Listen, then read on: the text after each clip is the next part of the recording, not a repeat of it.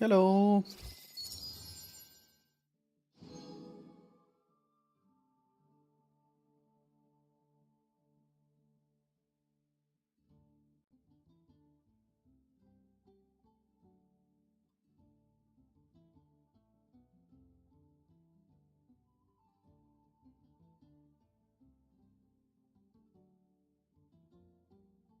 Toot, toot, toot, toot, toot.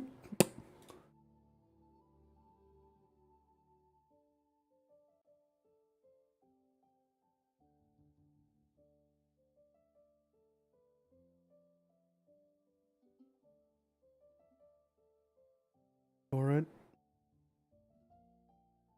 I'm searching something.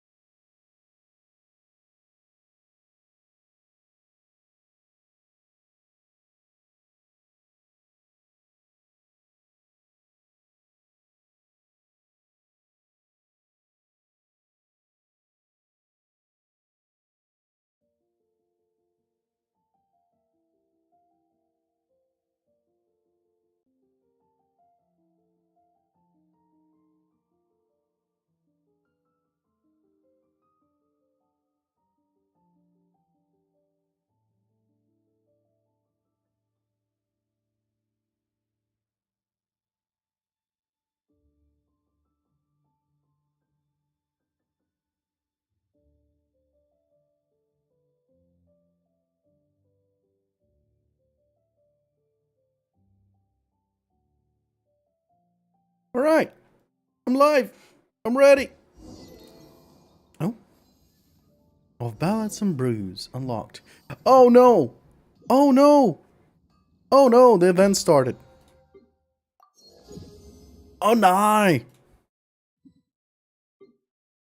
The event has begun.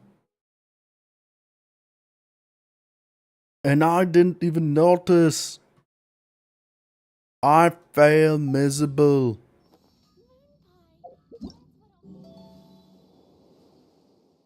As much as I want to start it, tests I did. I need to finish this for no, not this. Not this. This. I need to do the main story. Ballads, Hangout, Chapter 3, Act 3. Ew. Yep, right back. Ew. At you. How are you? Welcome to the stream. How was your ew day doing? What would cause you to go ew like that? What happened? Who hurt you, my boy? Who hurt you? Was it your pa, ma, grandma, sister, brother? Who was it? Tell me everything. I'm gonna do absolutely nothing. You're playing Genshin Impact, dude? Yup. I'm playing Genshin Impact. Previous game lol. Depends. Depends. I will agree there are some cringe crap happening once in a while, absolutely, but story-wise, I enjoy the game very much. I enjoy the story very much. I enjoy the story very much. The only difference is I avoid giving my credit card to them. Unlike many people do. Sure. Yeah. Yeah. What? Oh crap. I pressed the wrong button. Ouch. What, have you never seen the story of this game? You know, the story. Oh, the story. Up.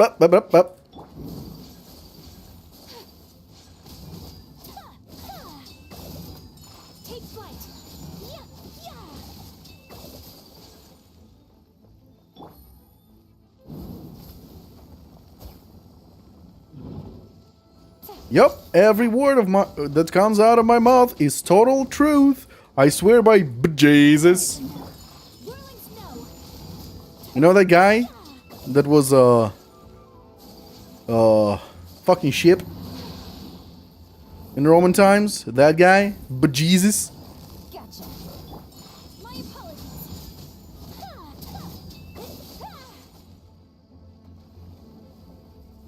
Anyway, let's drop the bullshit now. How are you doing? I was actually considering to play another game today, but I remembered, oh shit, there's a shit ton of events. I want to play those events. I don't think I have time to not... I don't think I'm gonna have enough time, free time, to play something else. Because there's events, I don't want to miss the events. I want to play Hellsinger. Oh, I'm... Okay, that's a lie. I'm not good. I'm not good. 2 days in a row, basically what happened was my cell phone started to act up.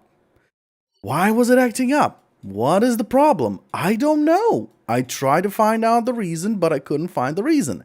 So I thought, hey, that's probably my cell phone providers or whatever the fuck they are called. So I assumed it's probably them. So you know what? It's been a while. I want to change my provider. And there's probably some providers that are better than the ones I'm currently using.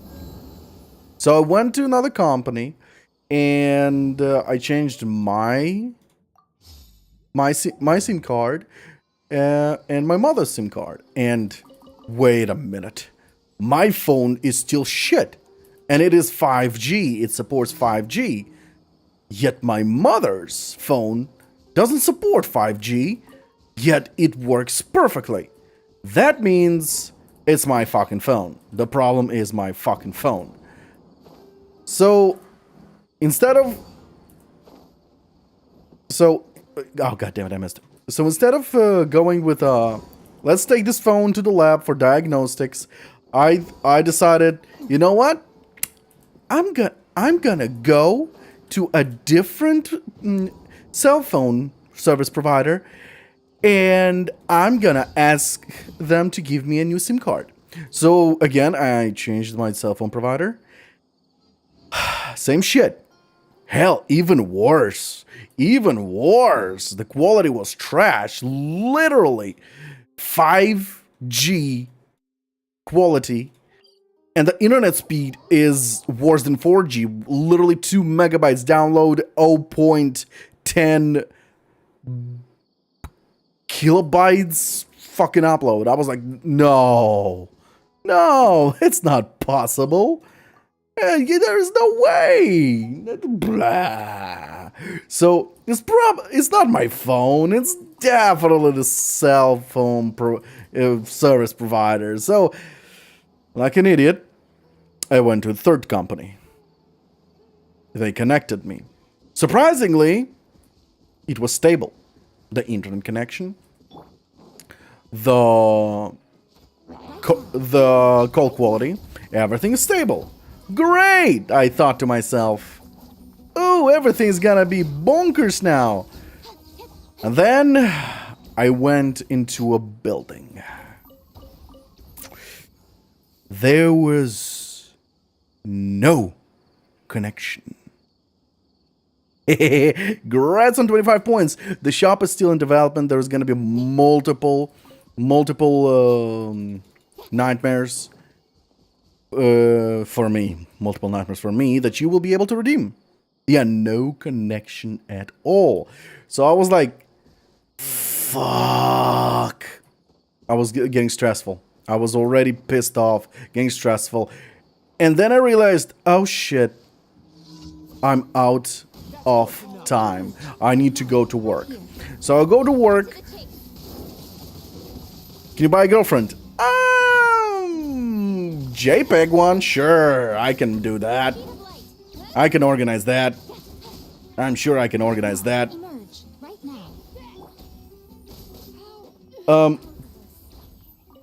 So I was stressful and oh shit, I ran out of time. I have to go to work. So I go to work and my cell phone surprisingly connected to the internet somehow, and I used my cell phone connection as a hotspot, and I connected my laptop, but I couldn't play jack shit. Jack shit! I couldn't play this. Genshin Impact. I couldn't play Grumbly Fantasy. I couldn't launch my Steam. Surprisingly, I don't know how, I managed to connect to Xbox Pass. And I connected to somehow, miraculously. Hey, how's your couch? How are you guys? So, surprisingly, I somehow managed to connect to Xbox Pass. Hey, at least somebody's happy. At least somebody's happy today. So I somehow connected to Xbox Pass, and basically the whole night, 12-hour shift that I had at work, I was playing Scarlet Nexus. I was playing Scarlet Nexus, and it was amazing. I even forgot about all the horrors of the cell phone problems, and then I returned home tired as fuck after 12-hour shift, rush to bed, go to sleep, wake up, look at my phone, and it says no cellular provider. Apparently, because I switched 3 companies in one day, they all canceled my subscriptions to them. They all like, yo, what the fuck? He subscribed to here. No, he subscribed to here. No, he subscribed to here. And they're like, and all of them went, yeah, we're not dealing with this bullshit. And they all disabled my service. Obviously, I was pissed. Obviously, I was stressed, pissed, and I'm like, fuck it. Fuck it. I'm gonna go to the first one that I was recommended. The very first seller company that I was recommended to connect, because apparently they have like 5G, 500 megabyte download, 80 megabyte upload, incredible fucking service. But for some reason on my phone, you should be playing either Apex Legends Mobile or, yeah, on my non-existent internet connection on my phone. Yeah, sure, I could have played that. Absolutely, that was an option. So, I'm like an idiot. I go to the cell phone company, and then I was like, wait, on the way, isn't there like cell phone laboratory that they can diagnose my phone, check what's wrong with it? So go to that lab, and I'm like, guys, I have this kind of issue. I don't know what's going on. Can you please check what's wrong with my phone? They're like, yeah, sure, we can do a diagnosis. And so they do a diagnosis, and they're like, yeah, there is a problem with it. For some reason, it has problems with connection. Can you give us another 20 minutes so you can go get a coffee or something? Sure, sure. So I went to get a coffee. I ate a sandwich, a very, very tasty sandwich, roast beef sandwich. I come back to the lab, and they're like, yeah, so we found the problem. Apparently, there is some sort of electrical problem with your antennae. Instead of circular motion, the antennae sends the direction to, basically it collides the connection, electrical connection, and the basically all the connection on the antennae is colliding with one another. It requires a this phone needs an antenna replacement. And I'm like, oh, geez, fuck. Well, okay, how much is it gonna cost? And he gave me that look of knowing that I'm gonna say no. And at the same time, he himself would never fucking pay for that. He wouldn't even recommend others to do it. And he's like, it's not worth it, man. And I'm like, oh, just tell me the number. It was over 70% of the price of the phone. It was basically, let's say, when I bought it I bought Galaxy S21 Ultra at a price of $600. It was around $400 to replace a fucking antennae.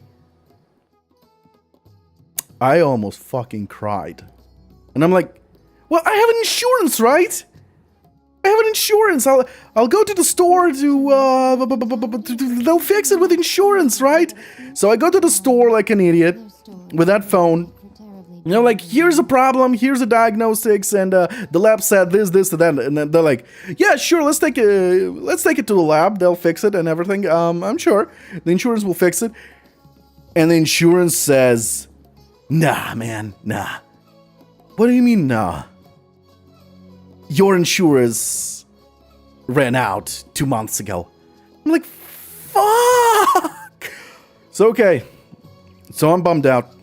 I'm already defeated, but I need to replace SIM cards because my mother's cell phone is not working either because I switched 3 companies. So I go to the goddamn motherfucking cellular company and I'm saying like, remember me? She's like, yeah, I'm very confused why you left after you just joined. And I explained to her the problem, but I don't tell her anything about the antennae. Not yet. Not yet, not telling that. So I'm like, explaining. And all of a sudden, I got an idea and I ask, guys, excuse me, do you do trade-in? Do you do trade-in with the phones?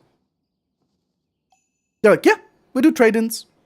And you can, with that trade-in, I can get a new phone with a lower price because I did a trade-in, right? Yeah, you can do that. And I'm like, can I trade this motherfucker in?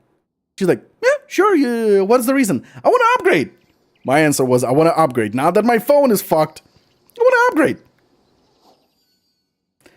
Like, sure.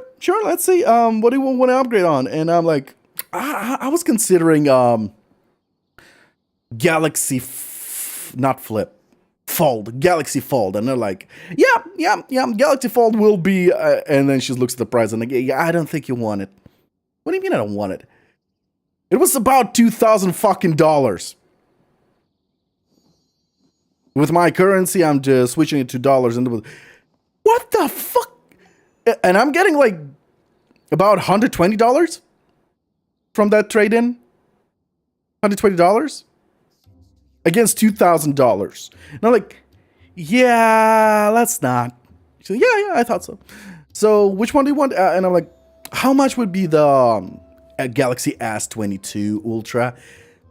And the answer was, yeah, it was better. It was better. I just had to pay another $400. I didn't have to pay the full price. It was $400, but fuck it. Meow, cough. What are you doing? Looking for kittens, blah, blah, blah, blah, blah. So yeah, I got myself a new phone. They're idiots. They didn't do diagnostic. They just looked at, yeah, it's fine. It's fine. They looked outside. The screen is fine. No scratches, no nothing. Yeah, it's fine. We can trade in. We can do a trade in. Oh boy, how they will be surprised when they found out the antenna is fucked. Oof. So that's my story. I came back a winner, but at the same time, it was 2 days of utter bullshit. I fucking wanted to die. So until now, I was busy. And it's already 9 p.m. in my time. Leave it to me, blah, blah, blah. Yeah, what? Language of cats? Now you're gonna teach to talk cats. Well, I've spoken to cat before. Yeah, true that. You mean Neko? Can't talk? Indeed, skill and chance. Looks like each city has a unique way of looking for cats. Yeah, sure. Can we shut up now? Although this is a new quest. This is a new quest. Oh God, am I really getting the language? So that's my story. I hope you enjoyed it, because I sure fucking didn't.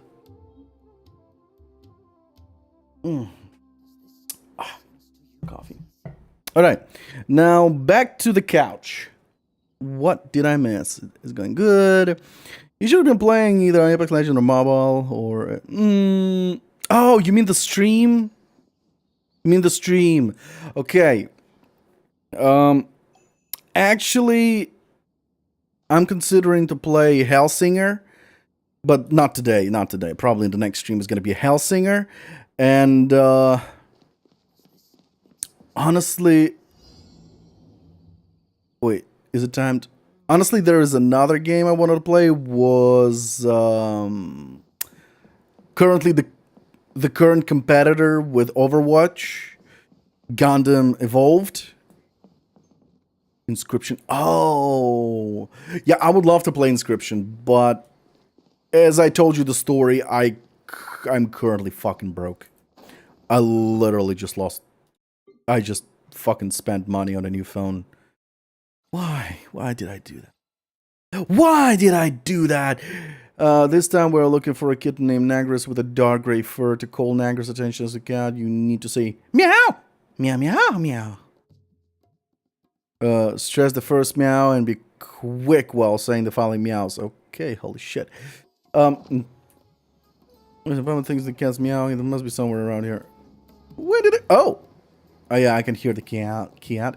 So, I'm kind of broke. So I'm looking currently at the free-to-play. Oh, hello, free-to-play games. And since I have an Xbox Pass, you know, I have a shit ton of games. And I'm gonna probably... one of my friends is a huge fan of Overwatch, so I'm probably gonna play Overwatch 2 later, when it's out. Egg Ink was an option, though. Depends the country. Because I'm in Israel, I have different companies. It's a single-player clicker game. Ooh, Egg Ink is a clicker game. Oh, it was a game. Egg Ink. Okay, I thought it wasn't. Never mind. I use the Galaxy A21, basically the cheapest thing out there. The Galaxy that works well. Yeah, I was told that as well.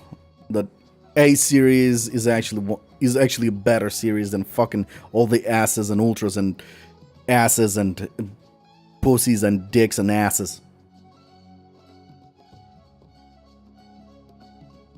So I was actually considering getting an A instead. You know, probably didn't even have to pay a lot with the trade-in. But the problem with that was small screen. I'm not used to such small screens. I want big screens. I want a massive screen that is like, yo, I'm looking at you. You know? Also, my cell company is visible. It's visible. It's really good for good connections. Decently cheap. If I was in your country, then yes, absolutely, I would try them. Since I already switched 3 freaking companies in one day. What could happen worse? What could be worse, right? Meow, meow, meow, meow, meow, meow, meow. It's your turn to meow, Rivers. Come on, you can do it. Meow, meow, meow, meow. Meow, meow, meow, meow, meow, meow. Good conversation. Yeah, it's pretty agile for a glutton. Yep. Oh, another thing. Oh, I missed a part of the story while I was stressed up double. Because I actually did a factory reset to my previous phone.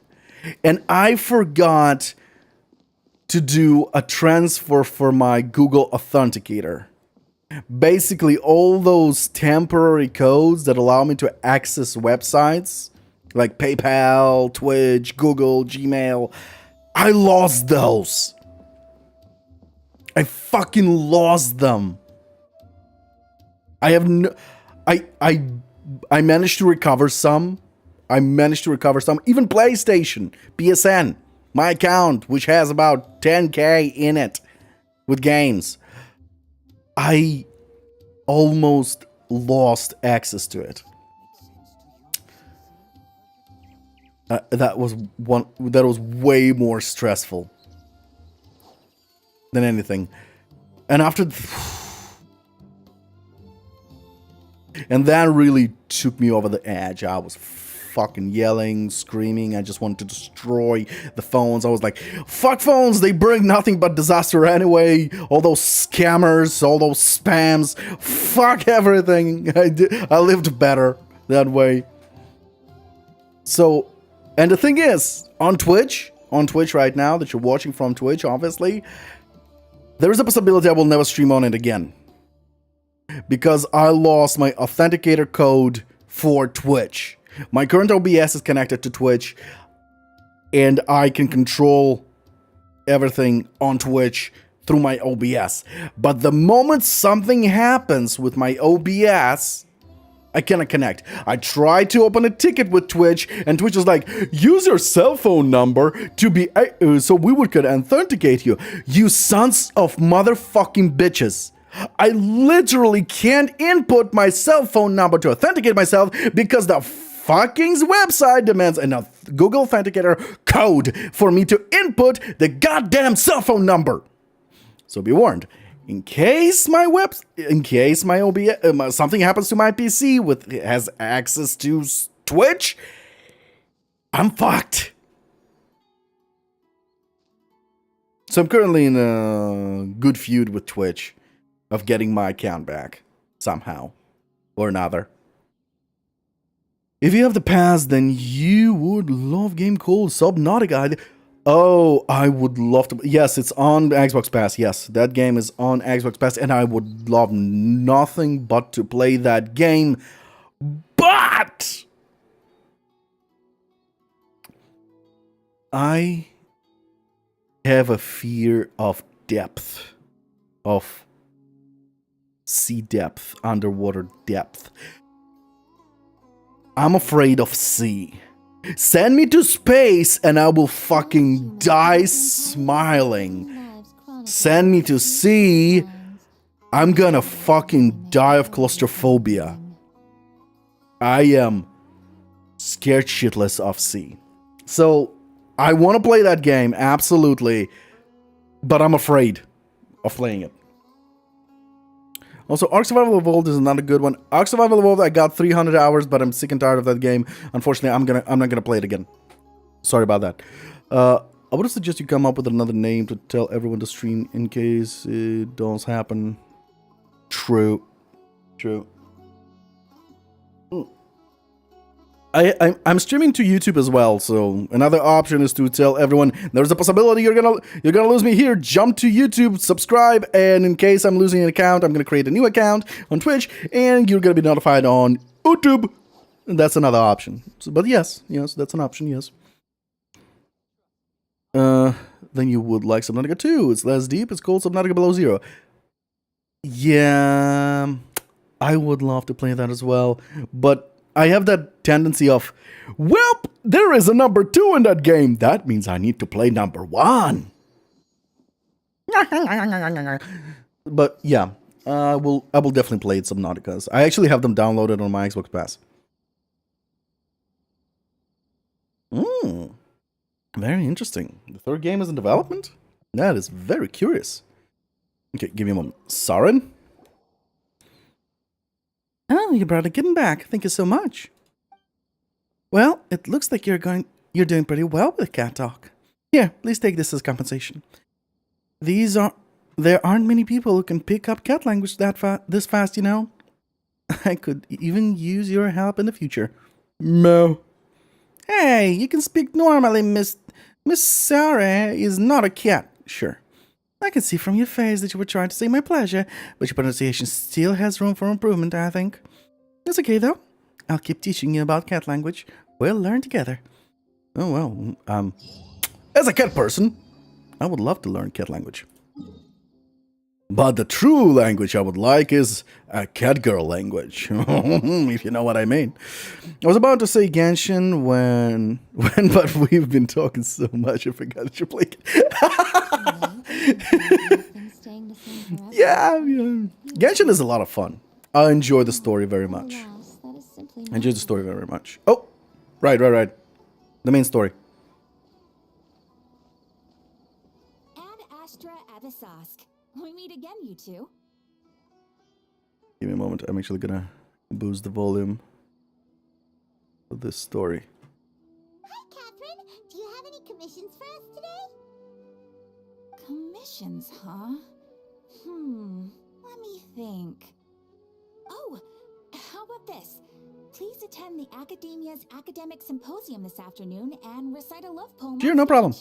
Have fun at Apex. Someday I'm gonna play it, but I'm just horrible at battle royales, so don't expect much from me. Wait, Say what now? What'd she say? And if possible, please also use your camera to capture the reaction of the audience upon finishing the poem. The fuck? Huh? What kind of commission is that? I feel embarrassed just think. I feel embarrassed just imagining it. The audience would definitely have a I reaction. see. It appears that you're not interested in this commission. In that case, please go to Port Ormos and convince the Eremites there to spend some time volunteering at the local orphanage. Hey, that's not any better. Isn't it just asking for a beating? Mercenaries and orphan just really don't go together. Mm-hmm. I'm sure the mercenaries will have some interesting reactions as well. Oh, you want me to take pictures of them as well? Brilliant, Catherine. Paimon's gotta ask, just who exactly has been submitting these commissions to the Adventurers Guild? Oh, I think I know who. Oh, the commissioner? Well, actually, I just wanted to see the two of you in action. Oh, that's not Catherine. Okay. Ah, you're not actually Catherine, are you? You're Naida, huh? Right? Was it so obvious? I was hoping you would actually take one of those commissions. That kind of chance to observe humans doesn't come by often. Ah, so it's Nahida. Paimon just knew Catherine wouldn't crack those kinds of jokes. When did you get into her head? From when she said, add Astra out of sauce. So it's been you this whole time? Are you done resting up, Nahida? Yes. I've been sleeping ever since we parted ways, and I even had a really, really long dream. So, the Kasha can't take away the dreams of gods. What'd you dream about? It was another dream about the Sub-Zero's festival, except it was a happy one. In my dream, I was sitting in the middle of a flower terrace, and everyone in Sumeru City was holding hands as they danced in circles around me. They danced round and round, and everyone looked really happy. I also got to sit on a gigantic flower carriage. Ferris, the Knight of Flowers, raised me really, really high above the ground, and I was throwing an endless amount of Yalda candies at the children. You know, Nahida, maybe your dream is how the Sub-Zero's festival really should be. It's meant to be a joyous time where everyone gets together to celebrate your birthday. Yeah, but in reality. Huh? Wasn't I describing a really happy dream? Why are you both looking at me like that? Wait, could this be an example of the emotion known as pity? No, we aren't pitying you. That would only make everything worse. We just don't want you to feel too sad. By the way, have you had a chance to visit Dunyarzad? How's she doing? The Homianis haven't allowed any visitors after the festival, so we haven't been able to check on her. Yes, I paid her a visit right after I woke up.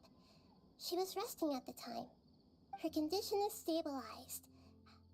However, since Elazar is a manifestation of the withering on the human body, we can only cure it by finding a way to take care of Irminsol's own withering. But for the moment, our top focus should still be figuring out what the sages are up to and what they're planning. Yup. Right. Who knows what'll happen if they manage to pull off another scheme like the Samsara of the Sub-Zero's festival. Welcome back. Did you win? Are you winning, son? So our first priority should be investigating and putting a stop to the sages' activities. Sure, go ahead. As for how we should pull that off, let's discuss it somewhere else. There are too many adventurers around here. Do I have Steam installed? Yep. Oh, good point. Adventurers, we're gonna be borrowing Catherine for a little while. Do you have Steam installed? Ask somebody in the world who doesn't have Steam installed. I think it's the most installed application in the freaking world. Okay, go on the phone and get an app called Steam Link.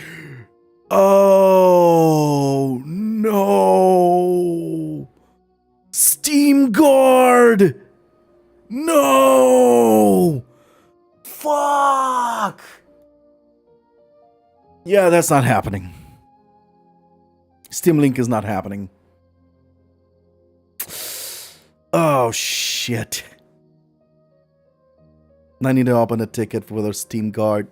To disable the Steam Guard. Oh, fuck. Wait, maybe I can disable it through my PC. Well, I'll work on it later. I'm in the middle of a stream. But yes, unfortunately, Steam Link is not happening. I'm sorry. Click Steam at the top, then click settings. Yeah, then go down to remote play. Okay. Settings. Remote play. Yeah. Yeah.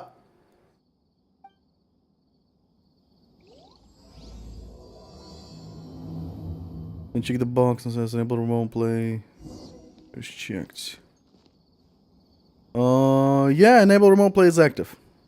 Oh, I need to delete that cell phone. It's fucking dead. Unpair device. Yep. And click pair Steam Link. Okay. Are you gonna hack into my laptop? I mean, PC. Please don't hack my PC. I'm afraid of hackers. You know, there was a GTA 6 hacker that hacked the world. Hack that hacker. If you know what I mean. And then tap the code that pops up when you search for a PC in the app on your phone. Oh. Again, it's not installed. Most humans Oh, I don't have that the command. story of their fleeting lives chronicled in but a few short lines. Their stories really make for terribly dull reading. Okay. I thought you were gonna send me a to connect to you, but yeah. Oh. Okay, so yeah. I will do that, and won't I just connect to my phone with my Steam account? Connect. Well, yeah, and then I'll be playing this game on my phone. No? Oh, that feature. No, oh no, that feature I don't know. Okay, I'll try that. That's interesting. I'll try that. Basically, remote control of a PC. Beautiful. A controller is better, but yeah. But alas, that is simply not the way Yeah. the world works. Yeah, I agree. If you have a very stable Wi-Fi connection or a 5G that doesn't fuck you in the ass, then yeah. I'm just gonna control your... Yeah. That's what I was about to say, yeah. That is actually a good idea. Where am I supposed to go? Oh, here. That would be a very good idea. I actually considered that, but my phone back then was, as my story said, it was shit. It had antennae shit. So if this phone doesn't have a problem, the new phone, and my internet connection with 5G is gonna be flawless at work, then yes, absolutely, I'm gonna use my Steam Link. It barely takes anything. I did it from my house to my hotel when I was... Nice. Nice. Very nice. What were you playing? Okay, so do you have any ideas on how we can investigate the sages, Nahida? Actually, I've already done a little bit of work on that. But for now, I want to hear your thoughts. 7 miles? Oh, well, yeah, pretty much the same distance from my work. So it should, if it worked wonders for you, then it should work wonders for me. Percussion, aircraft, and of course, whoa. Wow, that's awesome. But you'd maybe less. Well, maybe. Maybe. If there's a wife, well, I will try. I will absolutely try it when I'm at work. Oh God, it's so hot. Actually, I'm turning on my AC because I'm sweating here. It's nighttime and it's still so hot. Just a moment.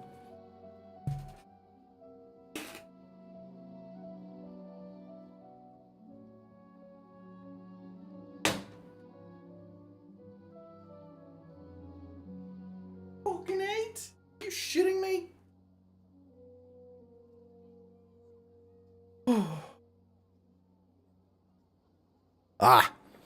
Probably sweltering for you. Probably sweltering for you, my man. Sorry to hear that. Oh God, my chair is wet. Oh, disgusting. Okay, actually, I've already done a little bit of work on that, but for now, I want to hear your thoughts.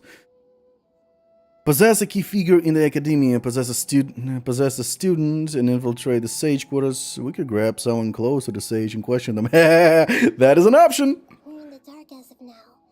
Since we still don't know anything about their goals, any rash move could tip them off and lead to terrible consequences.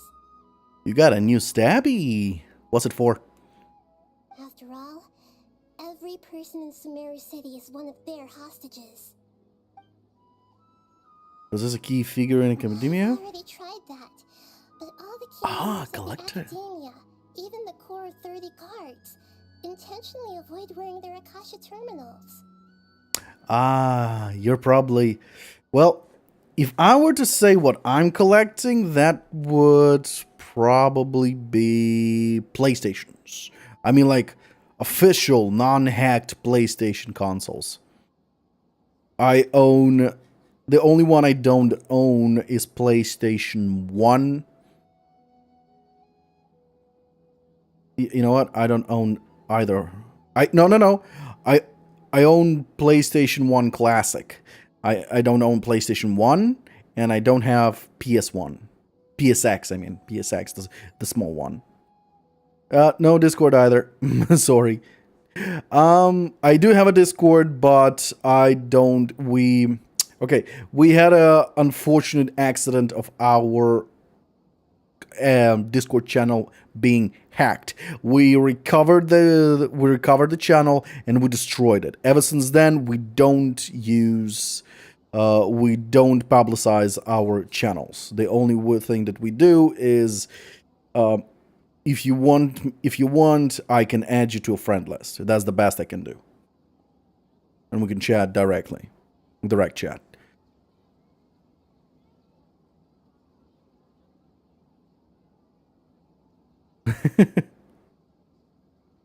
Yeah, all right. Then DM me your ID and I'll send your friend request.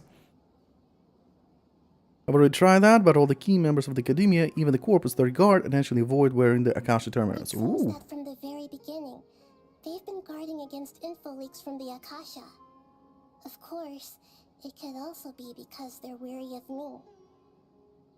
Have you already caught the sage's attention? I'm guessing not yet, but distrusting me would make perfect sense if they've ever paid attention to the urban legends about me. In any case, I probably can't take over their minds directly. But as a student, and infiltrate the sage's quarters. No way, that's too risky. For the student. You mean it'd be too easy to get caught?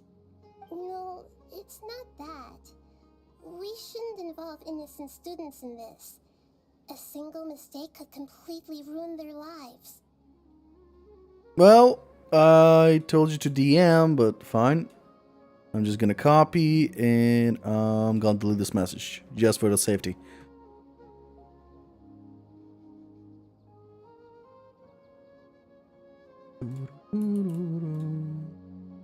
Done. Done. Doing that would be ignoring the safety of my people for my own selfish goals. How is that any different from what the sages are doing? Well, with the bad luck I had with Discord, I try to protect others as well. That's a good point. Spoken like the god of Sumeru. Yeah, I can't think of anything else. Are we really out of ideas? Nahida, you're super smart, so you already have something in mind, right? Don't keep us in suspense. Spill the beans already. According to a popular theory from the Vahumana Darshan of the Academia, rejecting impractical motions at the beginning of a planning session will give more weight to the actual proposal. Okay, but aren't you the god of wisdom? You don't have to use that kind of gimmick to make us take your ideas seriously. Well, I've been thinking that if I can't directly possess the leaders, and if I can't get ordinary people involved, then I should find someone who's already involved, but hasn't decided to side with the sages. Holy shit, is a karambit. You're saying we should recruit a spy? That does sound like it could work. Do you think that would be a purple Coming back, we night? met someone named Oh, Alisa. actually, everything in Seems like he acts alone. CSGO is and golden. likes doing stuff behind the academia's back. Probably aren't into Horns. hoots. Follow on. Yeah, it looked nice. Very hot.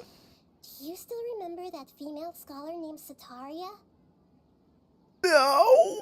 Setaria. Who's Setaria? Paimon remembers now. Isn't she the one who's always trailing behind the Grand Sage of the Academia? Kind of. No, I don't remember. Ran into her basically every time the Sub-Zero's festival repeated itself. You could even say we're old enemies by now. Oh, her. Okay. Paimon still remembers the smug and mean way she always spoke to Nilu. The bitch. I've always liked observing all kinds of people, and Setaria has always stood out from the crowd. She was born in the desert and was hailed as their greatest genius. Her academic gifts allowed her special admission into the academia, and also gave her the opportunity to serve as the sage's assistant. Oh, Paimon didn't know she was from the desert. She must be pretty special then. Paimon feels like most of the desert dwellers around the city are working as mercenaries. Ah, I believe you're gonna be a meme friend. The name Setaria means star. Give me a moment, I'm in the middle of the story. When she lived in the desert, she shone like the brightest star in the night sky. Later on, she was chosen by the sun. The star was given a place in the daytime sky to complement the sun's dazzling light. Soon after, the star witnessed the sun scorching the earth, which brought forth many disasters. The star began to waver. Instead of staying beside such a sun, wouldn't it be better to return and light up part of the night sky? Yeah, I saw all of In them. the end, she I saw all couldn't the give Discord up the things. radiance of daytime. I was just smiling To cope all with this her time. shame, the star buried her guilt and closed her eyes.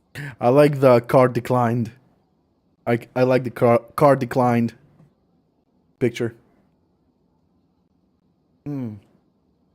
It's no longer just a metaphor. Those are sorry. There's two thoughts, right? From the sound of it, Setaria is just hung up on the research opportunities here. But she doesn't really support the academia. She still feels guilty about not doing more for the desert, right? She's just running away from her problems. Indeed. And we all. When they are presented with complex moral issues, many people will simply plug their ears and go with the flow until the problem can't be fixed anymore. She's suppressing a lot of guilt, but before she realized it, she had already become the sage's accomplice. She can't deny her part in their schemes anymore. Sounds exactly like the person we need. Right. We must somehow make her face her problems again. That way, not only can we get useful intel from her, but she can also use it as an opportunity to redeem herself. From my past observations, Setaria will take a day off from the academia every 10 days to do some shopping in the city. Tomorrow afternoon just happens to be a shopping day for her. That'll be our chance. We'll kidnap her! To prepare, let's go check out some of her favorite spots and have a quick chat with a few of the vendors there. Alright, before we continue, I actually need to open the community tab. Because I need the world map. Interactive map here. Need an interactive map. Give me that interactive map.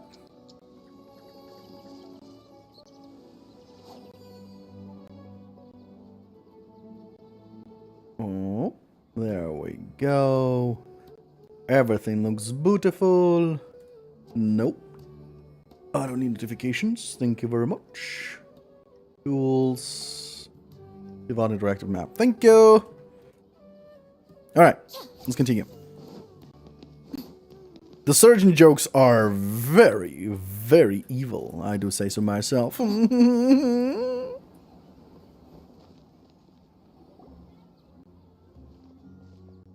This should be Setaria's favorite fortune-telling spot. So should we ask the fortune teller about Setaria? No, I already have enough information on Setaria. The most important thing now is for you to pay attention to the vendor's talking style and key characteristics. Okay. Talking style and key characteristics? My poor lost lambs. Have you become troubled over your fates? Who the hell are you? The divine voice of wisdom often echoes between mine ears. If thou be blessed today by the gods, I may be able to show you the way. Huh? Really? Nahida, you've been whispering things to her? Shh. My friend here has some doubts regarding his future. Can we get a fortune reading for him? Of course, of course. In that case... Oh. It would seem that Harut and Marut are quite wary of you. Perhaps, at some time in the past, you have somehow offended the gods. Well, let's rewind to Raiden Shogun. Yeah, that kind of happened, and yeah, that kind of happened. Only mocking the god of Animo, questioning the lord of Geo's financial savviness, and brawling with the god of Electro. Do those count? Thank you. Oh, nothing. Go on, pick an aspect for her to divine. Yeah, divine my prospect in health. You know what? Divine my prospect in love. Love prospects? No problem at all.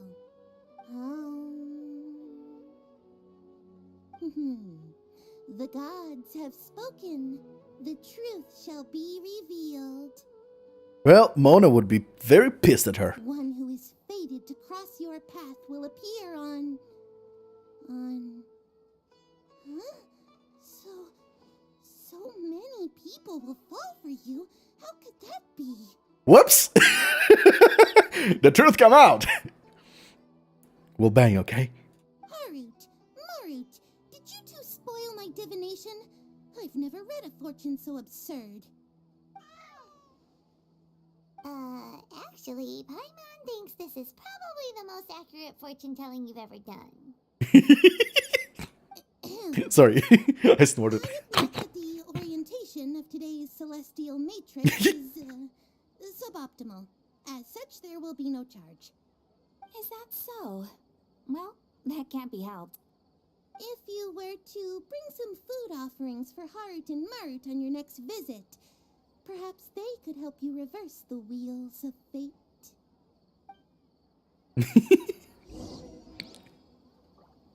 Welp.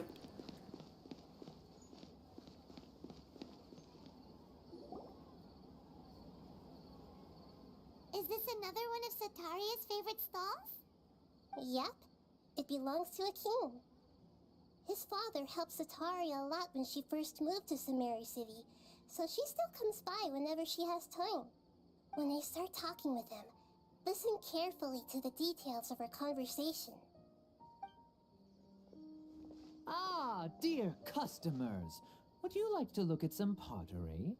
We caught wind of your great craftsmanship, so we specifically came to take a look. Oh, I recognize you. Aren't you Miss Catherine from the Adventurers Guild? Sounds like I'm in for some big business. Speaking of, where did you learn this trade? I suppose you could say it all started with my dad. He's a mason by trade, but I picked up an interest in clay while apprenticing for him. After that, I began making pottery by myself in secret, and I simply changed trades when my works turned out well. Although it's a pity that I'm no longer making much use of the knowledge provided to me by the Akasha. Oh, the knowledge. That's nice. You're making a living doing something you love. So is your father still working as a mason? Oh no, not anymore. A few years back, he fell from a roof and broke his leg. Since he had already saved enough Mora over all these years, he's just enjoying the retired life in Port Ormos nowadays. I see. We wish him peace and happiness in his retirement. I'll have someone in charge of logistics at the guild come by another day for some goods. We'll leave you to it. Take care now. No problem. Rest easy, all our goods are sure to meet your every need.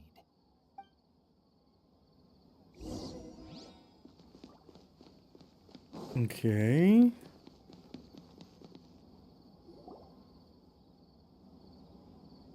This should be our final stop. Sitaria's always thinking of this restaurant when she's working at the academia, so she always comes by whenever she's out in the city. Nahida, you've really thought of everything. Yeah, Sataria really likes meat. It's my duty to protect Samari's citizens, after all. Hi there. I feel like I've seen you down by the docks before. Huh? Sorry, I don't quite remember. If I recall, you were having a discussion with someone about shipbuilding at the time. Ah, that quest. Yep. Ah, that's right. I've always been really interested in feats of marine engineering.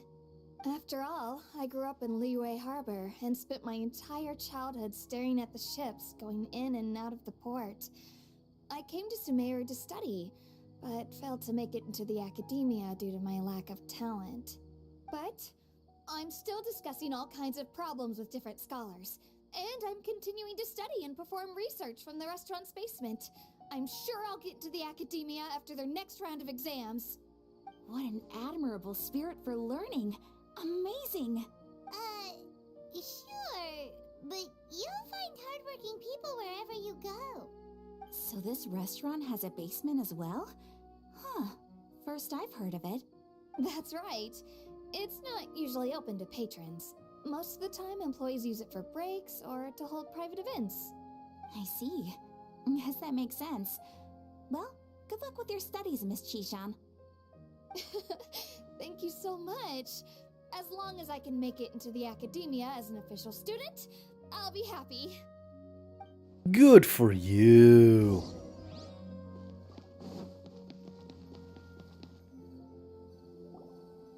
So, was that everybody? Mm-hmm. 3 familiar faces should be enough for Sitaria. What's the point of all the information we've collected? Nahida, you still haven't told us how you're planning to make Sitaria face her problems. Sitaria is already used to avoiding her problems, so we must find a way to break through her usual sensibilities. I remember that you mentioned that the Eremites in Port Ormuz are all making a fuss about the upcoming resurrection of the Scarlet King. Although it's all just a boatload of nonsense, the fate of her homeland may turn out to be Sitaria's soft spot. Oh, Paimon gets it now! You want to take advantage of the guilt Sitaria feels about her homeland. Although she knows she should return home to help the people of the desert, all she's done is conspire with the sages. If the King Deshret was to criticize Sitaria's actions, if the King Deshret was to make demands of Sitaria, criticize. So, how do we set that up? Well, the Scarlet King is long gone, and Sitaria is also too smart to fall for any simple tricks. If we simply engaged her under the guise of the Scarlet King's believers, she would definitely be wary of us, and we may not get anywhere. But if we were to borrow some of her close acquaintances to talk with her, her reaction would probably be very different. Ah, keyword borrow. Like the sound of that. So whose bones were breaking? So, you mean you're going to possess those people we just talked to? Oh, for fuck's sake. I was about... No, okay, fine. We're not gonna break anybody's bones. Yep. Possess them through the Akasha. Imply that they've already converted to the faith of the Scarlet King, and then convey our made-up will of the Scarlet King. As long as everything goes smoothly, we'll get through to Sitaria for sure. She'll never guess that we had anything to do with it. So that's how you're going to use all the info we collected on these people. It's so that you won't slip up and break form. Possessing them will only work if you can manage to pass off as them. Exactly. So, best of luck with impersonating them. Huh? Best of luck. But we don't know how to possess anyone. Well, That's no problem at all. I'll just share all their senses with you once I've possessed them. As long as you're also wearing an Akasha terminal, the effect will basically be as if you've possessed them yourself.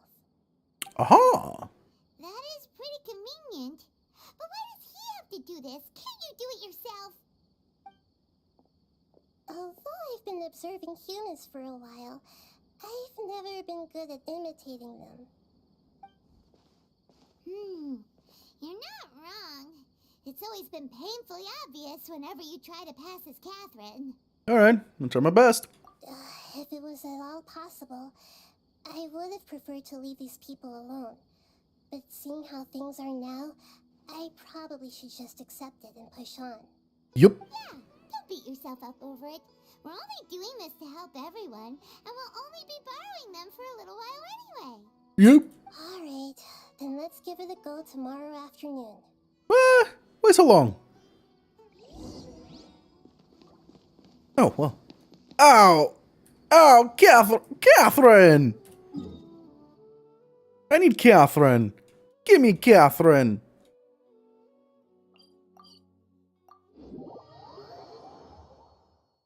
Give me my Catherine, baby. Come on and give me Catherine. Don't ask too many questions. Speaking of Catherine, there's an amazing game called Catherine. Ad Astra Abyssos. With a C, of course. Welcome to the Adventurers Guild. And then there's a Catherine with a K, and then there's a Catherine with a Q. Thank you for There's a completing lot today's of Catherine mission. Here is there. your reward. And oh boy, what a story that game is.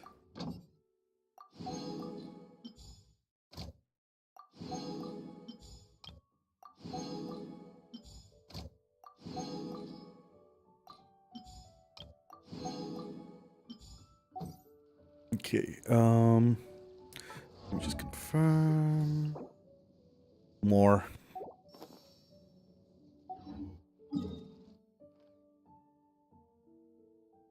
More, boom, boom.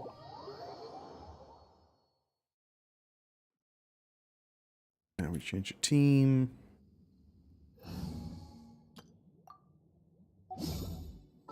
And let's quickly eat this.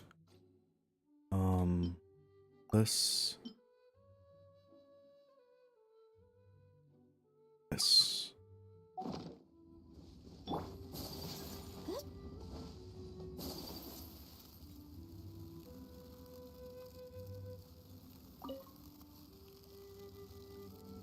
And boop. And oh, there he is. I actually lost him for a second. Hello.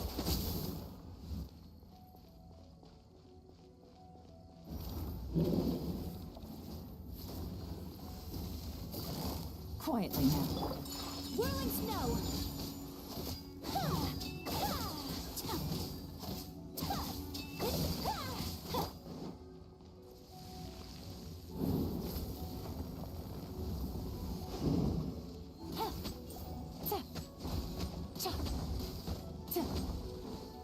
Here comes the cash.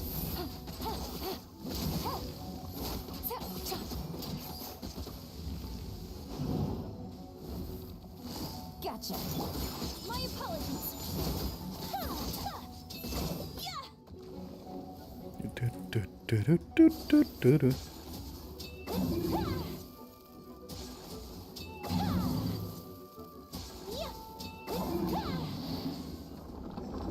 Bellissimo. I need 20. I don't have enough. Not. Wait. Oh, no. This one's not good either. Shame that it is what it is, but it is what it is. Let's go back here.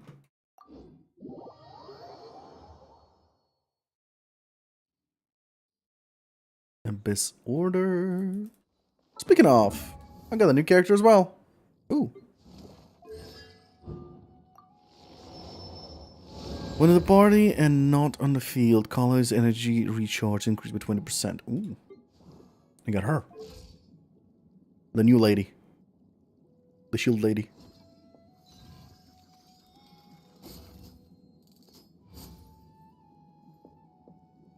I need to figure out how to use her. Boop.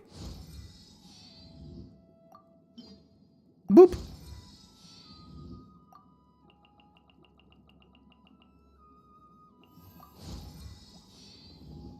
In 19. Beautiful. Then Relation. Rushes forward with the shield, dealing harder damage to opponents in front of her. Hold. Raises the shield block and incoming attack based on her max HP, so she needs HP, high HP. Absorbs harder damage more effectively the barrier and elemental skills after holding a period of time. Kandachi will finish charging, and when the skill button is released, the skill duration expires, or when the barrier is broken, will perform an... Yep, okay. Raising her weapon high, max HP again, raising her deals max HP, so she needs a very high HP and hydro attacks. Okay.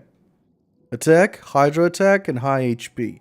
This effect has the following: deal elemental damage. Okay, what do we have here? If Kandachi hits an attack, hit by an attack and a whole duration of Sacred Rite, her incentive, charging instantly. Character affects the prayer of the Crimson Crown, called the Sacred Rite. Kandachi max HP. Okay, she's an HP character. Decreases climbing stamina. Oh! Oh! Yes. Okay. So, start with the obvious, which is Hydro. Okay.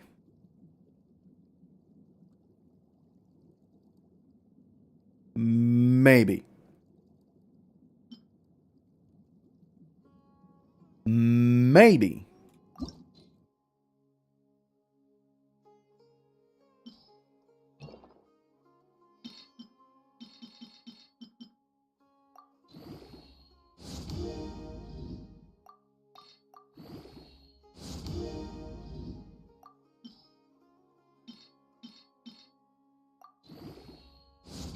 Fuck! Okay. You move that.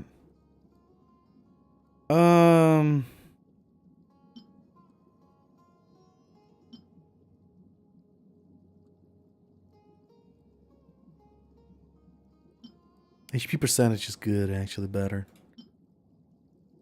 No. Mastery.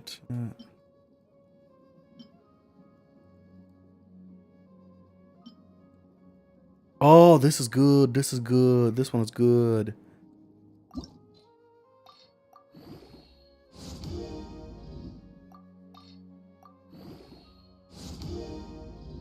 Oh, yeah. This is good. This is good. This one is...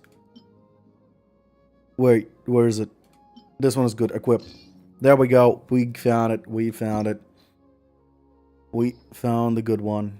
It's too bad it doesn't have the crit damage, but this is good. This is better. This is better than the previous ones. Okay, so let's take those.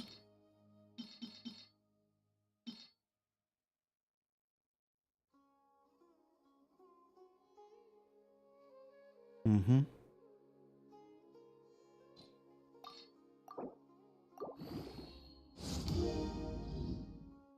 Oh, yes, this is good. Crit rate? I need one crit rate. Please give me one more crit. Crit rate. Another crit rate, please. Crit rate. Ah, damn it. Okay. Crit rate is low, but fine. Okay. There is new elements in work there, so we're gonna not gonna continue with her, but we'll see what is what. I think I wasted the whole freaking day. I was supposed to... Between 12 to 6. I wasted too much time. Oh, no, it's not even 12. Let's go.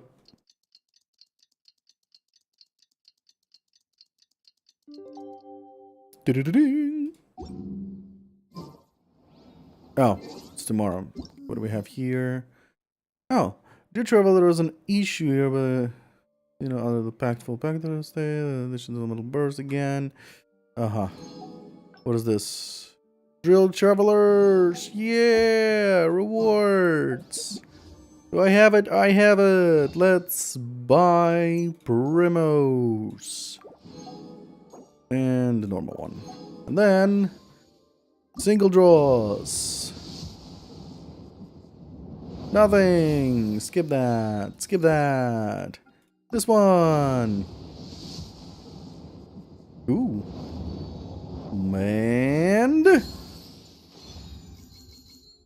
nice. Very nice. And a single weapon. Nothing.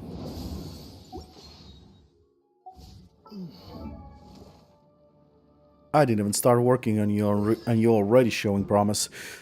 The duration of the prayer of the Crimson Crow effects triggers by the Sacred Rite Waging Tale is increased by 3. By 3 seconds. So basically, Sacred Rite, I think it was the shield? Oh no, it was the final strike. No one?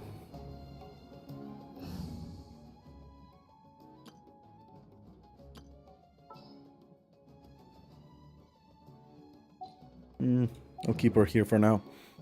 I'll finish with Kaching first. Okay. So, time, forward. Coffee in mouth.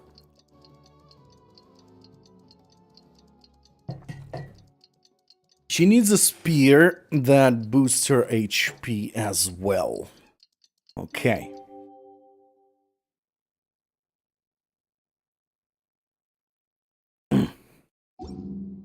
They even have a spear like that? Go to market, carry the heater's plan. Yeah, sure. Give me a moment, though. I'm actually curious about... Oh, sleepyhead. Yahoo! Okay, do I even have a weapon that boosts HP? Elemental Mastery. No, no. Charge. Oh my god, I have so many of these. Attack. Crit rate. If there is at least 2 opponents nearby, that actually wouldn't be bad. Elemental Mastery. Yeah, I don't... Oh, wait. There's more spears over here. Okay. Physical damage. An opponent with a normal or charged attack has a 60% from dropping it over for Icicle. Energy recharge, attack, and attack.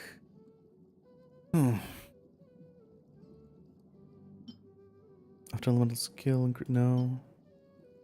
Increases elemental burst damage by 20% and increases burst crit rate by 7.5. Well, this is good as well, actually. I like this one. This one is a big no-no. This one ain't bad either. For every point of an entire party combined maximum energy capacity for the entire party, holy shit, the elemental burst damage of the characters equipping this weapon increased by 15%. A maximum 50% increase elemental damage burst can be achieved this way. Oh! Very interesting. With this, she will be a burst weapon. This is a crit rate, so we'll see. We'll see, depending on the crit rate, what kind of crit rate we'll have. Alright, let's continue the story.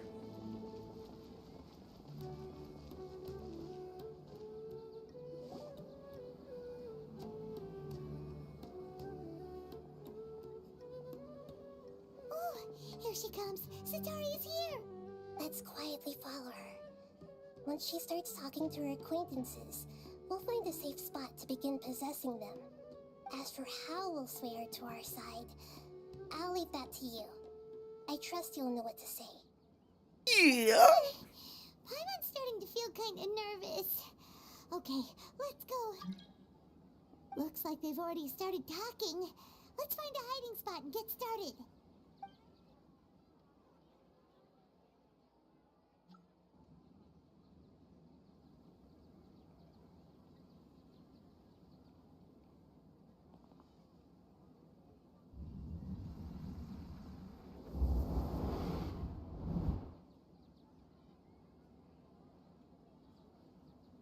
That's right. You really can't force anything when it comes to love.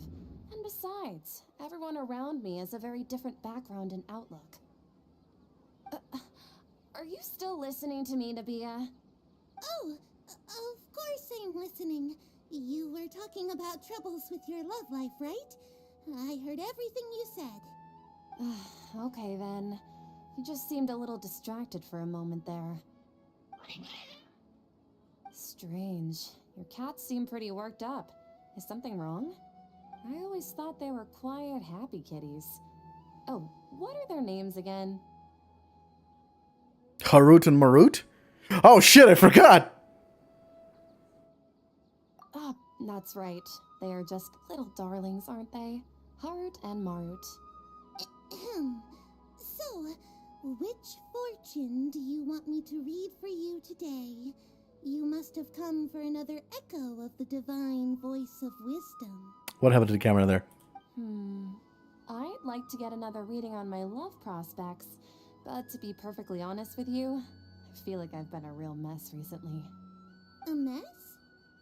Well, could you do a reading on how long it'll take me to finish my current project at work? I really just want to get it over with. I hear you. No problem at all. The gods will reveal the truth.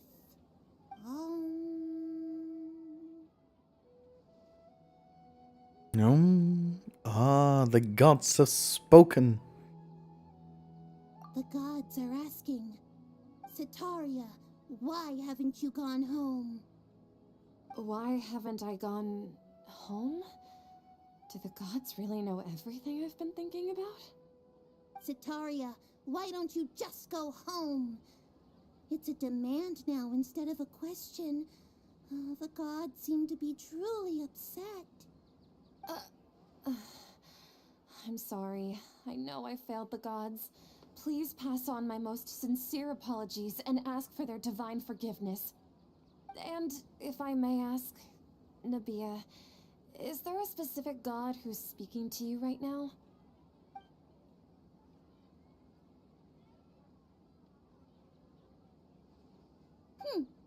What an inconsiderate and naive question.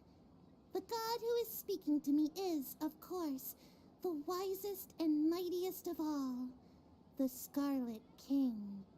The Scarlet King? No wonder he would make such a demand of me. Oh, wait a second. The Scarlet King passed away a long time ago. Even though news of the Scarlet King's resurrection has been spreading like wildfire, it's all just a misinformation campaign from the academia. How can the Scarlet King still exist in real life? Huh. King Dashred's resurrection is a misinformation campaign. What insolence! I am the Scarlet King's most loyal believer. Do you wish to refute his voice of wisdom? Oh, no. As a child of the desert, I am only reveling in his power upon learning that his divine glory has touched even this city. I will think very carefully about his demand of me. I'm sorry. I must go now. Wait!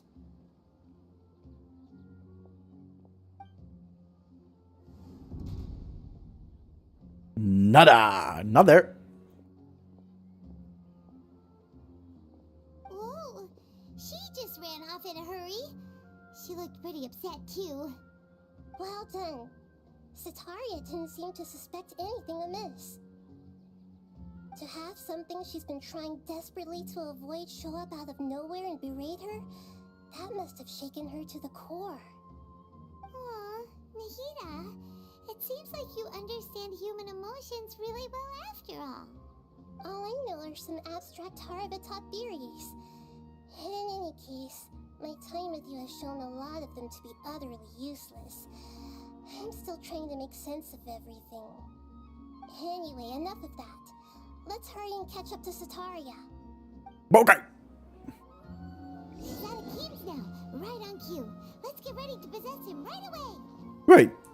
Did I do everything right? Did I get a trophy like that? Share sense of Onaida through possession. Oh. Just by possessing. Okay, never mind. Ooh, achievements. Anything new? Ah. Hello. Hello, my purty. Well, this will take a while. I actually missed one. Unlocked all teleportation waypoints. I'm actually missing one teleportation point? No way. These doesn't count. These were locked still.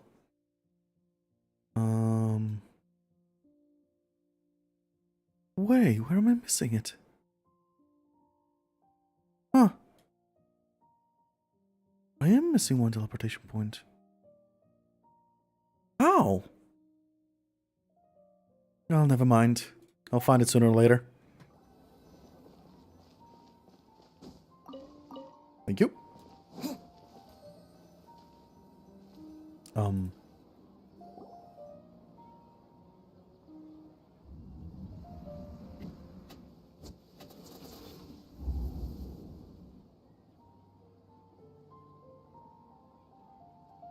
It's okay. I just got caught up in something. Oh, actually, didn't you ask me to help you look for work? What kind of work were you looking for again? Oh, shit. Mystery work? Oh, right. Your old man's craft. How could I forget? Speaking of, how's he doing? Is he feeling any better? Yeah, he's feeling a lot better. He's walking more often. Feeling a lot better. He can't lift stuff now. He's walking more now. Oh, that's good to hear. I've been thinking a lot about him. If I could get some more time off, I'd love to pay him a visit. Actually, while we're talking about him, is he still living in Port Ormos? Yeah, he's been retired there for a while. If you could find the time, please write him a letter. Please pass on that recently, faith in the Scarlet King has taken root in Port Ormos and has begun to spread across Sumeru. He has a quick temper and has always been a devout follower of the Dendro Archon. I don't want him to get into a fight with those Scarlet King believers because of a difference in beliefs. Oh? So who are you siding with in all of this? The Academia or the Scarlet King? I'm so jealous of you. You were born a child of the desert, yet you chose to betray the Scarlet King, and now you spend all your time with those crooks from the Academia. Akeem, you don't mean you've also become a believer of the Scarlet King? What's so strange about becoming a believer of the wise Scarlet King? In fact, aren't you the strange one? The one who still can't pick a side? Can't pick a side? Me? Whoa! Paimon had no idea you'd be so good at this. Yeah, before I knew it, I really started getting into a role. I wasn't too harsh, was I? You really zeroed in on the issue and put it right in front of her. It might feel a bit overwhelming for Setaria. But once everything is over, I'll be sure to pay her a visit to her mind and explain everything. Anyway, let's keep going.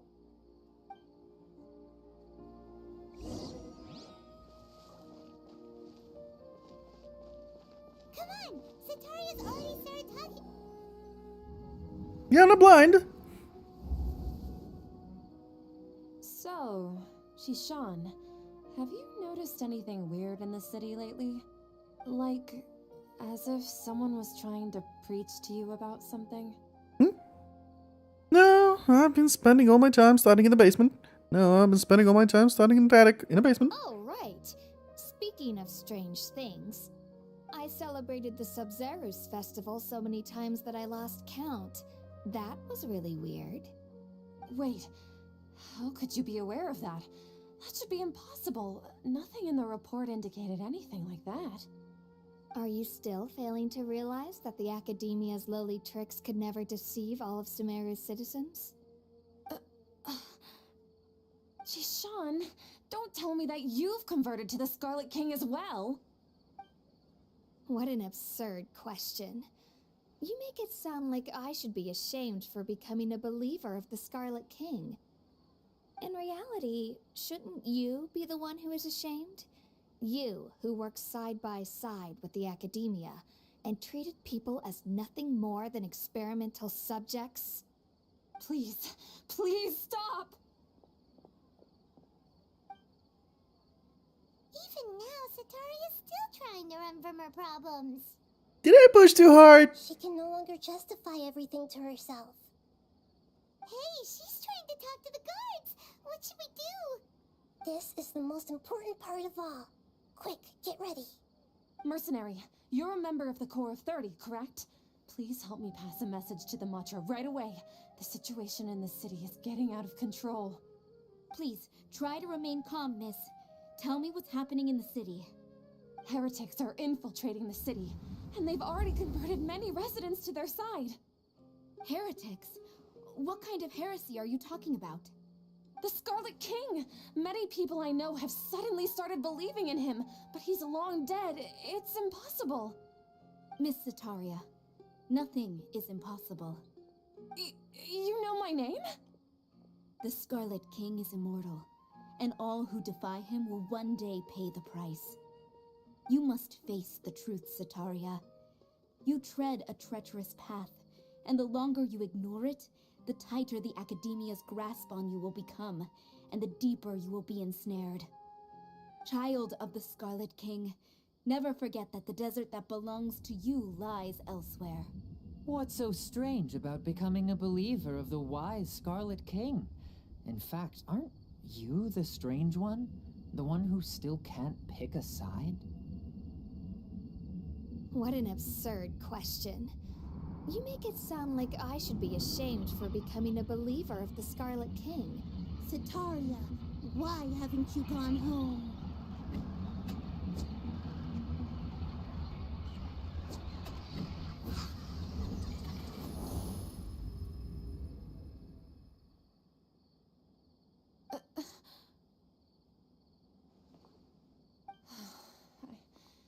It seems that no matter where I run, I only keep finding more believers of the Scarlet King. I have to say, this is a familiar feeling. I've also been running from my guilt this whole time. Guilt over my part in the Sage's plans, and from ignoring the letters from the children of my homeland. But no matter how much I may try to ignore or get rid of it, my guilt always comes back. It's not too late to turn back. You won't necessarily lose your research opportunities by facing the truth.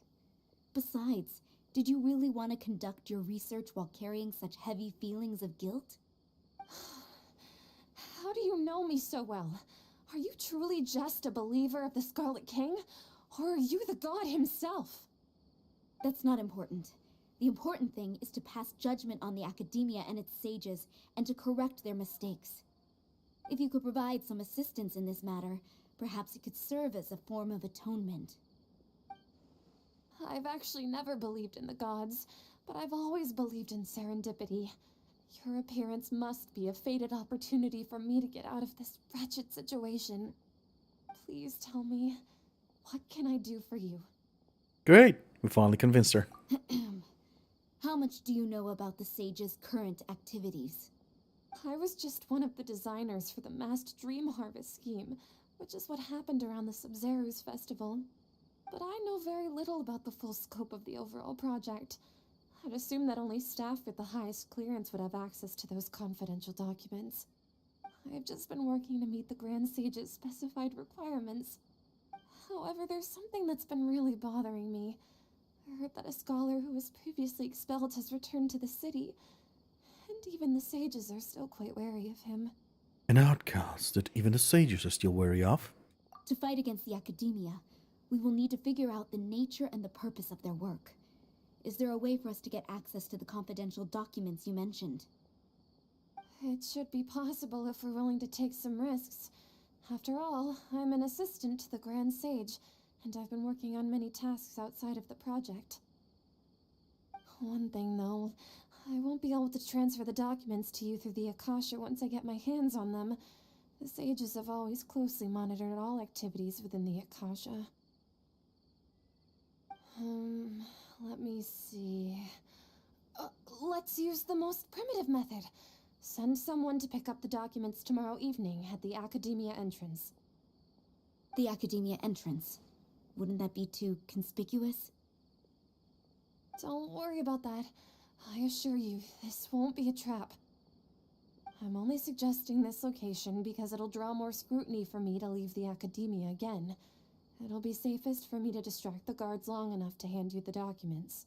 All right, I trust you. So, if I were to successfully complete this task, would it mean I've atoned for my wrongdoings? That'll depend on the judgment of the Dendro Archon. The Dendro Archon. That's right. Her people are the ones we have endangered. As the God of Wisdom, she's also the one responsible for judging and guiding the scholars. Maybe it's time for me to find a god to believe in. Just as Nahida predicted, we've managed to bring Setaria to our side. The Traveler's execution was ingenious. He's the one who deserves all the praise. Well, now that we've made plans to meet again tomorrow evening, all we can do is pray for Setaria's mission to go off without a hitch. Pray? But if we're going to pray to the gods, aren't we just praying to you? God of Wisdom and Guardian of the Scholars? True that. No. The truth is the true Guardian of Scholars. I've always believed that. Anyway, let's meet again tomorrow evening at the Adventurers Guild. Okay.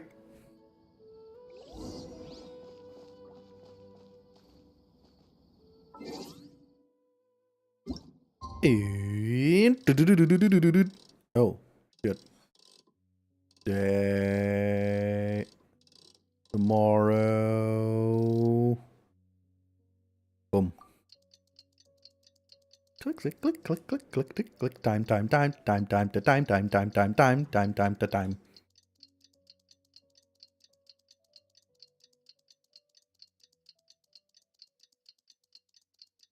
Damn, that time is moving slow.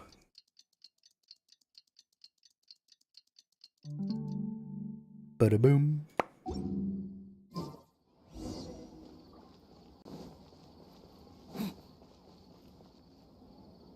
Catherine, we're here! Oh, you are the other Catherine, right? That's right. I suppose I'm the other Catherine in your mind. Can we just call her Nahida? Shh! We're on a secret mission tonight, so we need to protect Catherine's identity. Yep, Paimon's right. We cannot fully rule out the chance that the meetup tonight is just a trap. If something were to happen, my existence may be the only trump card we'll be able to play. After all, the Academia should still be unable to confirm the existence of my consciousness in the outside world. Yep, exactly. Just what Paimon was thinking. I somehow doubt it. Anyway, enough about that. Let's just make sure to be on our guard. Speaking of which, don't you feel like something's off? Off? What do you feel is off? Just a little too quiet around here. It's the middle of the night. Of course it's quiet. You're not getting paranoid, are you? No, I think he's right. It really is a lot quieter than usual. If you look around, there seems to be fewer people on the streets. I'm not sure if this is the case for the entire city, though. Huh. Maybe it's just a coincidence. Maybe Setaria figured out a way to not only distract the guards, but also to get everyone to go to sleep early, just so we can exchange the documents in peace. Nah. I also can't quite figure out why things feel a little off. But now that we're here, let's go ahead and meet her as we planned. Well, regardless, as long as you're here with us, Paimon feels a little safer. This doesn't look good. This looks very sus. Huh. There really aren't aren't many people out right now. Let's hope it'll be this quiet in front of the academia, and that Setaria managed to distract all the guards. Hey, Victor. You don't look so good. You okay, Vicky? Fine. Just find a way to get by. Are you settling in life in Seniora? No, but I'll just have to learn to get used to it. I was stationed here after all, so complaining won't do me any good. I really don't know how Mr. Sivold stays so enthusiastic about this work. Do you want to go back to Mondstadt? No, of course not. I may not have gotten acclimated to Sumeru just yet, but I'd much rather be here than in a cathedral getting dirty looks from all the nuns all the time.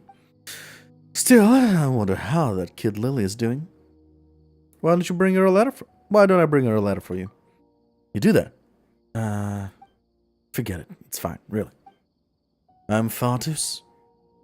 I shouldn't be sending letters to that child. Who knows what sort of trouble that could stir up.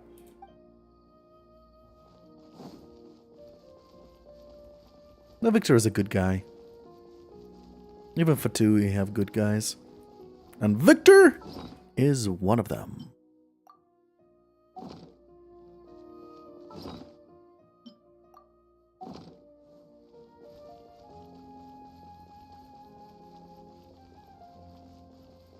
Gimme.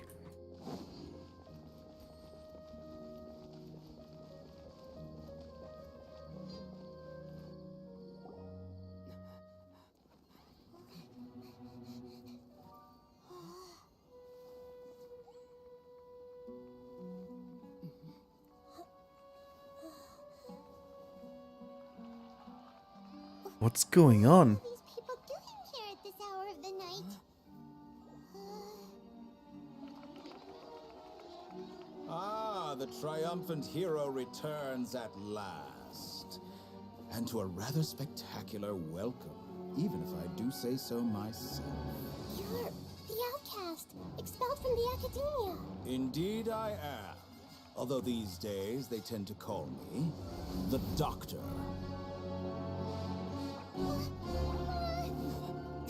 If you're looking for your researcher friend, she has already been taken into confinement. With some basic caution, she could have discovered the listening device on her person. Clearly, she lacks the degree of rigor expected of a true scholar.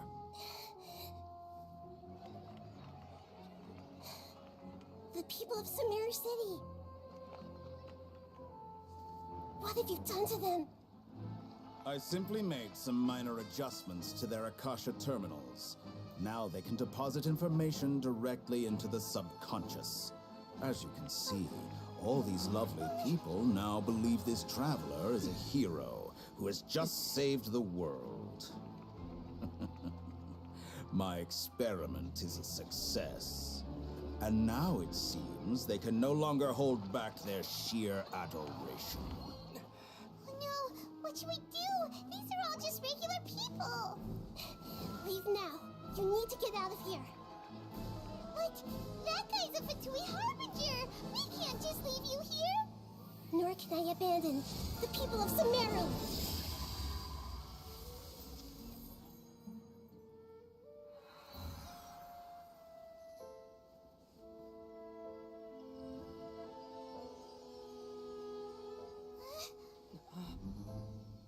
Don't worry. We'll meet again outside of the city.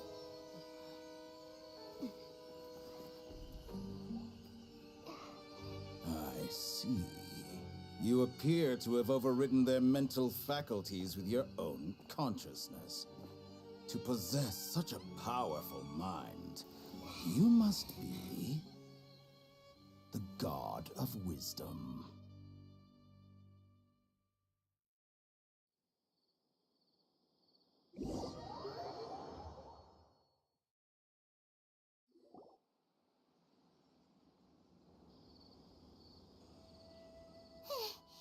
This should be far enough. Paimon needs to catch her breath first. Is the Hida going to be okay? We only made it out because of her. Yeah, she can jump between minds. Hopefully she'll be fine. Sure. I guess pretty terrifying. Yeah, fucking up so many brains. Yeah, sure. My mom wasn't counting on running into a new harbinger here, let alone such a high-ranking one. That guy was number 2. So scary. He called himself the Doctor. Remember, Tainari told us about him. Sataria did say that someone who once got expelled from the academia came back recently. And that even the sages are wary of him. Yep. Sounds like she must have been talking about the Doctor. We underestimated the scale of this problem. Well, the scale, definitely the scale. Yeah. Now that the Doctor's in the picture, we're no longer just dealing with the academia. They're in cahoots with the Fatui. But what are the Fatui after this time? Another Gnosis? We need to find a way to reunite with Nahida. Yeah. Things would be a lot easier with Nahida's help. Nahida said we'll meet again outside of the city. But we can't just keep waiting around, right? Let's start our own investigation. Let's go find someone else who might be involved. You mean... Let's go find Tainari. Oh, right! Tainari. Wasn't he invited by the sages to work on some project when we were staying with him in the Vidia forest? That has to be the same project. Even though he turned it down at the time, he might still know something. There's no time to lose. Let's go to Gandharvaville. Oh, yup.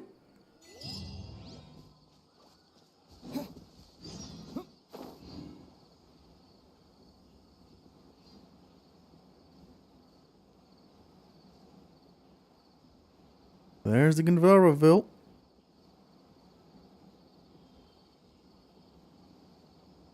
Wait. Did all my floaty things disable? Seems so. They haven't been here in a while, so I guess they get disabled after a while. Which kind of sucks that they do that. Oh, wait, we were supposed to go up. You can see. Wait. Did we? Yeah, we were supposed to go up. Well, this sucks.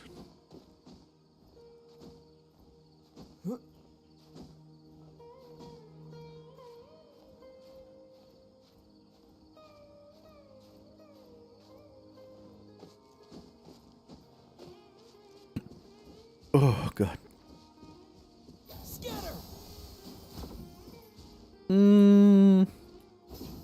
Kinda works.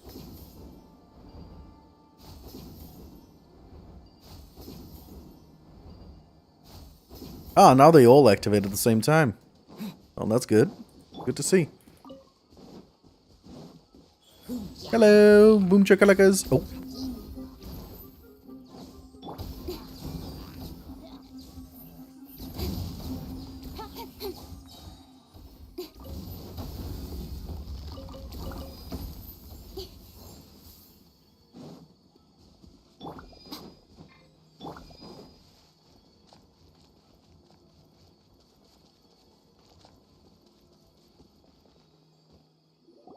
Hold it right there. A blonde-haired traveler and a floating fairy. We've got you all right. Take a look around. You've fallen right into our trap. Are you mercenaries from the Corps of 30? Did you come here to arrest us? Corps of 30? We're nothing like those government lapdogs who don't even get scraps for their work. We are an elite brigade that commands the highest commission rate in all of Sumeru. We're here on the orders of a client known only as the Outcast. Oh, so I can kick your ass. Gotcha, thank you. Outcast? An outcast from the academia? Yeah, sounds like the Doctor. Why wouldn't the Doctor just send the Fatui after us? Local mercenaries might have an edge over the Fatui. Maybe he's taking advantage of the Academia's resources. Still wasting time on idle chit-chat. We'll shut you up soon enough. Get them! Get me! You're up, traveler. With pleasure. You're up. Right now. Nowhere to hide. Don't blink.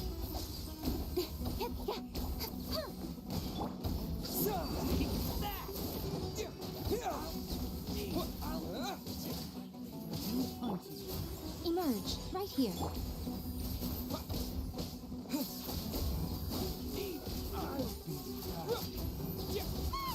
It isn't over yet! Here comes reinforcements! Right now, emerge, right here. Springboard! Ouch. That was pretty rough. Is that what elite mercenaries are like? Ah, it probably won't be long before we see more of them. Yeah, looks like we'll have to keep our guards up. But this doctor guy seems like a pretty tough opponent. He knew exactly where to set up an ambush. Did he predict that we would try to find Tainari? Maybe. Going up against smart people is tough. Anyway, let's keep going.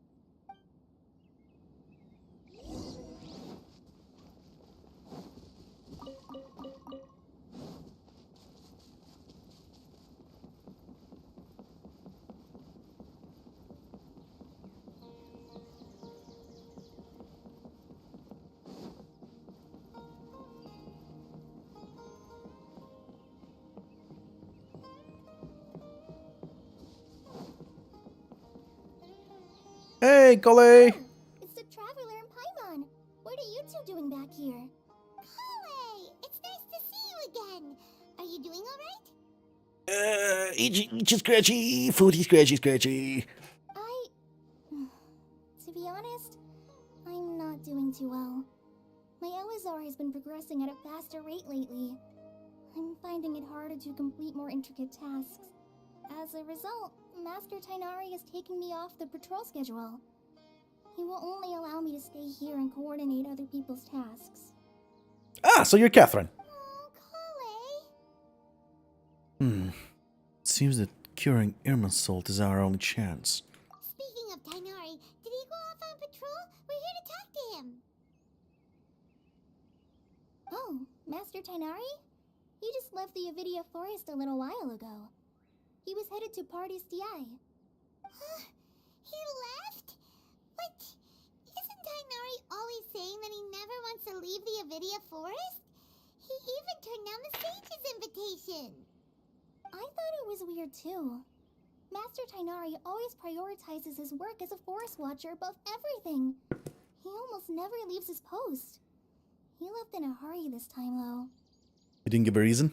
No, I only found out that he left through a message he left behind. He also made sure to delegate all his tasks using a schedule. To leave in such a hurry?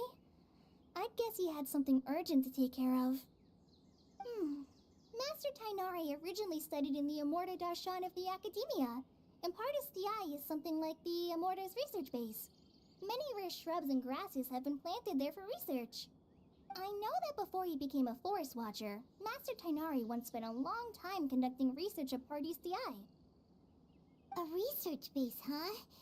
Gotta wonder what kind of research Tainari just decided to work on all of a sudden. Ah, probably something useful. Oh, we don't have a lot of time, so let's go look for him at Party's DI. Don't worry, I'm fine. I'm used to living with Elazar by now. If you run into Master Tainari, please send him my regards. Got it. Will do. See you later, Kale. Yeah, we don't want Kali to find out the doctor's here. I had already made up my mind, to be honest with you, so I didn't try to hide my current condition. Don't worry about me. I'll be fine. Alright. We need to go here.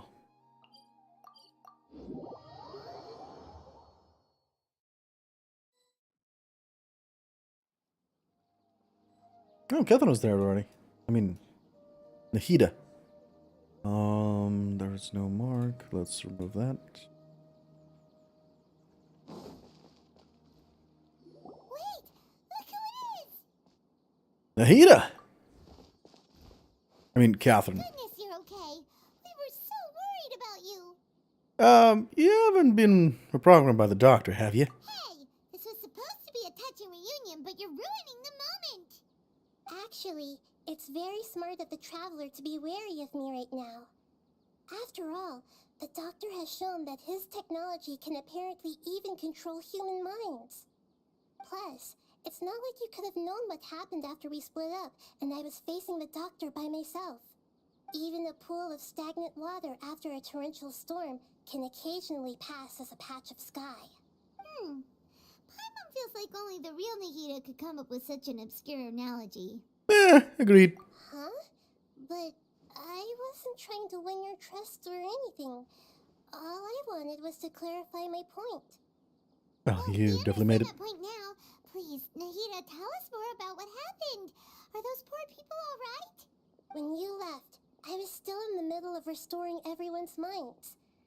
Thankfully, when the doctor mentioned depositing information into the subconscious, he didn't mean engraving information into their minds. Instead, he did something closer to creating hallucinations. That was still within my power to fix.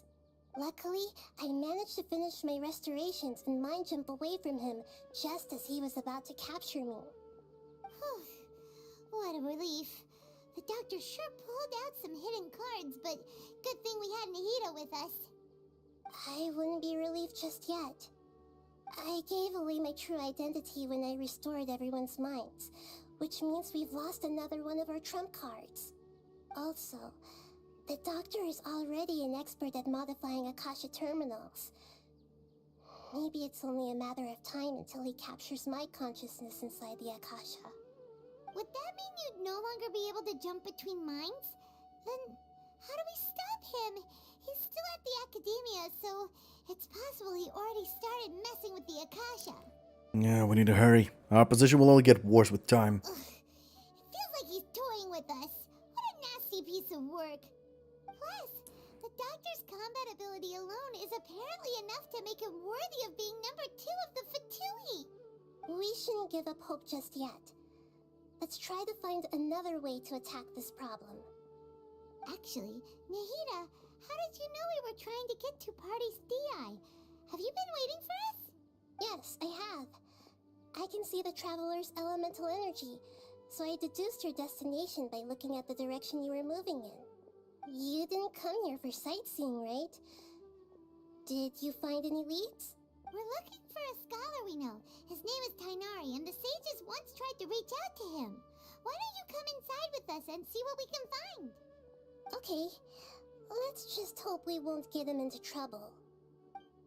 Oh, I'm pretty sure he would love the trouble. He just adores trouble. He'll be fine. He's a big boy.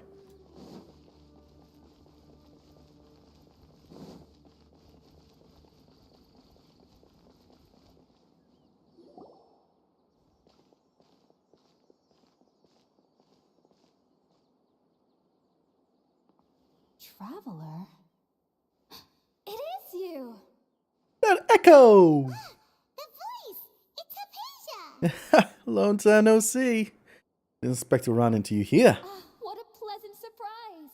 It's so nice to see the two of you again. Who's this?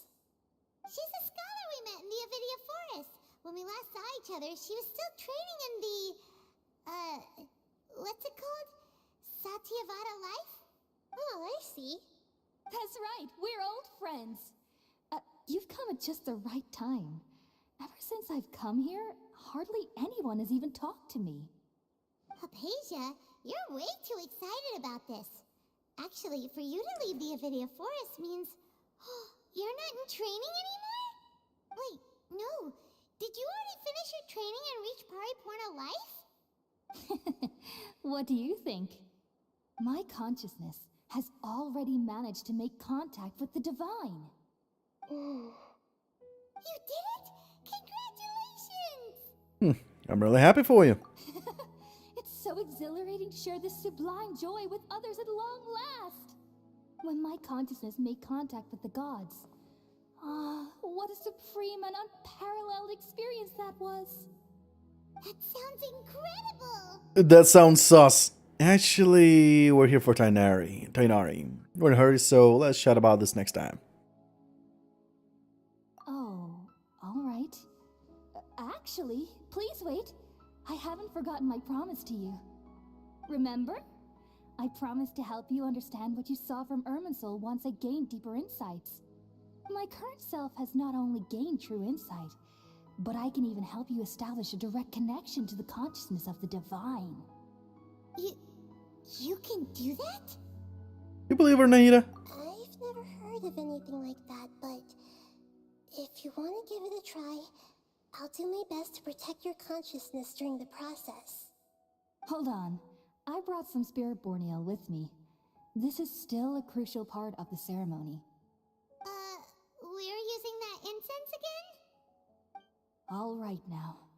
Hold my hand. I'll help you establish a pathway to connect your consciousness. Okay. It's a trap! It is so a trap. Ready?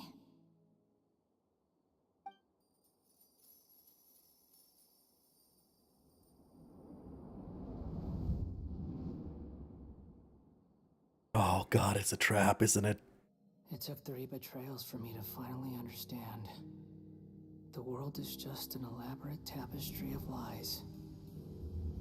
My fury will never be quelled.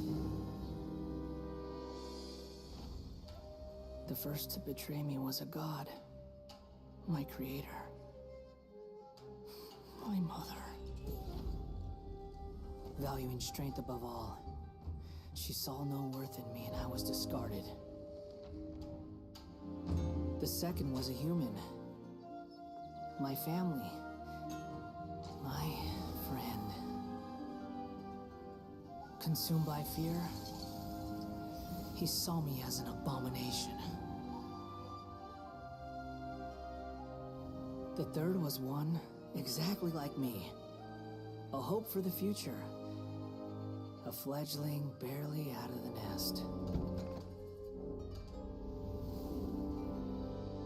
Powerless before his mortality, he broke his promise to me. Humans, they can't be trusted. And the gods fill me with pure loathing. So I said good riddance. I denounced the world and laugh in its face. My chest will never again be defiled by worldly filth. I will scrub away every last trace of human emotion. Then it will be empty, a blank slate, and ready to receive a supreme gnosis, brimming with pure divinity.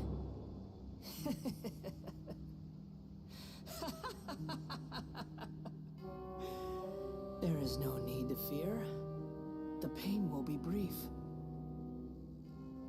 Your era is coming to an end. Bad guy! I'm gonna kill you. What was that? This is neither the greater Lord consciousness nor King Deshret's consciousness. Did we actually just see the Baladier's memories? Everything matches what we know about him. But how is he connected to the divine consciousness that Hypatia was talking about? You saw it, right? You felt it, right? Such a majestic god! Such a noble will! Such sublime emotion! Ah, I see now. Alas, shame. If only that which beats within my chest wasn't a filthy mortal heart. Oh, great and merciful God, please grant me forgiveness and salvation. Do you understand now? I'm afraid this is no Puripurna life, but rather... Wake up, Hypatia! Why are you so mean to me? Why is everyone hiding from me? I found divine wisdom. Shouldn't I receive praise and honor? Haven't I uncovered that light in the darkness? No, you didn't. Hypatia? That's how I always thought everything should be. Wait. Have I already lost my mind? Yeah, you kinda did.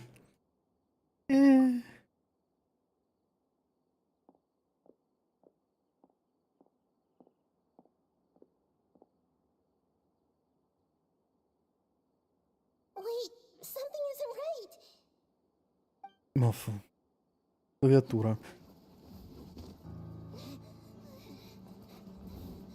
It was a trap.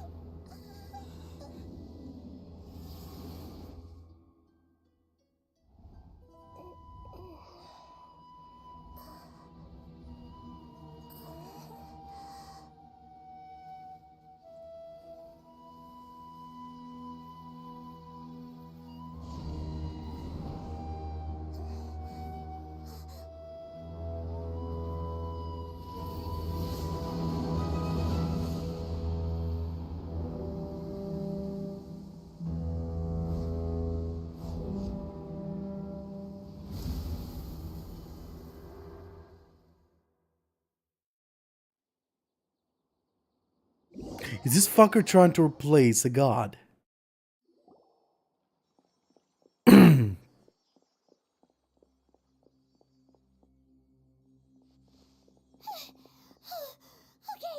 we finally lost him. God. Are you okay, Nahida? Wait, no. Something feels different. You're back! Oh, the Traveler's back? Yeah, what just happened? Nahida was controlling your body for a while. It seemed like she jumped over to you as an emergency measure right before the Catherine puppet was destroyed. After that, Tainari heard the commotion and came over. He helped us defeat the mercenaries and then he ran with us all the way here. Yeah, this time she didn't just transfer her mind into my body. Our mind swapped places. What? You swapped places? You mean your consciousness also went into Nahida's body? Yup! Wait, then where is Nahida's consciousness? Where is she now? I never imagined that an individual's consciousness could be transferred around like this. Had I not seen it with my own eyes, I would have never believed it. I don't think this can be achieved with current human technology. Also, while we were running, the consciousness in your body told me to pass on a message. She said, "The doctor has found a way to trap my consciousness, so I can't journey with you anymore. But even in a moonless night, a shower of starlight can still drown out illusions and lies." Oh no! Nahida's trapped in the sanctuary of Surasthana for good this time. Was that message all she left for us? It's pretty vague. It's a code that only we know. We can't let the doctor figure out what we're up to. Oh, that makes sense. Since the doctor captured her, she won't be able to say anything without him knowing. She's being extra careful. Even in a moonless night, a shower of starlight can still drown out illusions and lies. Huh. Paimon knows the moon illusions and lies are from the alchemical divination at the Sub-Zeru's festival. Didn't Nahida use a starlight analogy before? It had something to do with Sataria. The moon refers to Nahida herself. Stara refers to the people of the desert. Illusions and lies refer to the Academia's plans. Oh, that makes a lot of sense. Huh. Do you think Nahida was telling us to go find help in the desert? But she isn't with us anymore. Think we'll be okay? Paimon, you said Sanctuary of Surasthana. Does this mean that this Nahida you're talking about, the consciousness who is occupying the Traveler's body, is the Dendro Archon? Your guess is correct, but the situation's a bit complicated, so it's really hard for us to explain right now. That's all right. A scholar's curiosity doesn't need to be appeased right away. As for the complicated nature of the situation, safe to say I have witnessed that for myself. I've spent some time with you, and it looks like the Dendro Archon's also on your side, so I trust you. Thank you, Tainari. Oh, actually, we came here to ask you a question. What do you know about the project that the sages have been working on? Ah, that. While I was indeed invited to join that project, the sages were always secretive about its scope and goals, so I eventually declined. All I know is that that project has something to do with the restoration of Irminsul. I think I know what the project is about. Just received some new intel. Huh? Did you see something when you were in Nahita's body? The Academia is turning the Balandir into a god. What? Do you have any evidence? A certain nascent god under construction. Hypatia also showed up. Hypatia also showed us so-called divine consciousness.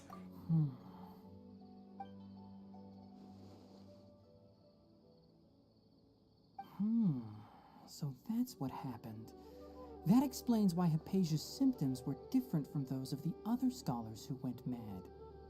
It's because she made contact with the consciousness of a new god who is still in the process of being born. Tighnari, did you leave the Avidia Forest because of Hypatia? I did. I noticed Hypatia's mental anomalies, but since her symptoms were rather atypical, I secretly took her to Pardes Dii and began searching for a way to return her to her normal self.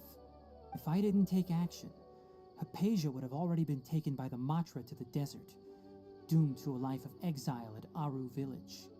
Now that you mention it, I knew the Academia has never thought particularly highly of Lesser Lord Kusanali, but I still didn't expect them to do something as arrogant as creating a new god. Looks like I made the right decision by not accepting their invitation. The Fatui is also behind some of this. The Fatui may have fanned the flames. Well, the first one is option. Doctor and the Balladeer. We have 2 Fatui harbingers in Sumeru. Sounds like we're in for a bad time. Oh yeah.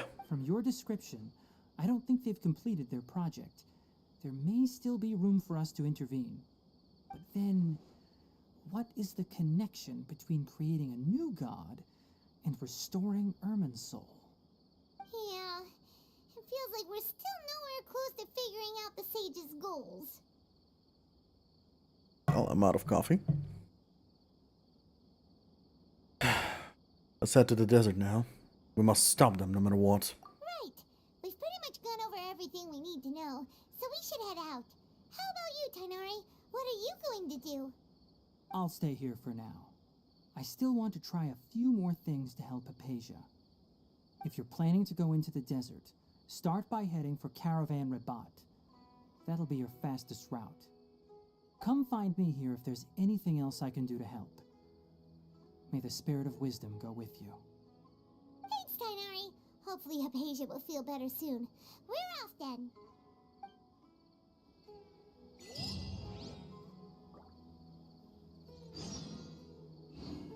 Toilet! Be right back.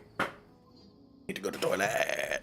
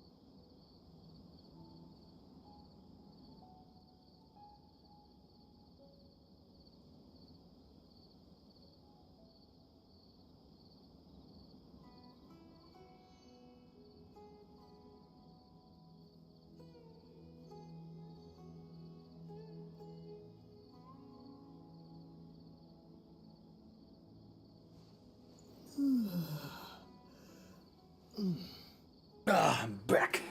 I'm so back. Oh, let's do this. Desert it is, ladies and gents. Desert it is.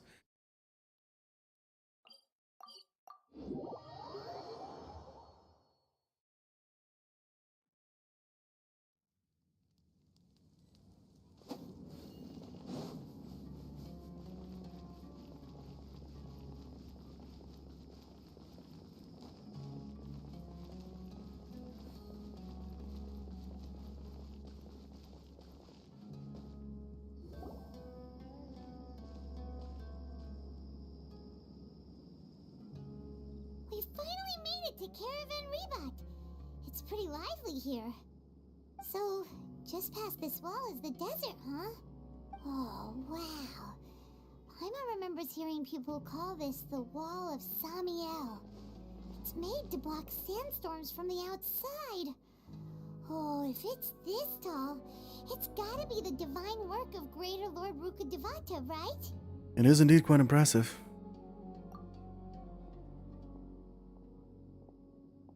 Enough gawking. Come on, follow me. Huh? Where'd he come from? Over here. Oh, Hatham went that way! Let's hurry up and follow him.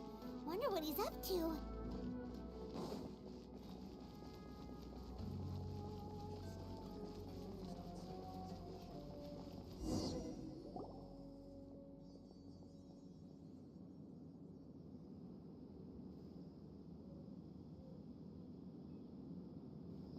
What the? Where did he go? Who knows? How did we lose him? They were just here a second ago. More Eremite mercenaries? Who are they working for this time? Anyway, Traveler, it seems like we were being followed again. You were too careless. You should have noticed those hopeless amateurs trailing you a long time ago. Thanks, Adham. We couldn't have shaken them without you. There's no need to thank me. I've never cared to keep track of personal favors. All I did was correct a mistake I happened to come across. It's a habit I developed at the academia. You really gave Paimon a scare, Al-Hatham. We never thought we'd run into you here. Last time we met at Port Ormos, didn't you say you were going back to the academia? Wait, don't tell Paimon that you're here to take us back on their orders. Oh, so you've already landed yourselves on the academia's hit list. I can't say that I didn't expect it. Oh, you asshole. However, had I wished to turn you over to the academia, don't you think you'd already be the Eremites' honored guests by now? Fair. Oh, right. You do have a point. Did you participate in the Sage's big project? I have no interest in running errands for that project. As a scholar, I've always belonged to the camp that promotes researcher autonomy. And these days, you're more fascinating than anything the Sages can offer. Oh, well. So you're actually looking for me? Not quite. To tell you the truth, I'm still investigating the Divine Knowledge Capsule. Unfortunately, I've run into some difficulties. Everyone says the capsule originated in the desert and was eventually moved to Port Ormos. If I am to get to the bottom of this, I must understand how the capsule first came to be. Which brings me back to you and why you're so interesting. The leader of Ain al-Ahmar used the Divine Knowledge Capsule right in front of you, and upon seeing him, your expression became perplexed, and you were lost in thought for quite some time. To have that kind of reaction, I think you must have realized something. Are you interested at all in sharing what you've been hiding from me? It was because I was shocked to hear those words again. World, forget me. Al-Hatham, you really have a ridiculous eye for detail. What kind of person even notices or remembers stuff like that? The situation's a little complicated. Can't share what I know just yet. So that's your answer. Well, I do work for the academia after all. So considering that, it is indeed wise to keep your cards close to your chest. But that does prove you do have some undisclosed information about the Divine Knowledge Capsule. Am I right? Yeah, more or less. No matter. Rather than simply learning the answers from you, I'd still prefer to investigate on my own. Speaking of, you two are also headed to the desert? Yep. That's right. We have the same plan as you. But we don't really have any concrete goals at the moment. Then I'd suggest starting with Aru Village. It's the largest settlement in the desert, so it'll probably have more resources and intel than anywhere else. Well, would you like to head there together? Sounds good. Let's head there together then. It's always better to travel with someone you know. Let's go!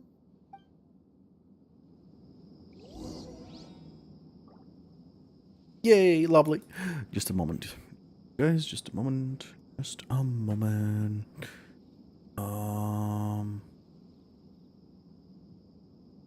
Welcome, weary travelers. All who seek rest will find it.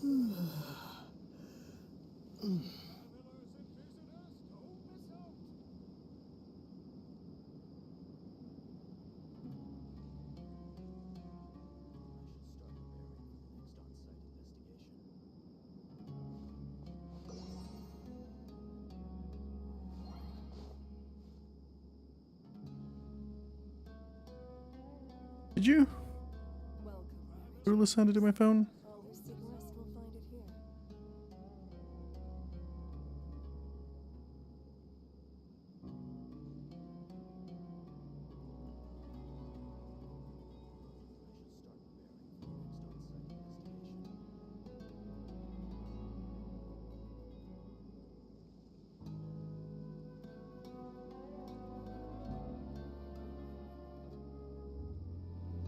Welcome, weary travelers. All who seek rest will find it here.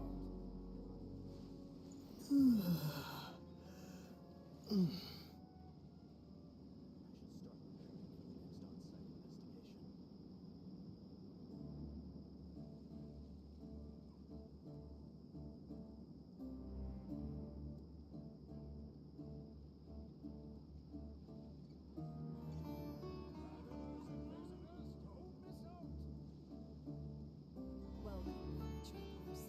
All who seek rest will find it here.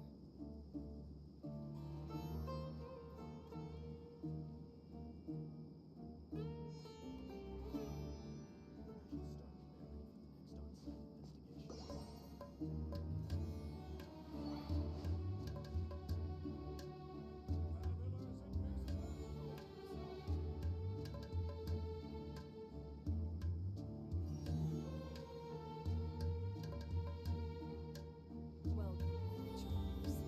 All who seek rest will find it here.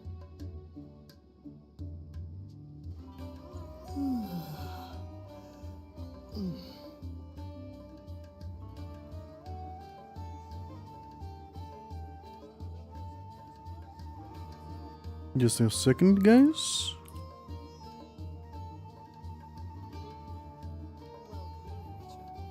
Welcome, weary travelers. All who seek rest will find it here.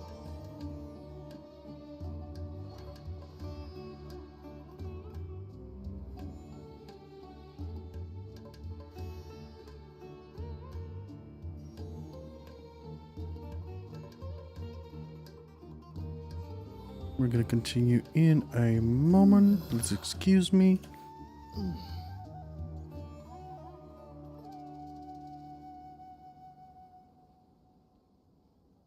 Welcome, weary travelers.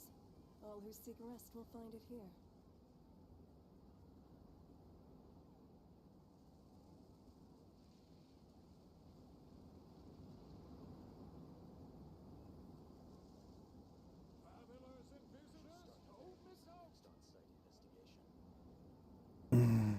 So much trouble.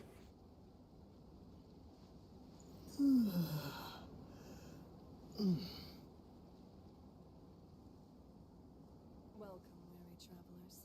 All who seek rest will find it here.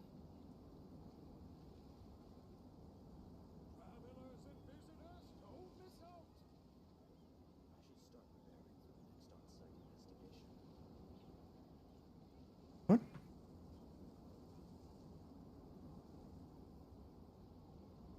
Really?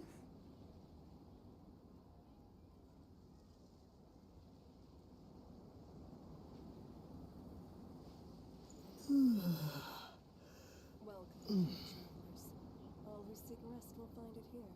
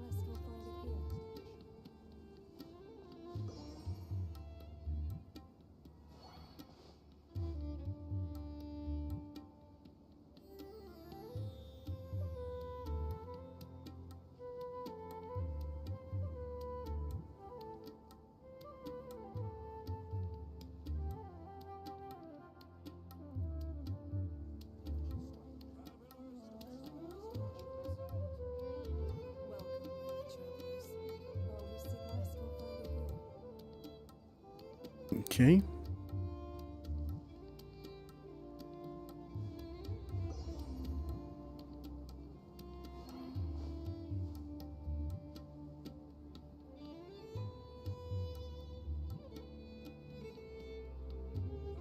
Okay, I'll deal with that later.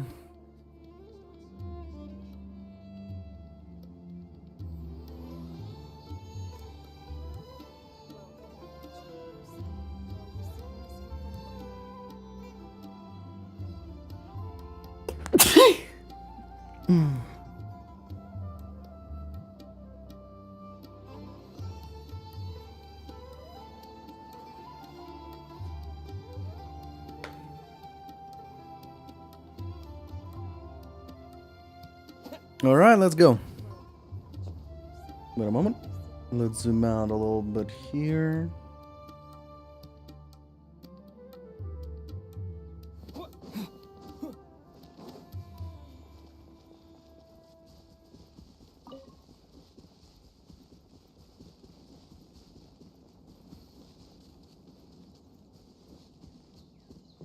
Oh, my stamina boost died.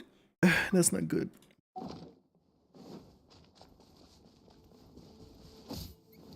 Oh no!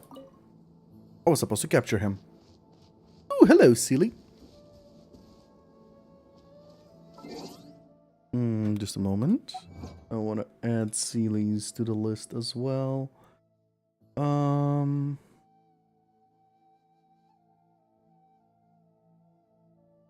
would assume it's a puzzle, right? Waypoints? No. Landmarks, open chest, puzzles. There we go.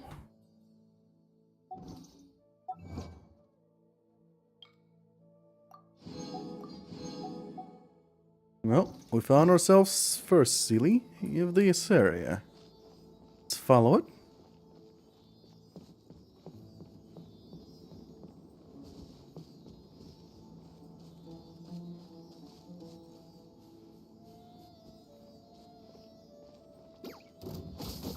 Yeah, scatter! Right now. Emerge. Right now.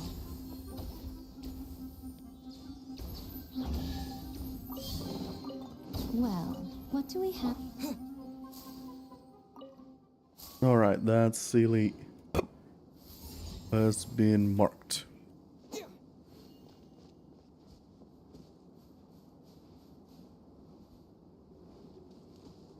Next, we got a chest here. Let's pick it up. Here, right now. Oh crap. Nothing lasts forever. Come on out. Right here. Emerge.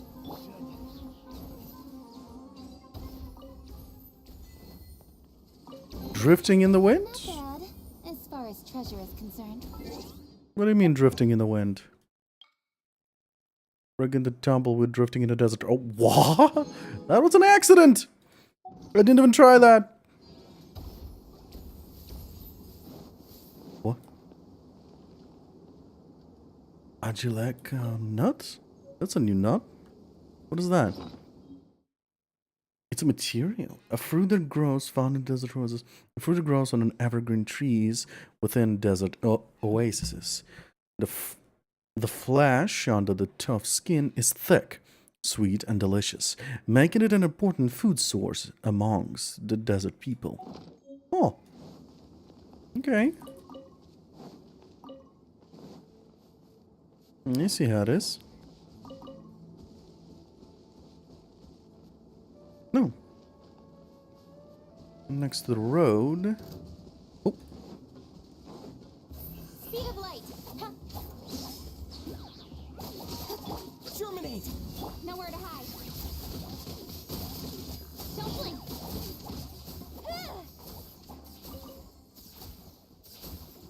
Well, that was pointless. There's scorpions! Wait, really? I have to climb on this trees? Yup. They don't drop. Yeah, let me just Confirm.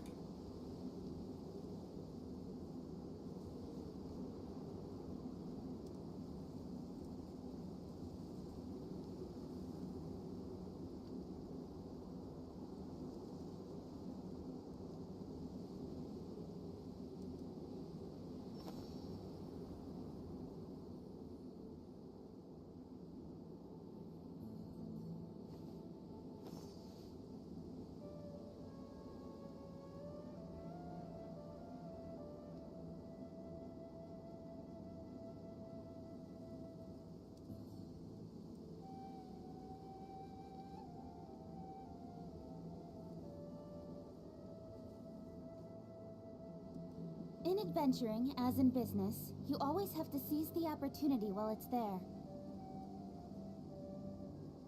Was it what is it called? Can't see anything. Okay.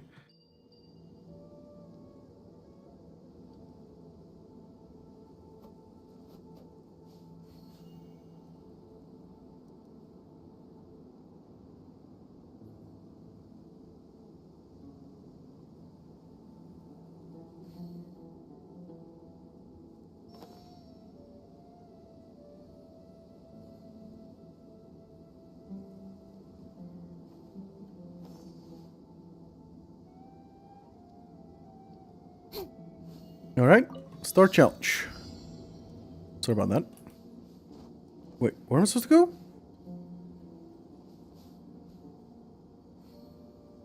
Where am I supposed to go? Over there, where it's glowing? Oh, I see. I was supposed to collect these green thingamabobs. Well.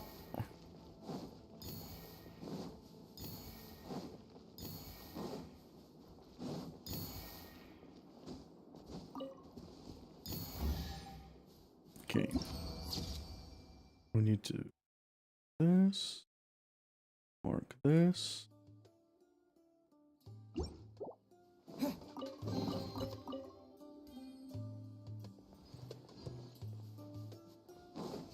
Let's unlock the map. The open world. There we go.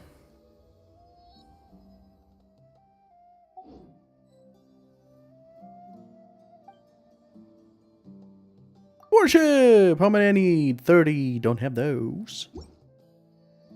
Oh, there's not a ceiling over there. Let's ignore her. Let's ignore that ceiling. Before us lies Aru Village, the safe haven of the desert folk. Whoa, this landscape is really something else. What a cool place! Let's go check it out!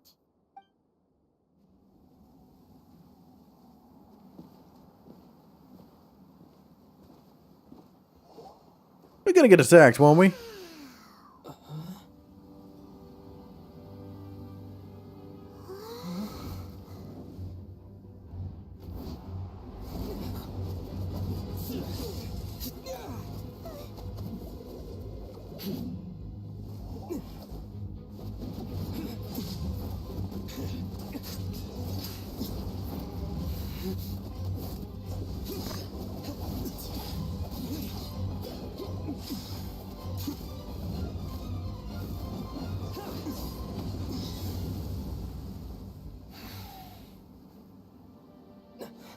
Saga.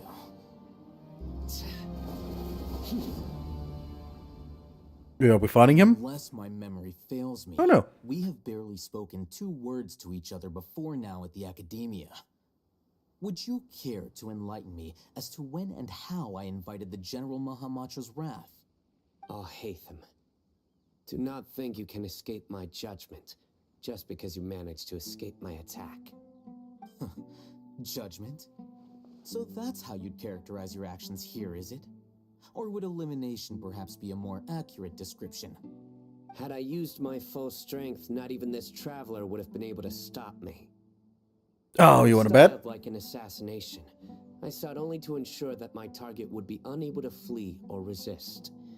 Standard practice for the Matra, as well you know. seem to me more like your own personal touch.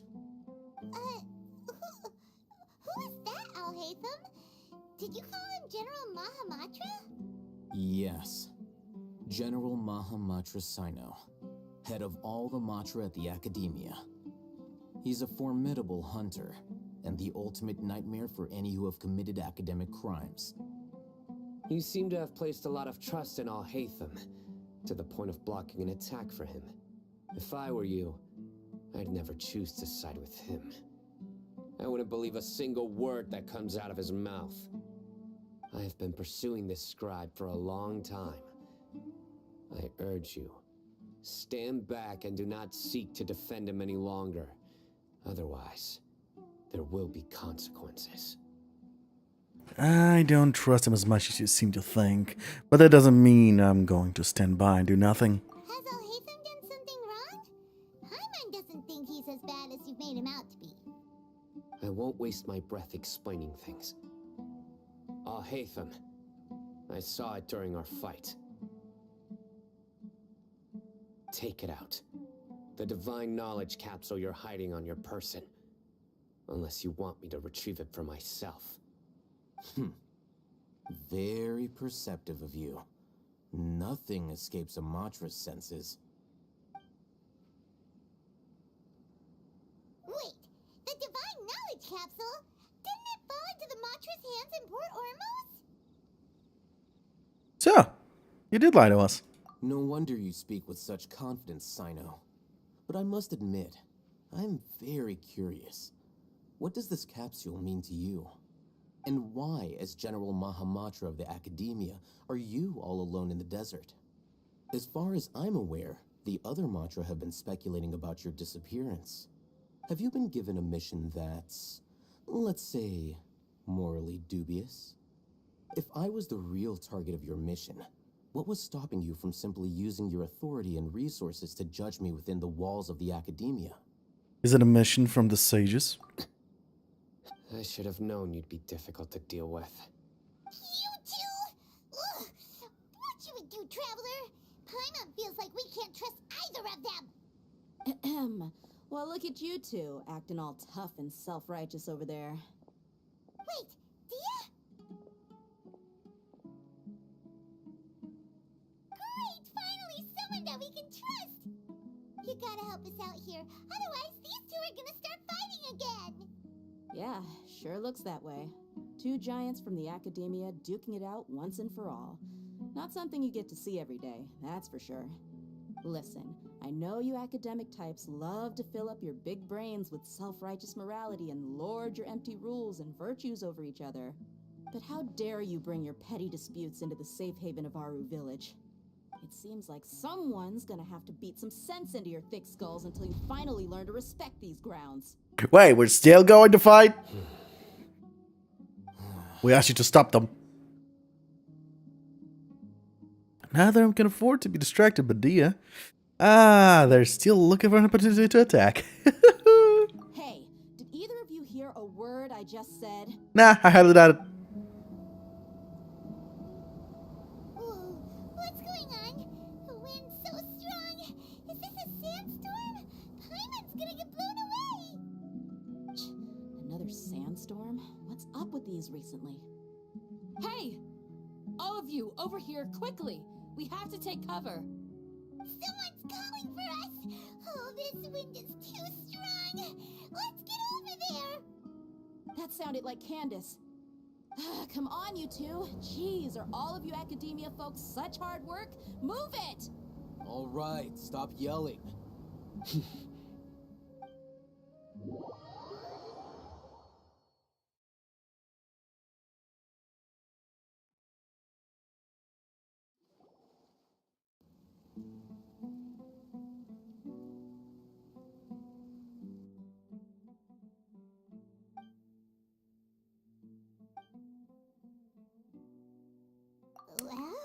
This is awkward. this is pretty awkward.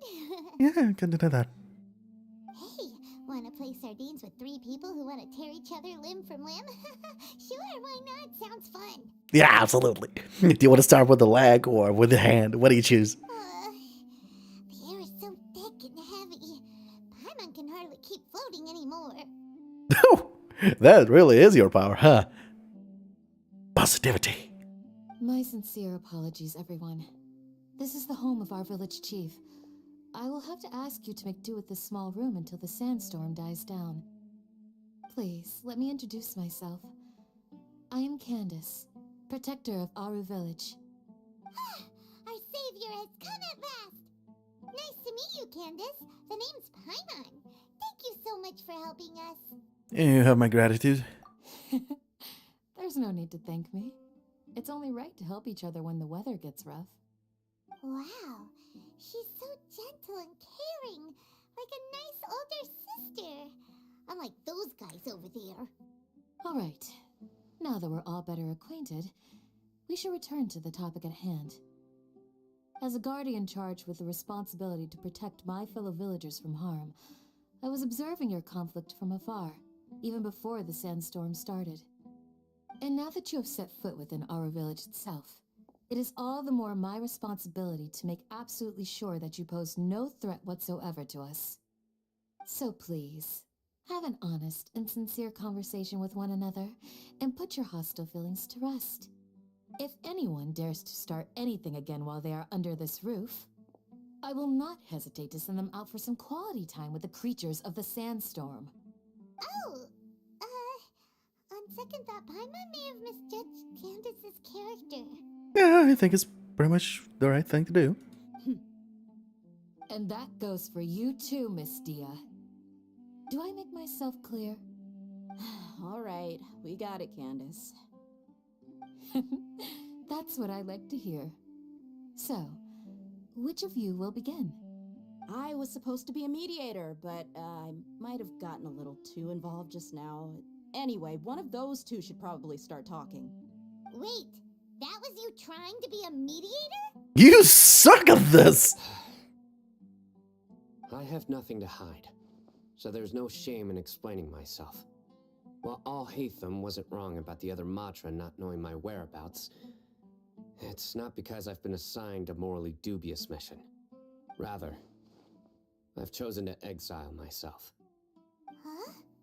Exile yourself? A little while ago, I discovered that there was data missing in the Academia's project planning and development files. What little they did report clearly did not match the project's actual progress. As General Mahamatra, I had the responsibility and authority to request an audit. However, to my surprise, the person responsible for the erroneous data was none other than Grand Sage Azure himself. I tried to investigate the issue myself before submitting a formal audit request, but I soon found that all leads and potential pieces of incriminating evidence were carefully concealed from me. Oh, lovely. I began to realize that they were cautious of me from the very beginning. Unsurprisingly, the Grand Sage rejected my audit request as soon as the submission reached his desk. He even said to me, "The power of the General Mahamatra is granted by the sages. You have no right to judge us." So they really are up to no good. Well, do you think they're gods or something? I realized then that to the Grand Sage, the Matra are nothing more than tools for the sages to assert and maintain their control over knowledge. The vows that we took, the principles that we strive to uphold, they are meaningless to the academia of today. So you then decided to exile yourself. I believed it would be wise to flee the academia before the sages had a chance to take action against me.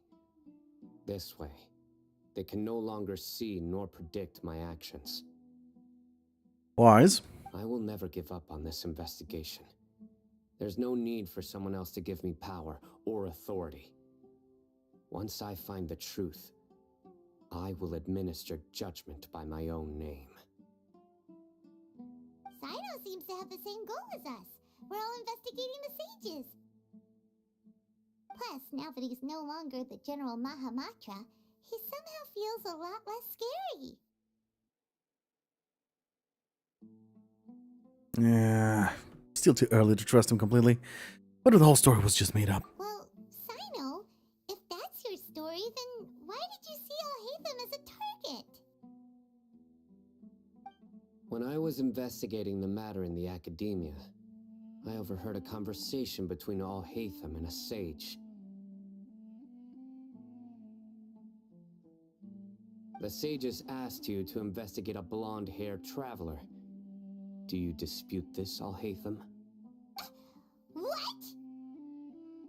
Like many parts of the project, this assignment was undocumented. Now throw in your suspicious behavior with the divine knowledge capsule, and I think we deserve an explanation. From the very beginning, Al-Haytham was... The sages were watching me from the very beginning. Yes. I was indeed tasked with investigating the traveler. Al-Haytham? After all, the promised reward was so great that hardly any scholar could have refused. The sage told me, once you've completed this assignment, I can give you a glimpse of divine knowledge. A most enticing offer.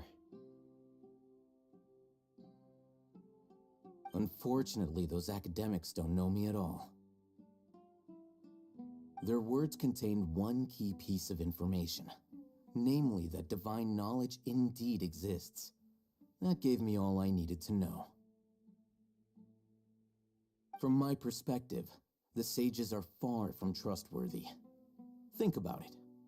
Isn't it a little strange they're so willing to share divine knowledge with anyone, even as a reward?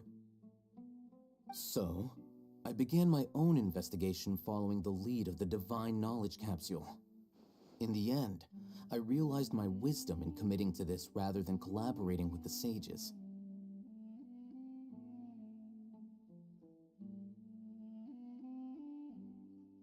Had I been less guarded, I probably would have ended up like that Ain al-Ahmar mercenary, incapable of remaining sane for long enough to hold a conversation. You mean that the sages originally planned to dispose of you, using one of those capsules that drive people insane? What about your encounter with me? You joined forces with me just so you could investigate me? I'd already given up on the assignment by then. I only told the academia I was waiting in Port Ormos for you to appear so they wouldn't suspect anything. So it came as quite a surprise when I encountered my erstwhile target while investigating the divine knowledge capsule. Criminals do love to talk about coincidences. Even though I ran into the traveler by chance, I had no intention of providing assistance to the academia. Also, you should remember, you were the ones who decided to follow me and strike up a conversation after I left that tavern. Now that you mention it, things did go like that. Is that enough to prove his innocence? That's true. Al-Haytham helped us out at Caravan Rebat as well. Maybe he's telling the truth. I'm willing to apologize, if that's worth anything to you. I took the divine knowledge capsule behind your back because I judged its existence to be a significant risk. I felt that it would be best for no one to interact with it before it had been properly studied. After all, curiosity often proves to be the most dangerous thing in this land. You should be well aware, Scribe Al-Haytham, that curiosity can also lead you to danger and suspicion. Answer me this. Did the sages share any information about their project with you? Have I not made myself clear? You and I are both distrusted by the academia. Do you really think they would tell me anything? Fine. Although you haven't completely proven your innocence, I won't regard you as an enemy, for now. As you wish.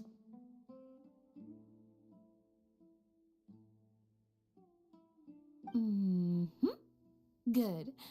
I'm glad to see you two clearing up your misunderstandings. And now you, Dia. I believe it's your turn. Oh, sorry.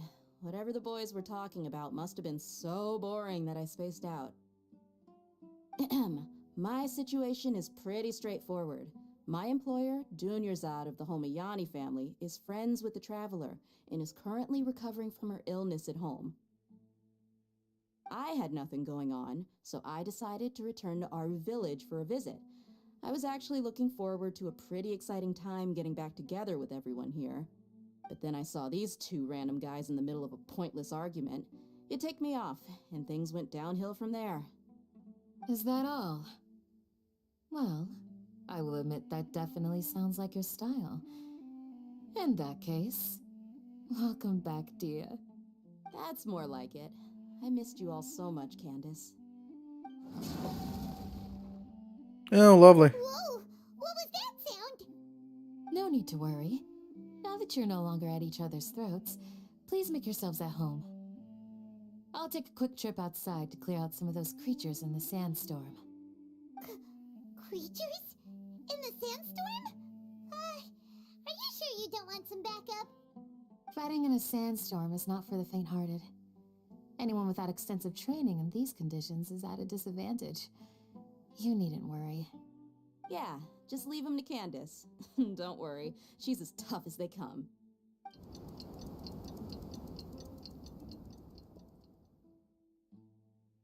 The winds died down. That means the sandstorm's over, right? Candace still isn't back yet, though. Is she alright? Maybe we should go out and check on her. When you put it that way, even I'm starting to feel a little worried. All right, let's go. We've been here long enough, and the boys are as chatty as the floor. Do that.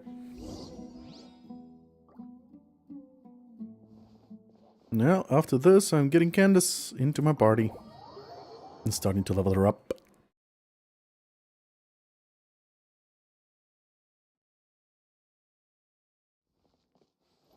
Oh, so many quests!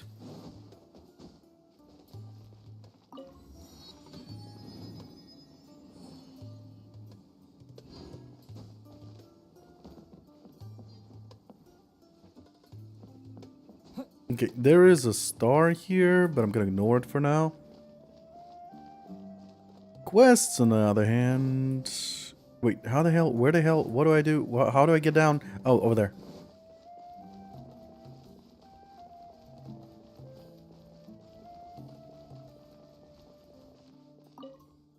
Friend, a moment please.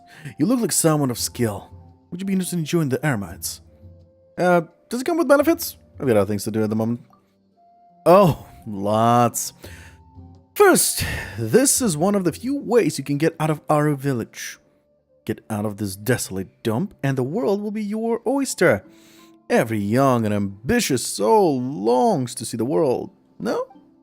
And we might all be people of the desert, sure, but you can bet that we know how to wrangle more of those tree dwellers. Those from the academia have the fattest wallets. They never quibble over prices or delay payments. You just need to take one of their commissions, and you'll be set. You won't find better Mora making ventures anywhere else. I'll give that some thought. Well, other than the stuff I mentioned earlier, our food is just the best. If you don't believe me, just try this. The way we treat our people is beyond reproach. That much I can guarantee. Shawarma war up.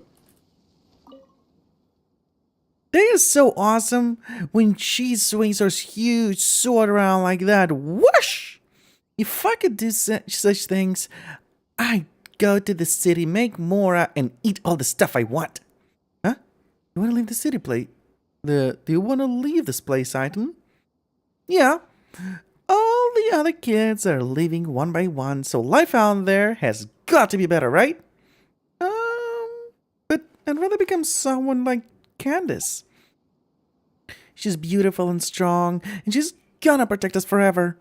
Well, that doesn't sound too bad either. Well, how about this then? I'll move to the city and unload some Mora, and that'll give And that'll give you the more to stay here to protect the village. That works. Of course not. It's all a bunch of nonsense. Grandma, may I ask you a question? Nawaz and I have been thinking about this one, but we still don't get it. Oh, of course you can, dear. So, Grandma, is King Dishrat really gonna come back from the dead?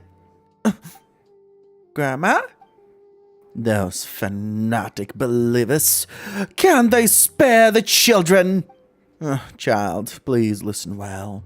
Though gods are indeed very powerful, even they can disappear. Being obsessed with things that have disappeared is madness. It is no way to live. If only the desert children had the chance to learn a little more, then they wouldn't easily fall for such lies. Child, I know this is a lot to ask, but please study hard. You should learn a thing or two from Setaria. I understand. Goodbye. Quests over there. There's challenges over there. This is frustrating. You right? Today, perhaps. Tomorrow? I'm afraid we can't be sure. With a husband like mine, we're struggling to make ends meet every day. I mean, I'm not demanding that he earns huge sums or anything, but I'd at least like a steady income. But apart from cooking, he can't do anything at all. And everyone here at our village know how to cook their own food. Is how we survive here. So who's going to buy food off the street? And even that would still be acceptable. But not only does he make no attempt to earn more, he gives out the food he makes to others for free. How about talking it out with him? I've tried talking, and I've tried scolding. You know, he even considered leaving the village to look for some work. But then he claimed he'd miss home, or that he was sensitive to the humidity. In the end, he just can't bear to leave me here alone in the village. And what am I supposed to do about that? He's a good man. He's so good. He would spend our mora on helping others. I'm not saying that helping others is bad, but we need to look out for ourselves first, right? Well, can't deny that. Hello! What can I help you with? What are you selling? Well, take a peek of these wares. But let me tell you first that if you pay with mora, you'll be against prices somewhat higher than what you pay in the city. Nah, don't worry. I got a lot of mora. Mixed rice. Ooh, well, I'll take that. Candy Takajiyat nuts. What does it do? Oh, defense. Nice. I'll take that. I'll take that. I'll absolutely take that. That's a new material. Probably need that. Absolutely take that. Raw meat. Fuck yeah. Fish. Absolutely.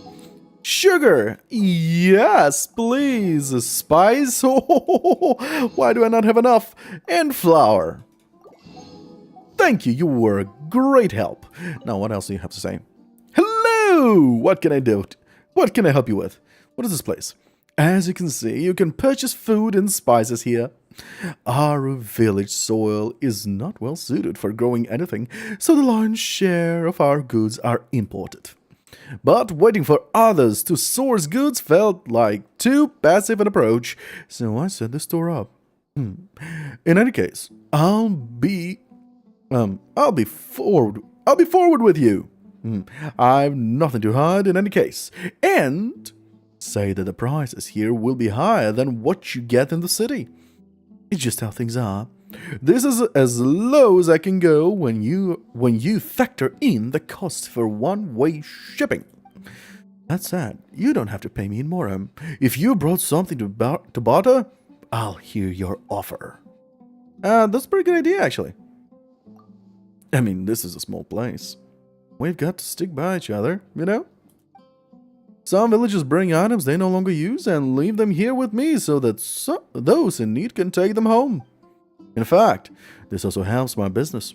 After all, few people will pass a shop without taking a look at the goods, wouldn't you say?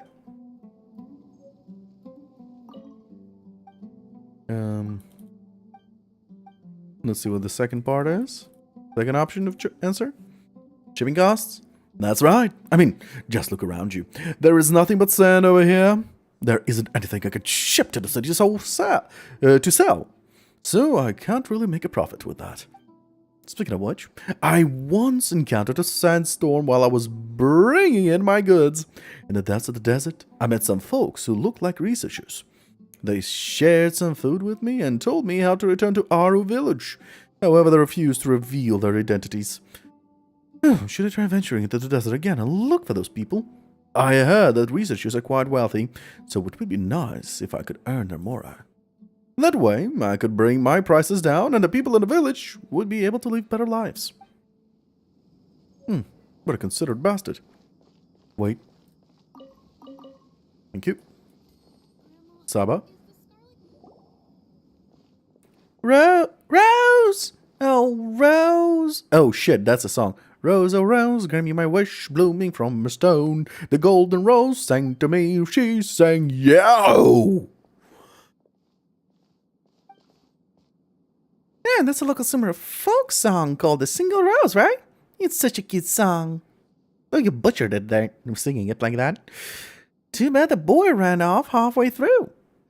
Pama would have loved to hear the whole thing and say hi to him. You must be new here. First time in our village? Yup. No wonder you've never heard of that folk song. Well then, are you scholars looking to study abroad in Sumatra? I know that there are many foreign scholars in academia. We do know a lot of scholars, but we aren't quite like them ourselves. Technically, we're adventurers. The glorious world-trotting duo, Paimon and Alrivis. World-trotting? Was it funny? We're super famous adventurers, believe it or not. No, I wasn't mocking you. Friends from far away. Just the opposite. It's a delight to hear uplifting stories like people traveling the world. When you're as detached from the world as I am, such enthusiastic remarks can really catch you off guard. I'm sorry I offended you. My name is Saba. I offer you my apologies as well as my welcome to the village. Ah, yes. Were you talking about the Rose folk song that Ziad was singing? Correct. We can talk more about it if you're interested. I hope it will lighten up your journey. Are you going to sing for us, Saba? Papa's dying to hear the rest of it. Sorry, I'm not good at singing, but we can discuss what the song is about. Sure. So that kid sang about the rose granting wishes. Yes. In a tiny village like ours, we don't have big Athenaeum like they do at Academia. All our songs are passed down orally. It's my belief that the wish-granting flower in the song represents the collective imagination of our ancestors. In a harsh environment like the desert, water is an extremely vital resource. So they prize water storing plants. So the more adverse the terrain, the more stories there are about plants. It's a reflection of our ancestors' yearning for a better life. At the same time, plants are also part of a symbiotic relationship between our ancestors and the flora and fauna of the desert. However, Aru is built on sand, and the soil here is actually not suitable for cultivation of Sumatra roses. The Sumatra roses I planted could never grow, so if you ask me, the golden rose in the song must have been a product of people's imagination. Hold up! Papa can't keep up anymore! Is this what you usually talk with people about, Miss Saba? I'm sorry. I thought since you were new here, you'd prefer such topics over farming or the weather. Paimon got lost somewhere between symbiotic relationship and the collective imagination, but don't worry, Paimon understood that last sentence. You said that the land here isn't suitable for summer roses, right? I've also only seen them in places with moist soil. Well, this place is mostly sand after all. Roses are cool. Roses are picky customers. Speaking of roses, I was thinking that since you two are adventurous, perhaps I can hire you to... Now we're talking. We're battle-hardened adventurers. We can do any job, no problem. So, what can we help you with? I know it's ridiculous to want roses that don't belong here to bloom, but regardless, I still really want to see them. I'm embarrassed to even say it, but that is my wish. Based on what I know about roses... sorry. Based on what I know about roses, they will grow if fertilized with highly concentrated dendro, even if you grow them in sand. But it's impossible to get such fertilizer out here, so I'm wondering if you may be able to get your hands on some dendro. Yes, dendro. Dendro promotes plants' growth and works especially well on poor crops. But I'm just a normal person without a dendro vision, and I lack the resources to obtain effective fertilizer. If it's just dendro you want, this is pretty easy. We got this.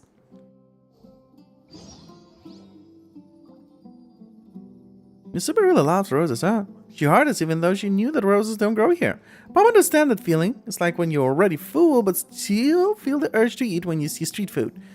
You know what? They're actually the same obsessions, just for different things. That's why we've got to help!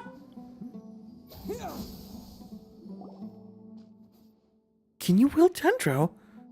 Are you someone with a vision? I haven't met an animal like that in a long time. What a nostalgic feeling. You should be fine now, right, Miss Saga? That's right. They should sprout soon. If powered by dendro, let's just wait for a while. Gradually, sprouts begin picking out of the soil. We completely forgot what we were doing, did we? Didn't we? They stopped growing after sprouting a few leaves. You're sprouting! But I knew you could do just about anything, Elrivis. The results were immediate, as I thought. Thank you. Too bad there are no flowers yet. Oh, that's normal. You can't rush these things. Plants have to go through stages of growth. That you were able to make them sprout is already quite amazing. Give the roses some time to take in the nourishment. It will be better for them as well. I'm very grateful to you as it is. I wouldn't wish to bother you further. Just drop by and see them in your spare time. That would be enough. Quest complete. If it weren't for you, I don't think I'd have ever seen these roses sprout. If only I knew this would happen. Instead of scenes, I would have brought a few more books. You're not from here? Are you surprised? Well, I guess that means that I've adapted pretty well.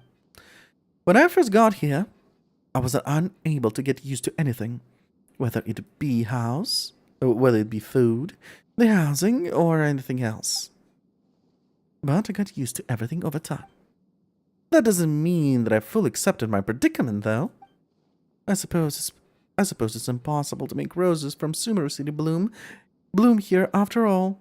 Are you a researcher? I could have been called that once, but not anymore. I saw something beyond my station and learned something I shouldn't have. I broke the academia's taboos, so I was removed from amongst their ranks. What'd you say? Curiosity is the impetus for seeking wisdom, but it's also the cause of sin. I only understood that after I was exiled to this place. For safety reasons, I don't think I should go into details. Alright then. But I thought adventurers would just come and go, never coming back to chit-chat after finishing their jobs. I didn't expect to have another long conversation with you. To be honest, I don't have a lot of friends to talk to here. Do you think at some point you would be able to come by and fertilize my plants again? Sure. Okay then. I'll wait for you. I grow Sumeru roses.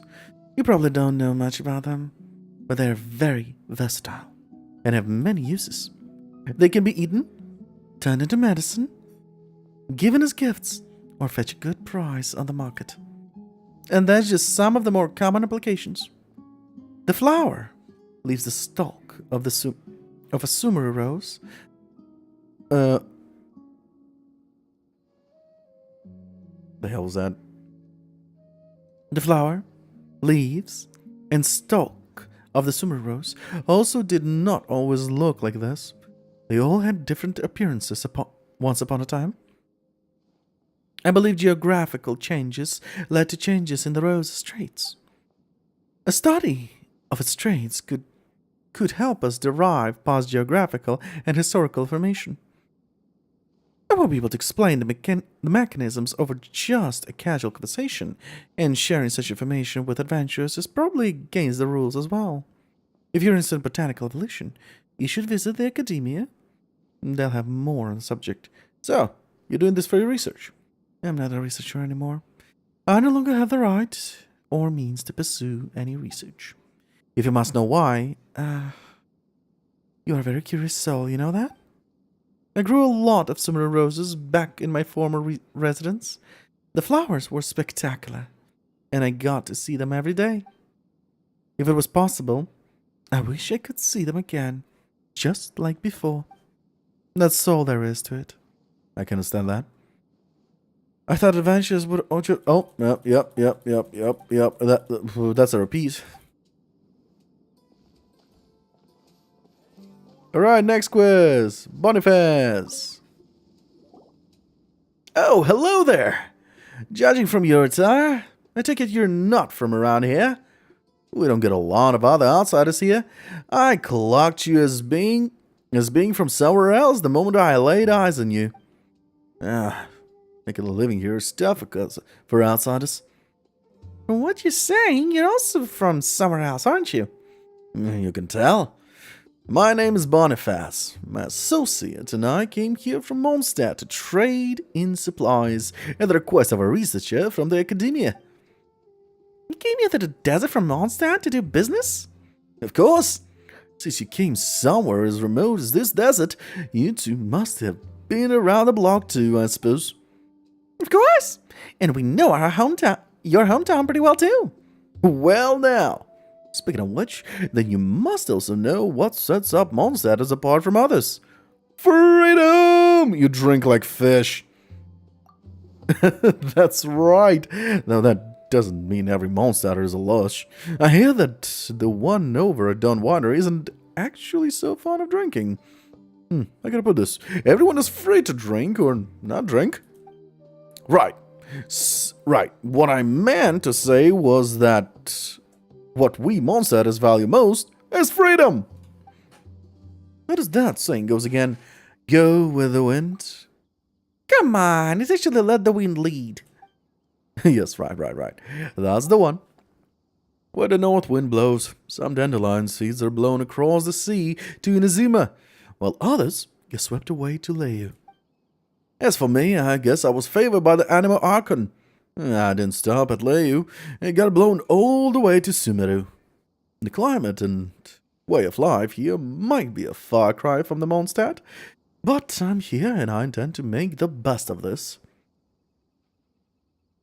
Barman gets it, but you just said that it's hard for outsiders to make a living here, right? Did something happen? Well, I accepted the Academia's Research Commission and... Academia Researchers Commission, didn't I? Tearzant. That's the researcher's name. He took 2 mercenaries with him to look for some ruins. Probably for some archaeological research. I don't really know much about academia stuff. In addition to providing them with some supplies, my associate and I also rented a few sumpter beasts out to them. Nectical, my associate, was worried that they'd struggle to steer the sumpter beasts, so he decided to go with them.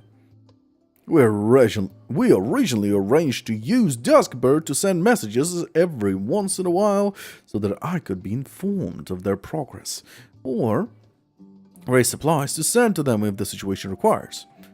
We did exchange messages this way at first, but I haven't heard a peep from them from the last 2 days. Barman Paimon hoped there wasn't any sort of accident. That's what I've been worrying about. That's why I was thinking to post a commission with the Adventurers Guild. But as they say, what good's a distant well when you're already parched? Oh, well, isn't this a coincidence? Ah, well, so last an adventures. Ad Astra Abyssosque. So, you're young adventurers. But the desert is still a dangerous place. Wouldn't it be better for locals or adventurers with more experience to do this? Are you underestimating us? Humph! You've left Mondstadt, so maybe you're out of the loop. But you should know that Alrevis isn't just an ordinary adventurer. He's an honorary knight of the Knights of Favonius. Huh? Wait, then you must be the celebrated Alrevis. Oh, then you have heard. That's right. They say they're renowned Alrevis, and Paimon is the famed Paimon. Oh, goodness gracious. Please excuse my rudeness. I don't expect to meet a big hero in a place like this, and a little hero, too. In that case, I have nothing more to say. I just worry that you may have other important missions at hand. Like saving a city or something, and don't have the time for menial commissions like this one. It's not like we're always doing over-the-top stuff like that. We take ordinary commissions too. You mean you'll take the commission? This commission? That's fantastic. I knew heroes and had hearts of gold. Of course you wouldn't turn your backs on someone at death's very door. We haven't agreed to anything yet. And anyway, don't get around about death like that. You'll jinx us. Then I'll just have to return to the city alone to submit a commission to the Adventurers Guild. And by the time someone accepts the commission, those four could already be... alas. If you two could take a little time out of your busy schedules to take this commission, I'll definitely come up with some way to make it worth your while. Right, that researcher from the academia is also quite the generous client. I can picture it now. Just as they run into some trouble, Alrevis, a true hero, descends from the heavens to save them. That sounds secure. That should secure double the payment, right? This deal is a sure bet. What do you think we should do, Alrevis? If they're in danger, we have to help them. Great. Fantastic. There's hope for my Cyrus yet. Cyrus? Yes, Cyrus is the name of one of the sumpter beasts I rented to them. Cyrus. Listen, Ed. Does the actual Cyrus know about this? Huh? Well... it's fine. Just don't tell him. No one will know. Anyway, the researchers and the others left the village and headed west. The paths here are hard to make out, but you should be able to find them by following the footprints. I'll leave the rest to you two. Oh wow, that is a long quest.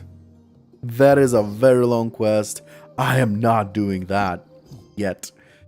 We're continuing this.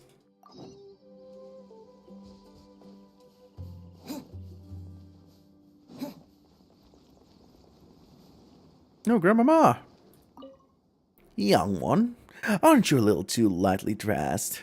The nights around here can get very cold, so remember to stay warm. And you are? I'm the owner of this store, of course.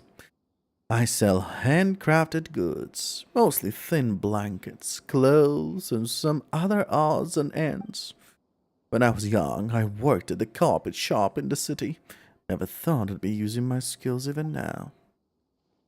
Not that I hope to make too much more this way, but I do hope to make others' lives better. That said, I haven't been back to the city for a long time, so I have no clue if these designs are still in style. But people old and young like my handiwork, so I suppose it's fine. Wait, hold up. I'm just curious. This weapon right here. Base attack crit rate. Fuck! Okay. Wait. Do I even have a weapon? Even if it's a 3 stars for HP.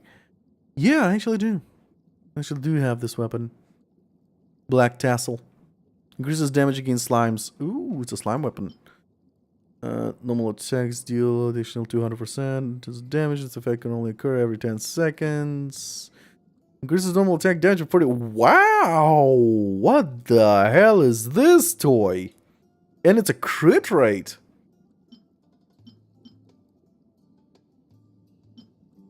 Wow.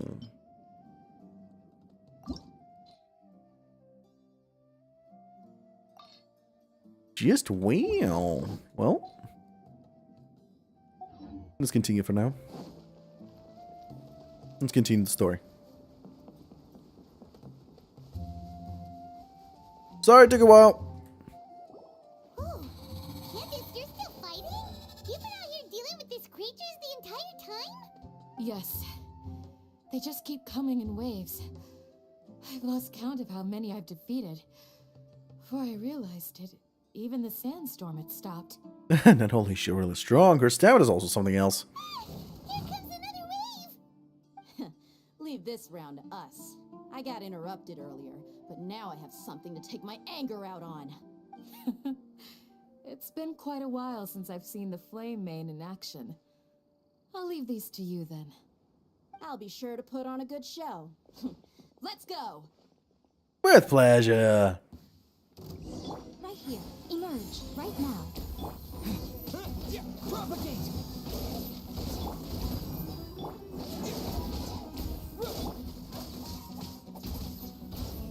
Incoming. Hey! Here comes another wave! When are they ever gonna let up? No, they won't. Emerge. Right now. A sight to behold. Emerge. Right here. Emerge. The creatures stopped appearing. Was that the last of them? What we fought just now was probably the aftermath of the sandstorm. So we should be safe for the time being. Well fought, everyone. No injuries, I hope. Huh? Who are you? Ah, my apologies. I haven't had a chance to greet you yet. I had my hands full taking care of the village's elderly and children. I am the chief of Aru village. Everyone usually calls me Uncle Anpu. Yeah, it's a pleasure to meet you. Sorry for all the trouble. Sir, I am also originally from the desert, but I have not been back for some time now. May I ask if such sandstorms are common? I can't say they've always been common, but recently the storms have become increasingly severe and frequent. Besides sandstorms, we also occasionally get earthquakes.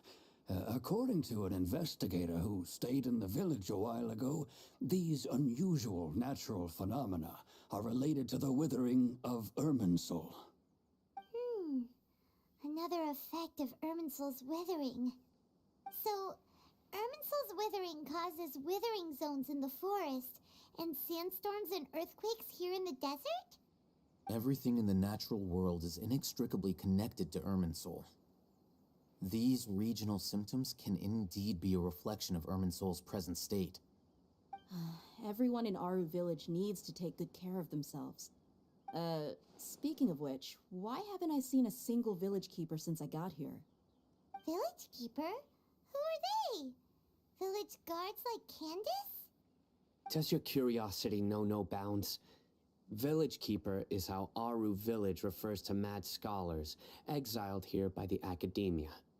Most of them are scholars who lost their sanity after a period of training in the Avidia forest. The academia believes that their crazed mutterings may have a negative effect on the psyches of other scholars. So, they're forcibly exiled to the desert. Though if you ask me, it's all a boatload of nonsense.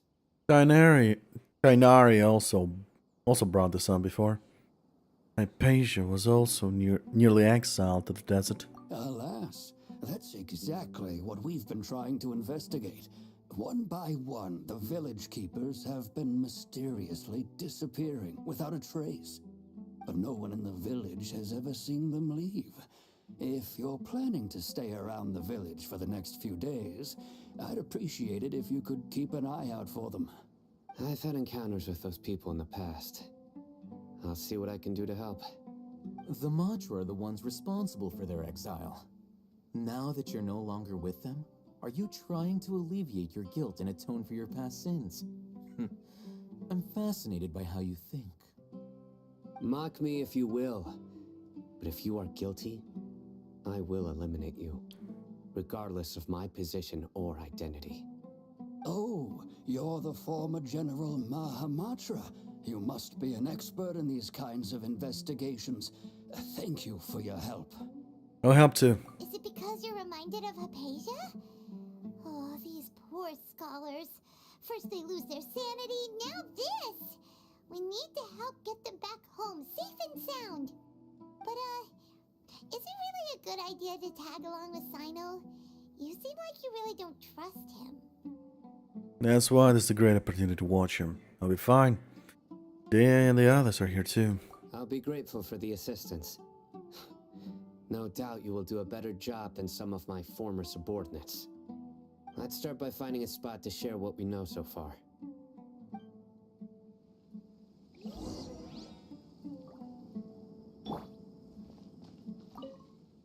Hello! So, what's up ahead? Yeah, it depends on what you mean up ahead. On one side, you have the Aru village. As you can see, it is a village bordering the desert and is home to us, the people of the desert. Though we are cut off by the wall of Samiel, this is still a place that welcomes those who wish to rest.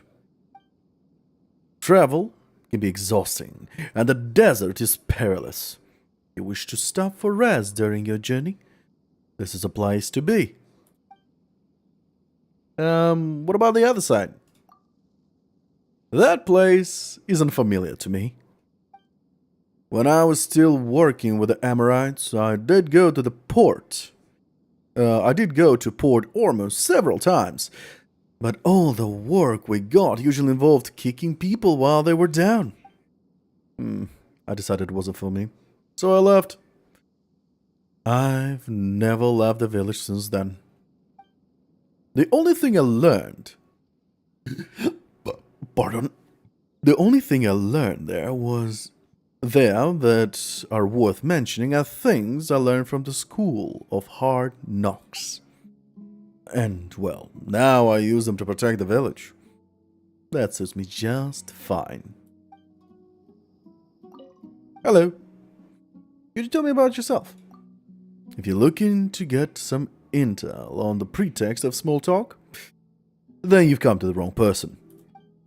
In any case, our village has never been home to any secrets. This is a place of exile for the academia. Most people struggle to even make ends meet. Never mind have any manner of strange thoughts. Secondly, we, the desert people, consider this place our final home. We will defend it, no matter the cost. So it doesn't matter what your reasons are. If you threaten the stability of the village, we, the Aru village gods, will take action against you without a second thought. Alright. Talk to you later.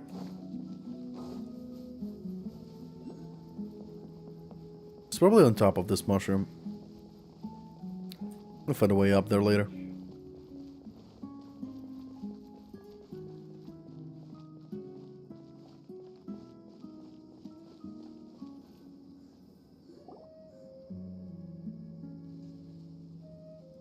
Although I've sent myself into exile, I'm still doing essentially the same things as before. Do you still have any questions for me before we start our investigation?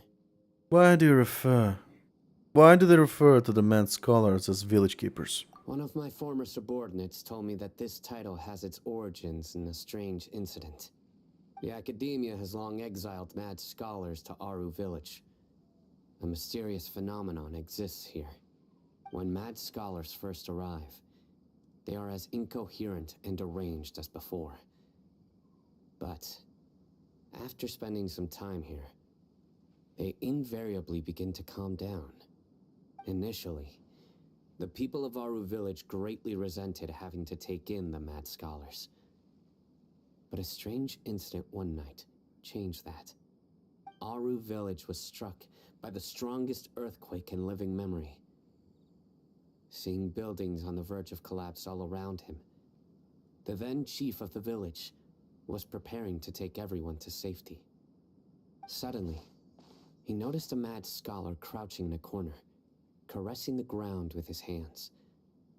A soft, green light radiated from him, like a divine glow against the backdrop of night. Despite the powerful tremors that ripped through the ground that night, all the houses remained upright, almost as if they had grown roots reaching deep into the ground. In the end, not a single building collapsed, and no one was hurt. After that, the people of Aru village treated the mad scholars with greater kindness, and began to refer to them as the village keepers. A soft green light? A mad scholar protecting Aru village? What do you make of it, traveler? It must have been Naida's power. Only she could be capable of that. Paimon thinks so too. Actually, Sino, do you know if any of the mad scholars continued to wear their Akasha terminals at Aru village? In theory, they would continue wearing them so the academia could still monitor their activities.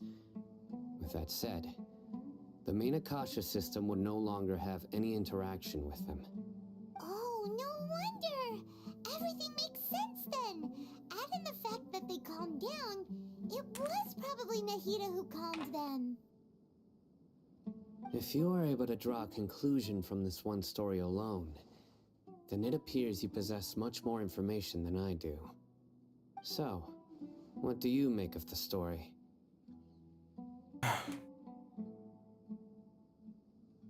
That mad scholar's power, like it came from the Lesser Lord Kusanali. Lesser Lord Kusanali was actually the one who protected the village. Really? Lesser Lord Kusanali. What? You don't believe us? Lesser Lord Kusanali was definitely using the Akasha to give her power to the mad scholars!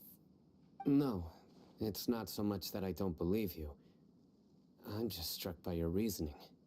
Lesser Lord Kusanali, the current Dendro Archon. Is she really active in Sumeru? The Academia has always placed far greater importance on the late Greater Lord Rukkhadevata. They've more or less ignored Lesser Lord Kusanali, and I've never had any reason to doubt their views.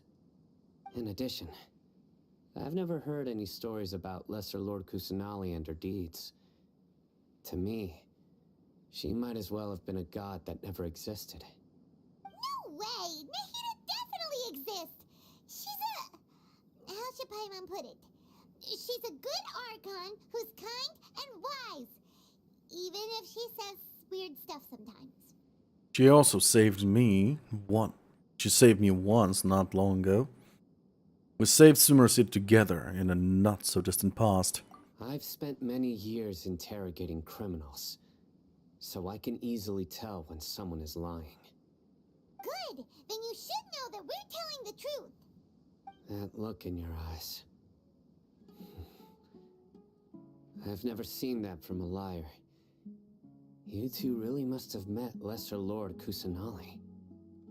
How can this be? To think, our Archon has been amongst us this entire time. Alright, now it's our turn to put our skills to good use for this investigation. You betcha. But easier said than done, especially since we don't have any leads. Maybe we can start by knocking on some doors. Excuse me, are you here to help me find my grandpa? Huh? Who are you? By the sounds of it, a resident of this village. My name is Isak. You'll help me find my grandpa, right? Is your grandpa a mad scholar? Hey, don't say that. Grandpa is just Grandpa. Why do you have to call him that? It's not like he's a bad person or anything. The person you're referring to is not a local, yet you are. Why do you call him Grandpa? Grandpa is just Grandpa. He's my family. I heard everything you said to the village chief. Please, you gotta take me with you. I want to find my grandpa. I swear I'll help. I won't be a nuisance. Ah, so you're the one who was eavesdropping on us around the village chief's house. I was planning to go out and take care of whoever it was, but I had a vague feeling that they didn't harbor any ill intent. Whoa. Hatham wasn't kidding about Matra having sharp senses.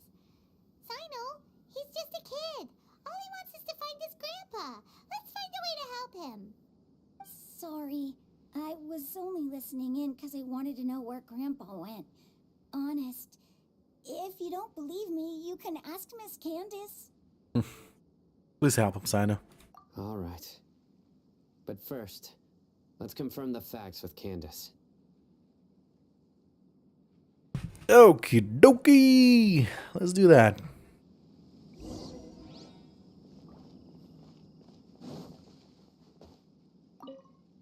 Dear, why'd you sneak outside again?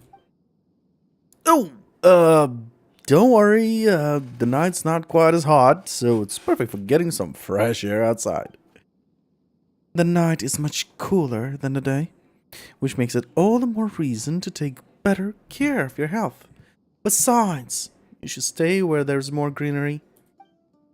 Yeah, I know. I just need to get out sometimes, you know?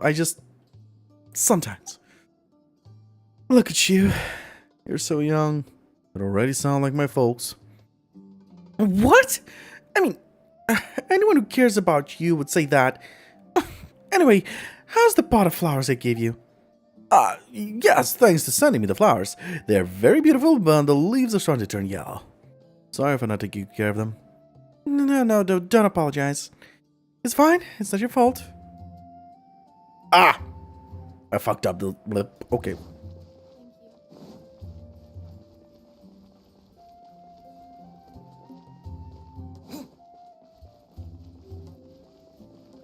There's probably more to talk to people there.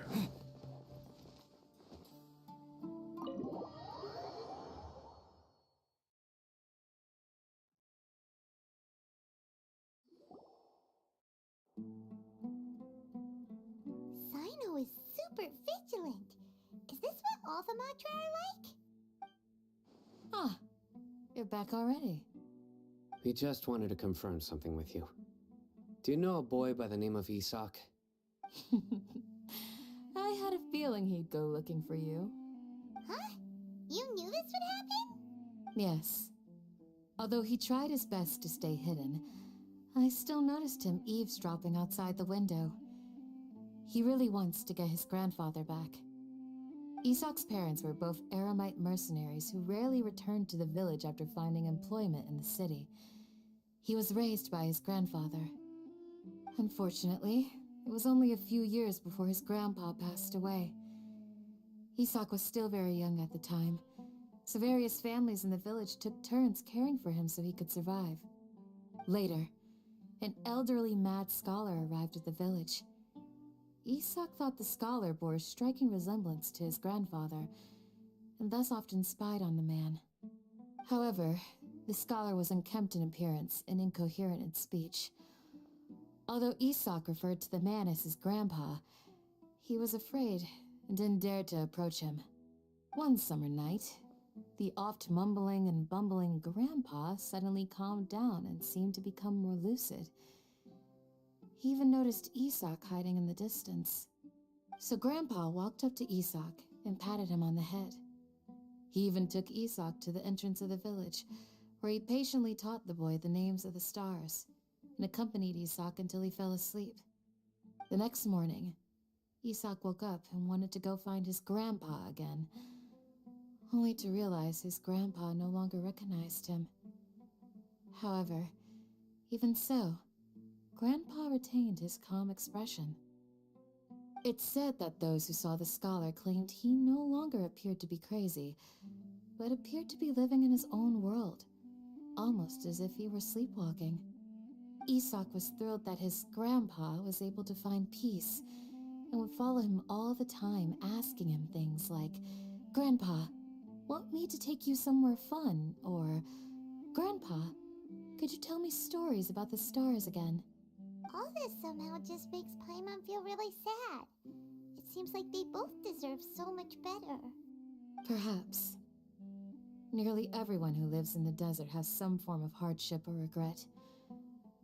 But even so, we must still continue on with our lives. It's also my reason for fighting. I must continue to protect this land. Lucy's grandpa was probably Nahida. She must have soothed the other mad scholars as well. From the look on Sana's face, he was probably connected the dots as well. Maybe the people have always had a considerate god watching over them. Huh?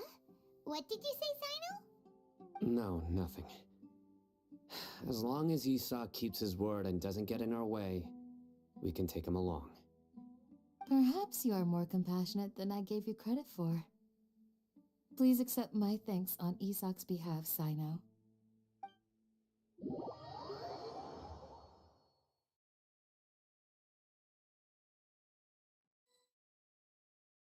Hey, Isak! Oh, it's you guys! Yes, it's us, guys! We cleared everything up! Let's go find your grandpa! Really? Wow! Thank you so much! Your grandpa will be found safe and sound. All right. Let's ask the local residents some questions first.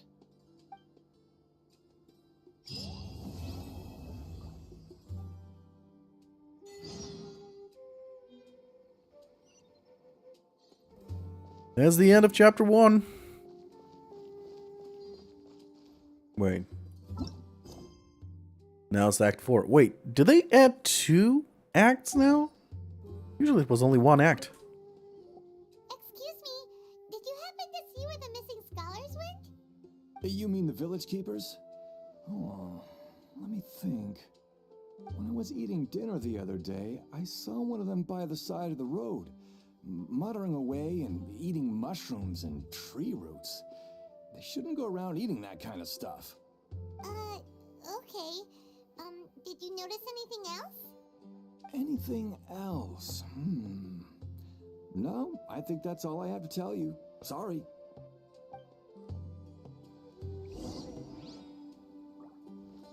I bet those roots were delicious.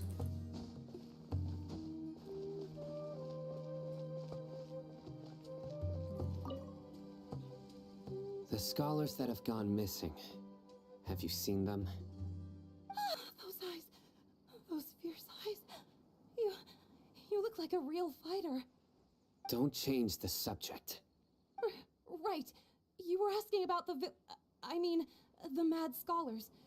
I think it's been a few days since I last saw them. I usually go to bed pretty early, so I'm not too familiar with what goes on at night. But honestly, I feel quite sympathetic towards them. Even though they act a little strange, they've helped me in the past. If it weren't for them, my house would have collapsed long ago. Do you also think Grandpa and the others are good people? Grandpa? Oh, hello there. It's little Isak. You mean that nice man who looks like your grandpa's long-lost twin, right? He was actually the one who protected my house. I saw it with my own eyes. He happened to be staying near my house that day and was doing something with his hands on the ground. It still feels pretty surreal now that I think back on it. Did someone teach them how to do that? Well, whatever the case, I'll always be thankful to him and whoever taught him to look out for others. I'm pretty sure that if I ever went mad, I wouldn't be able to do anything like that. Gotcha. Thank you.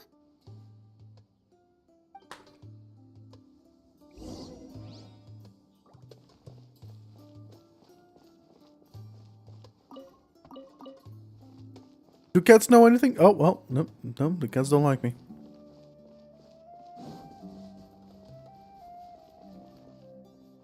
Oh, right. Stamina restoration. Let's see. Cooked. Cooked. Yup. Mastered. Master. Master. Master. Masturbator.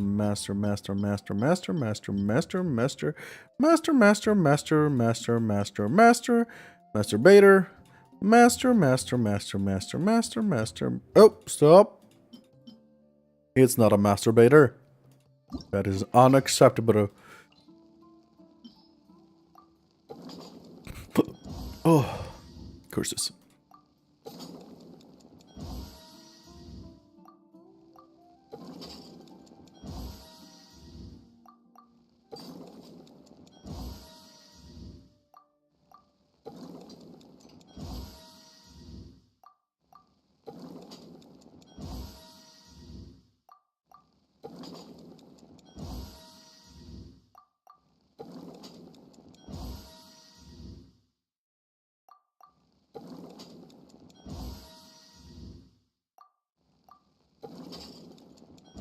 Da. Okay, after the eel, there was Crabro.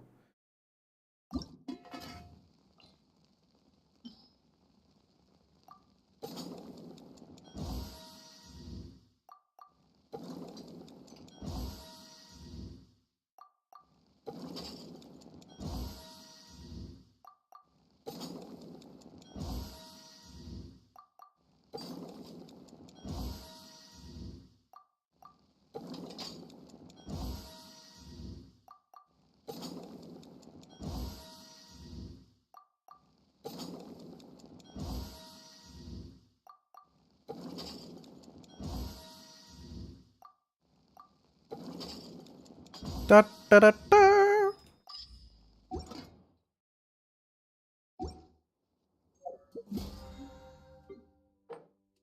Yeah, they give me those points.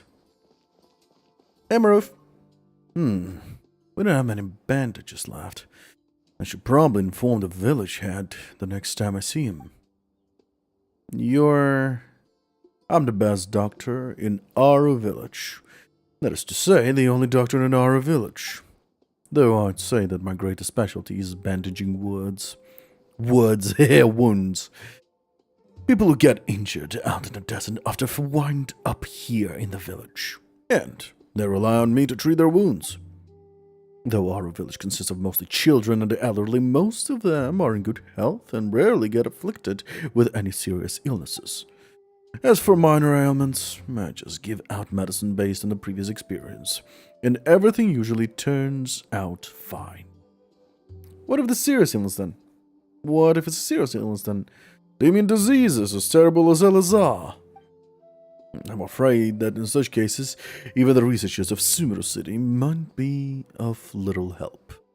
The only thing they can do is leave it up to fate. Of course, such cases would be very extreme ones. If anything beyond my control crops up, then all I can do is to attempt to have them sent to the city.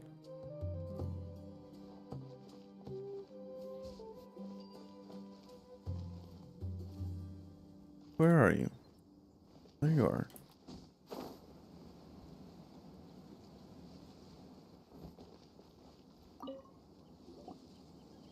Sir, have you seen my grandpa recently? You know, the one who likes to sit and space out near the village entrance. Oh, well, if it isn't Isak.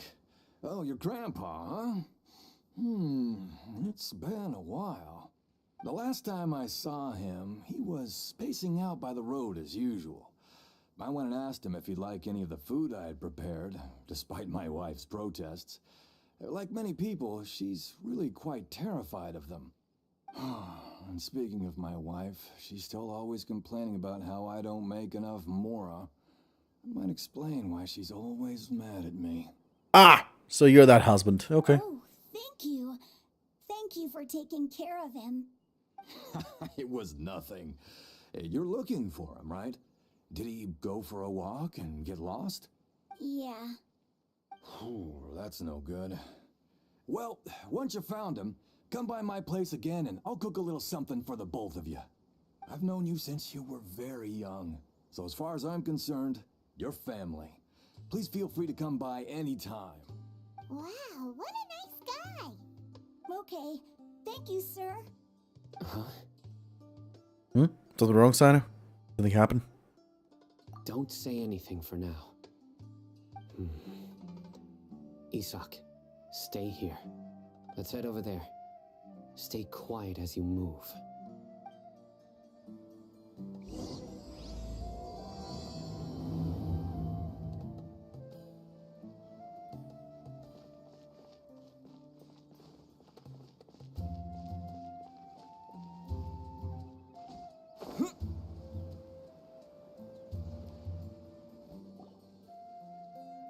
Listen, see if you can make out what they're saying.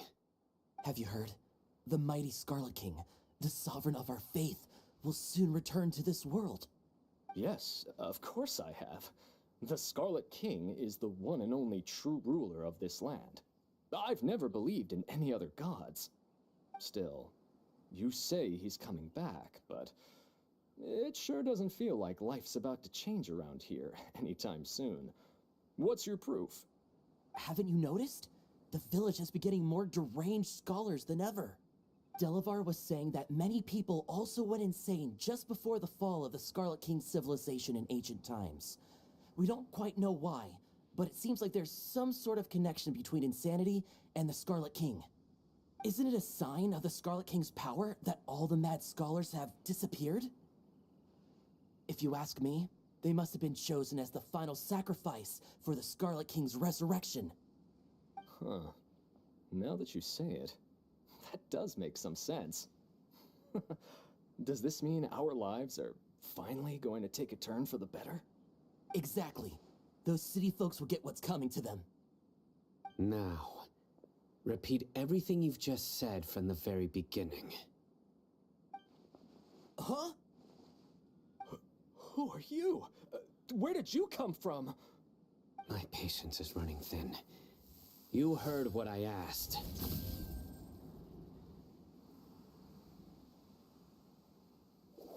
Yeah, bro, this guy's something else. Just look at his eyes. One wrong move, and he's gonna flay us alive. Let's not get on his bad side, okay? I am no match for this guy. Oh, okay, good sir. What is it you would like to know? Tell me about the Scarlet King's resurrection.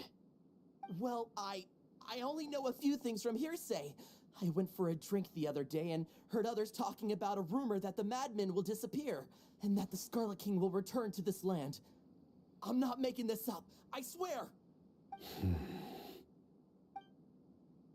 Hey, go on, keep talking. It's true. It's all true, sir. We desert folk have had more than enough of those people at the academia. They keep sending us all their mad scholars and won't let us have a good life. Would you want to live like this if you were in our place? The radicals were even more thrilled than me when they heard the news. We're all praying for the Scarlet King's speedy return. Delavar also said that once the Scarlet King returns to our side, it's only a matter of time before we conquer the land on the other side of the wall. They're all willing to serve under the Scarlet King and fight for a share of the glory. Is that so? Seems like he still wants to know more. Keep talking. Got it. At first, I told myself it was just the drink talking, but then all the mad scholars vanished without a trace, just as the rumors said. Please don't beat me up just for mentioning these rumors. If I'm guilty, then everyone else around here is also guilty. I'm just saying what the others said. The people here really like the Scarlet King, but dislike the Dendro Archon. The Academia is probably the true target of their hatred. Where is this radical person you talked about? I haven't run into him over the past few days, so he probably hasn't been around the village. What about you, man? Have you seen him at all? No, not at all. We wouldn't dare lie to you. He's really not here right now. Sounds like you're not too close with the radicals. No, of course not. All we know are their names. I have many ways to stop you from talking, and many others to stop you from sending warning messages. So you'd best just stay home and hope I don't hear of you trying to contact anybody. Don't do anything until I've gotten to the bottom of this. Try something foolish, and even Candace won't be able to protect you. Yes, yes, got it. We'll do just as you say. That scared Paimon half to death. Sino is pretty terrifying. Good thing I'm not one of your enemies. He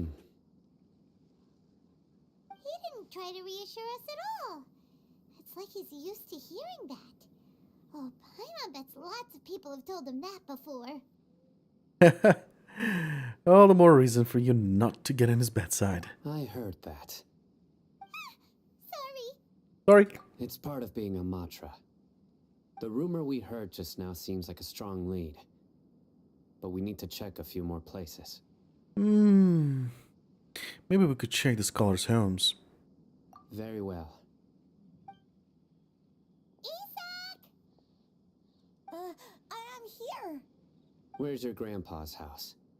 Well, I can take you there. Just follow me.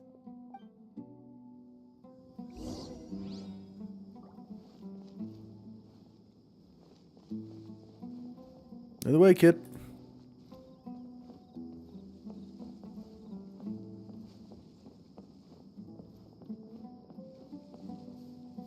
Grandpa? Oh, he likes to be alone. Sometimes he stares at the sky in a daze, and other times he just pokes at the ground with his fingers. Every now and then, he yells out at the top of his lungs, so a lot of people are really scared of him. But he's a good person, really. I know he is. I swear, he's just like my real grandpa.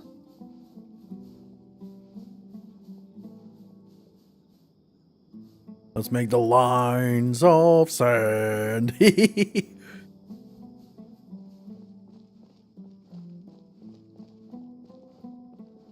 lives in a cave. You're shitting with me, kid. This is where Grandpa usually stays. There sure isn't much here. What's that smell? Sino, did you get your faint whiff of incense? No. Incense? Please don't say it's the same one as before. Ah, it's definitely that one. But are you okay? Are you getting dizzy or need to lie down? There's a scent that you can sense, but I can't. A certain traveler here once passed out from that smell. Thankfully, Tainari saved the day. And then he gave us a long lecture to explain all about how it worked. So, you know Tainari? Huh? You know him too? Are you two friends? Yes. Now that I concentrate, I can also make out the scent of incense. Wait, surely Tainari didn't lecture you too? No. No need. Can handle the scent very well. Did you first encounter this scent at Tainari's house? No, it wasn't a forest where the scholars were meditating. In the forest. From a scholar. Let's keep looking for more clues. It'd be more efficient if we split up.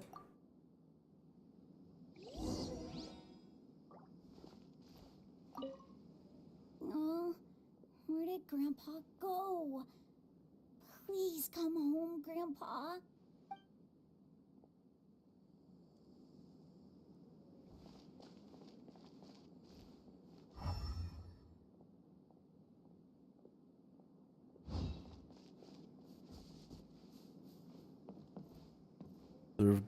Observe tent.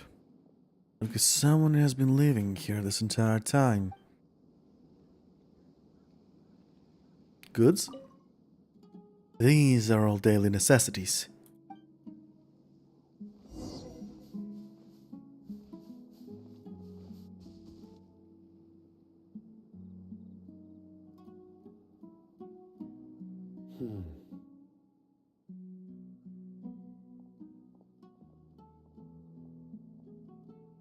What are you looking for, Sino?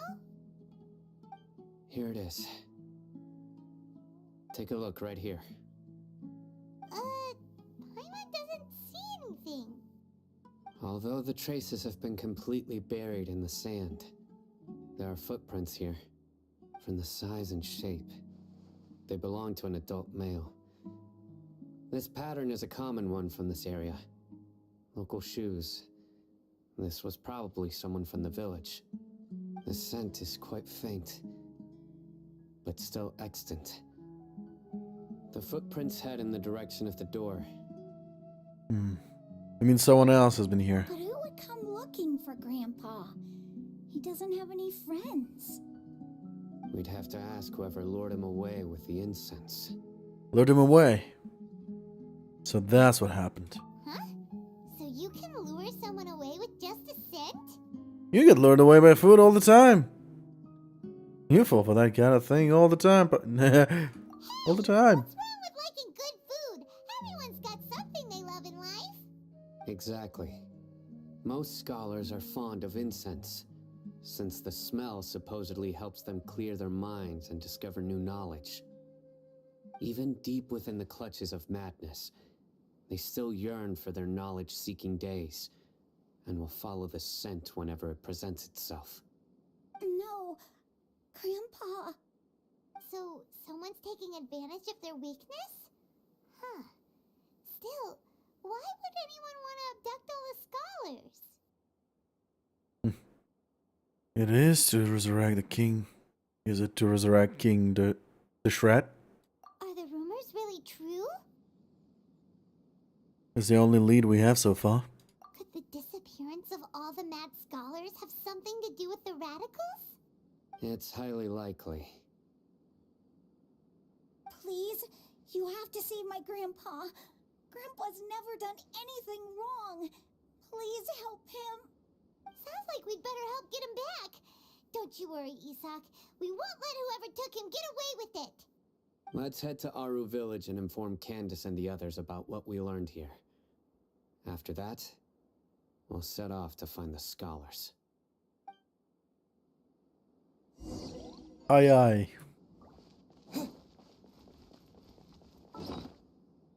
Let's eat. Oh.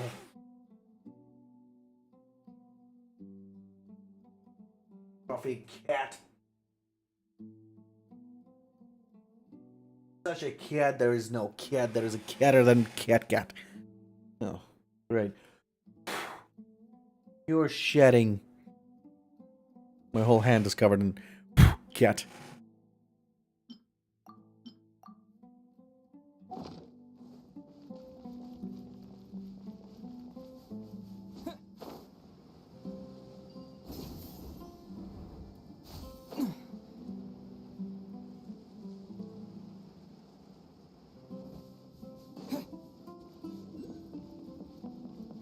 It's clearly up on top of that.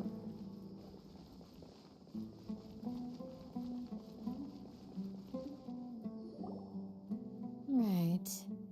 The darker fabric definitely looks a lot better. That'd be my choice, too. We're back, Candace. We've got a lot to tell you. Ah, welcome back. Sounds like everyone's friends already. Oh, Dia's here too. You bet. So, everything goes smoothly? Reasonably. I'll hate them didn't go with you? We haven't seen him at all. Huh. I saw him around the village entrance earlier and figured he was investigating with you. I guess he must have gone off on his own. Did you find out anything useful? I see. So someone used a kind of incense to lead the exiled scholars away from the village.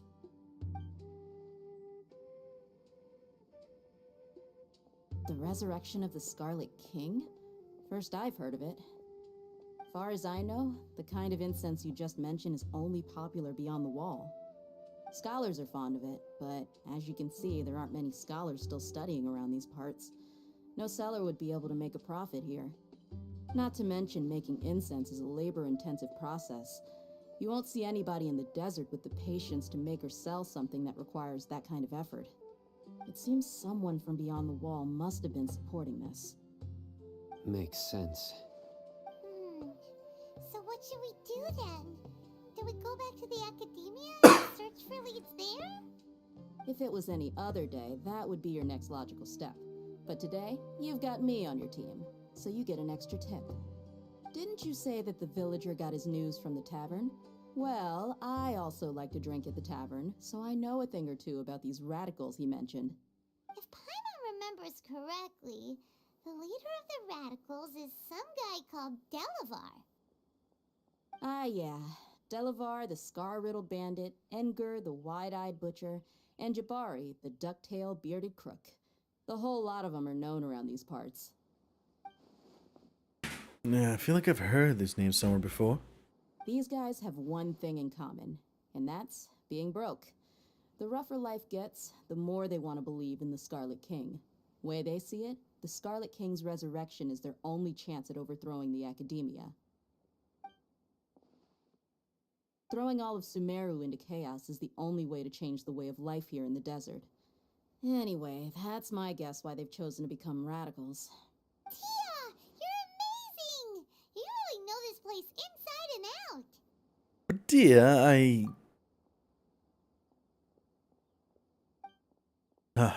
he's winking at me. Maybe just take White for now. No merc can afford to slack off on gathering intelligence. Every more I've spent in the tavern has been a valuable investment. Let's head out. Now hold on, you're staying right here, Sino. Why? Aru Village is not a big place. Outsiders stand out here like a sore thumb. I'd bet word about you has already gotten out. The desert is unforgiving, so the way of life here is also a lot tougher than on the outside of the wall. You survive on making connections out here. Compared to you, mercs like me are just third-rate amateurs. I've got no actual fighting skills to speak of. But that also makes it a whole lot easier for me to gain the locals' trust. I need to go around and ask some questions, but it'll be difficult if you're with me. Fine. Good, then we've got a plan. The Traveler and Paimon will go to Caravan Rebot with me, and we'll try our best to figure out where the mad scholars have been taken. Sino, you'll have to stay in the village and continue investigating on your own. Alright, sounds like a plan.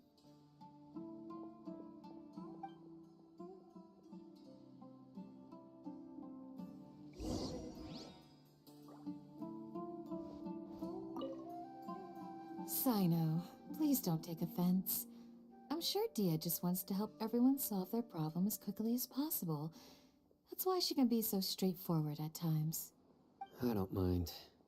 Ah, I see.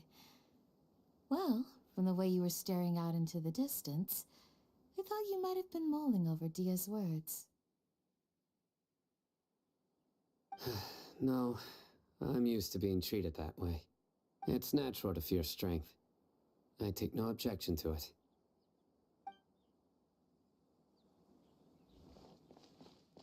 Okay. Caravan Rebot. Oh. We're going back here? How about me? I actually might as well teleport here.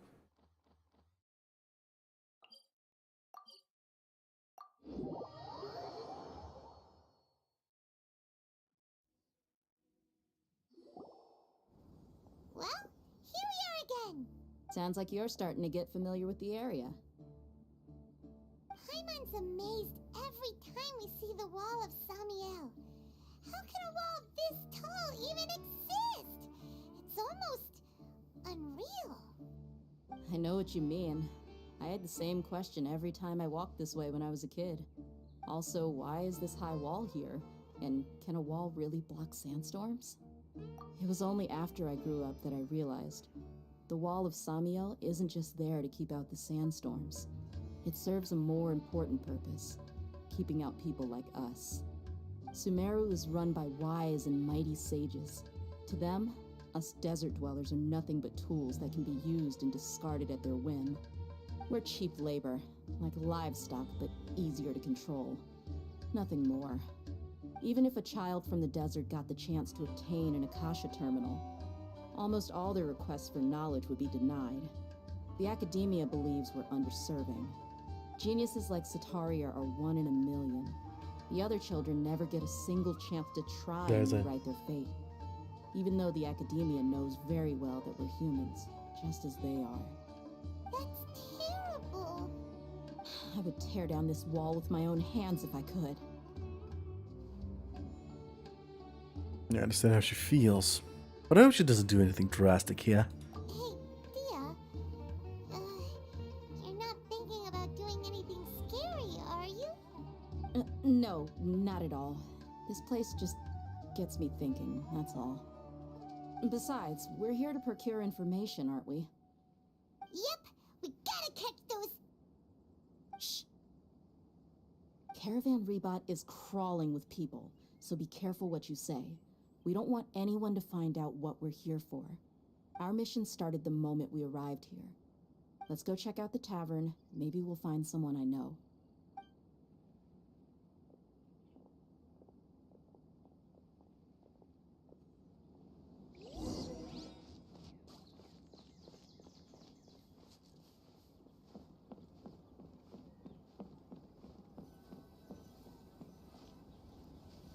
Just our luck. None of them are here today. You mean you don't see anyone you know? Dia, is that you? What a coincidence. You here for a drink too? Zaki. Finally, a friendly face. Oh, and who do you have with you here? Guests from another land? Hello, nice to meet you. Hello, hello. I'm Zaki. Dia's, how would you put it? Drinking buddy? We've had drinks together a few times. You could say we go back a ways. Anyway, as far as my friends here, they aren't too shabby, are they? You rarely see any Outlanders so friendly and respectful nowadays. Absolutely. Much better than those people on the other side of the wall. So, Dia, are you looking for someone? Yeah. Have you seen Enger, Delavar, or Jabari recently? Of course I have. Matter of fact, we were all here drinking together just a few days ago. I've got a spice trading deal from another nation. I thought maybe Delavar and his friends might be interested. Know where I could find him? Ah, how thoughtful of you. Then I assume you also know that Delavar's been having a hard time making ends meet these days, so you came here to help him out? Hey, keep it down. Let's just say I prefer to keep this deal a secret. Y'all at Caravan Rebot are like family. If there's more to be made, why not do it together? Besides, Delavar and his friends have muscle. They'd be a good fit for escorting the goods. Yes, how considerate of you. Delavar's my friend too, so of course I can take you to him. Come with me. Oh, she's lying through her teeth. Professionally.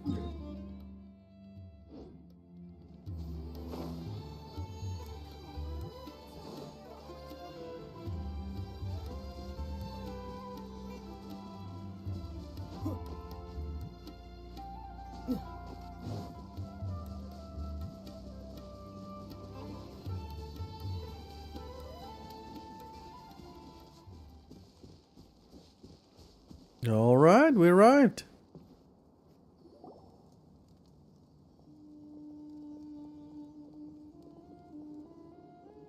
Are we there yet? Yep, this is the place. This place is practically deserted. What are they doing in a place like this?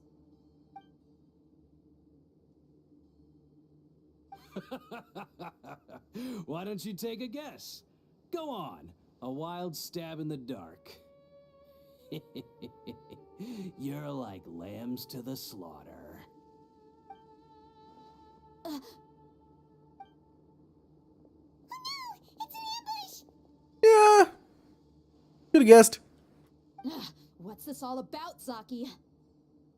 Come on, Dia. You really think we didn't hear about what you said back in Aru village?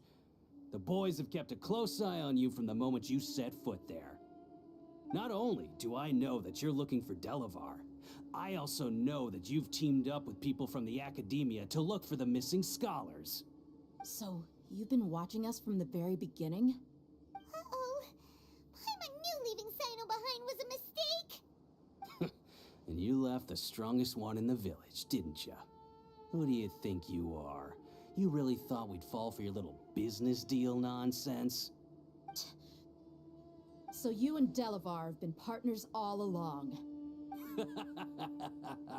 Dia, I guess it's only natural for a traveling mercenary like you to be out of the loop. Those of us who hang around the tavern have stronger bonds than you think. But you got one thing right. We're all looking forward to an uprising in Sumeru. There's nothing more we'd like to see than the desert folk overthrowing the academia. If that's the case, then I'm sure Delavar wouldn't miss a second of it. I'll be honest with you. If it weren't for what you said in the village, your little monologue about the Wall of Samiel would have convinced me that you're one of us. Delavar. And Edgar, you're here too, huh? Long time no see, Miss Mercenary. You should have known the traitors are what us followers of the Scarlet King despise the most. Dia, I thought that you, a fellow desert dweller, would understand that the Scarlet King is greater than the Dendro Archon. Little did I know, you don't deserve to join us. Yeah, gee, what a missed opportunity. Adopting radical views and kidnapping innocent scholars, all because of some baseless rumors. Anything else I'm missing out on? See? There you have it. Mercenaries are just a bunch of faithless scum with only one thing on their minds. Mora. Pathetic. You're all like a pack of street rats. You're not wrong. Mercenaries are driven by Mora, and my faith lies with whoever's paying me. As long as there's a profit to be made, anyone can become my friend. Enough talking! Get him! Well, you made one mistake, saying that we'll have the strongest. Just as I expected. Let's teach him a lesson, traveler. Yup. Following orders. No right now, right here.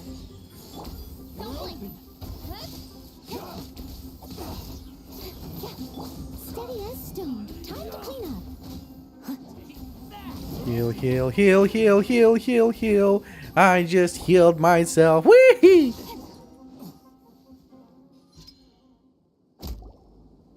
Impossible! How could you? So, what do you think about your meticulous network now, Zaki? How did you say it? It's only natural for a traveling mercenary like me to be out of the loop. I'm guessing your informant told you that I'm just an incompetent merc with no real fighting skills, correct? I mean, that is what I said after all. And of course you would believe everything he reported. The only thing you know about me is that I'm a mercenary, but you've never seen me in action. Even though you heard we went to handle monsters together, you believed that Candace was the only one doing all the real fighting. That so-called Flame Mane is just a fraud. She admitted it herself. She just uses her connections to gain the trust of others. That's what you thought, right? You lied in the village because you figured that we'd have people watching you. And you were stupid enough to fall for it. I figured as much the first time we drank together. You all thought you were so smart. Pathetic. Okay, that should be all of them. Whoa! So you've been planning this since we were in Aru Village? No task can be done without preparation. I just happened to notice a couple suspicious-looking people while you were out investigating. Oh, but instead of catching them right away, you let them report back. Those two who were snooping around were just a couple small fries. If we want to get the real catch, we have to be patient and give it some time. So those names you mentioned. Oh, you mean the funny names she mentioned back in Uncle Ampu's house? The wide-eyed butcher, scar-riddled bandit, Paimon can't remember them all. That's just a bunch of drunk talk. Edgar and Delavar like to talk themselves up when they're drinking. Edgar, the wide-eyed butcher, and Delavar, the scar-riddled bandit, are the nicknames they came up with for themselves. Alcohol has a way of making people share what they really think. So Edgar and Delavar are always rambling in the tavern about how the Scarlet King is a superior deity. What about Zaki? He's just a numbskull who fell right into our trap. Zaki was probably the best hidden of them all. My initial plan was to find Delavar first, and then try to track him down. So, who's the ducktail bearded crook? That's what you wanted to ask when we were at Uncle Anpu's house, right? Jabari is one of the villagers you talked to. You know, the one who wanted to treat Isak and his grandpa to some food. Wait, so he's a radical too? No, he isn't. I just needed to tack on a random villager name to make the eavesdropper think that I was making some wild guesses based on my impressions. Wow, what a genius idea! Well, that's an expert mercenary for you. Ah, you're too kind. It was straight from the usual playbook, if I'm honest. So, that thing you were saying before, is it really true? Hmm? About what? About how mercenaries only care about Mora, and that anyone's a friend as long as there's a profit. Does that bother you? I don't think you're that kind of person. What makes you so sure? Because even without an employer, you're still helping us out. Dia, do you dislike the Dendro Archon like the other desert folk? You two are pretty sharp. No, I don't have anything against the Dendro Archon. I've heard a lot of nice things about the Lesser Lord from Dunyarzad. I can understand her devotion and gratitude. Dunyarzad's just an ordinary person. There's no way a god would be so involved in the lives of everyday people, unless they were truly compassionate. I've begun to realize that the sages are behind everything that's happened recently. The radicals' blind belief in the Scarlet King, making the Dendro Archon out to be an enemy. It's all the Academia's trickery. But I see through it all. And unlike them, I can never be hostile towards anyone who's never done anything wrong. Dia. Anyway, looks like we're done with business here. Traveler, lend me a hand. Let's tie him up and bring him to the village.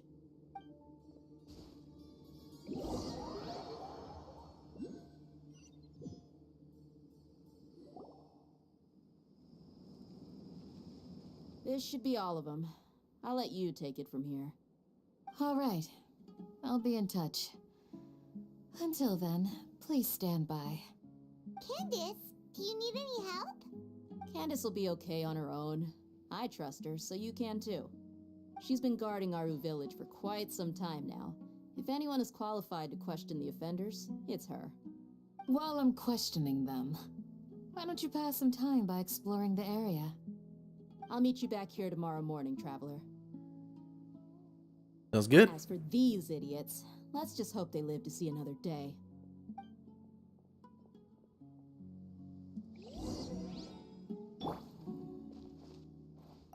Candace is an expert at dealing with people like this. All we have to do is wait for her word. Okay. Oh, wait.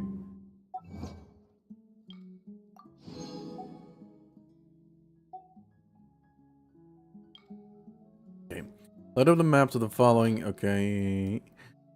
Unlock all teleport waypoint. Okay. Unlock all shrines of depths. There's two? There's two. Shrines of depths. Oh, maybe not now. Oh, no. There is two. Total 10 Sealies. Okay. Open a total 60. Treasure chest. Ah, that's easy. It'll happen sooner or later. Complete a total of 10 open world time. Yep. Complete Golden Slumber. Isn't Golden Slumber that other quest that I accidentally picked up? Sound from afar. Okay, oh, Golden Slumber. No, here it is. Golden Slumber. Yep, that is the quest they picked up.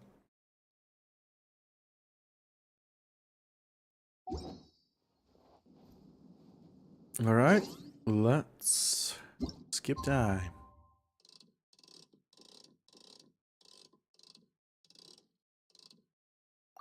Till 6 in the morning, they said, right?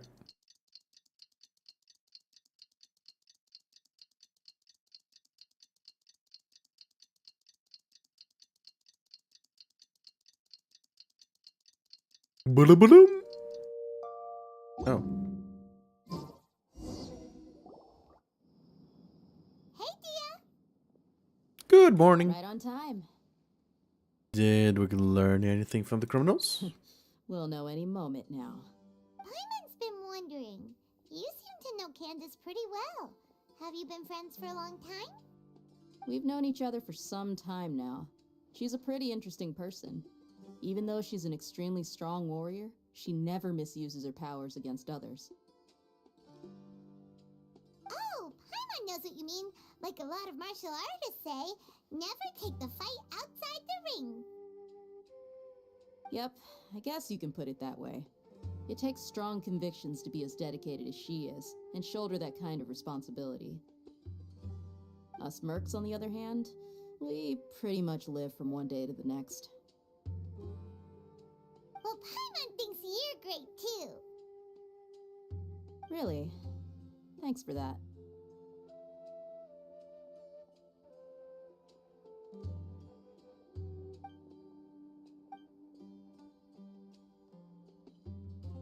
Oh, Sino's here, and he's pretty early too. Yes, I was here yesterday to help out a little. To help out? By doing what? Sharing some interrogation techniques. Oh, you mean you taught Candace some more persuasive methods? Probably. Right. Come on in, everyone.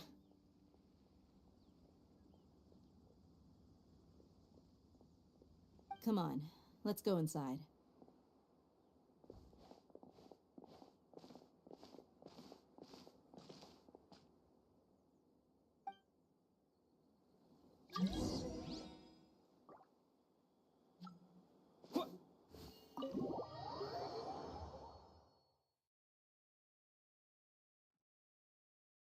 Here we go.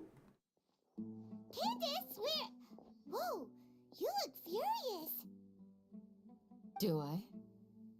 Huh. What gave it away? Oh, there's no mask that can hide true bloodlust. Cover up your eyes, and it'll still show itself at the corners of your mouth. Perhaps I need to work on my composure.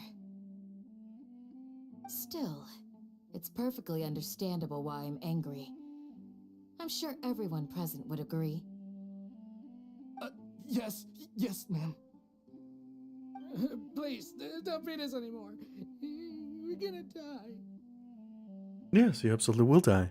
Well, looks like Sino taught her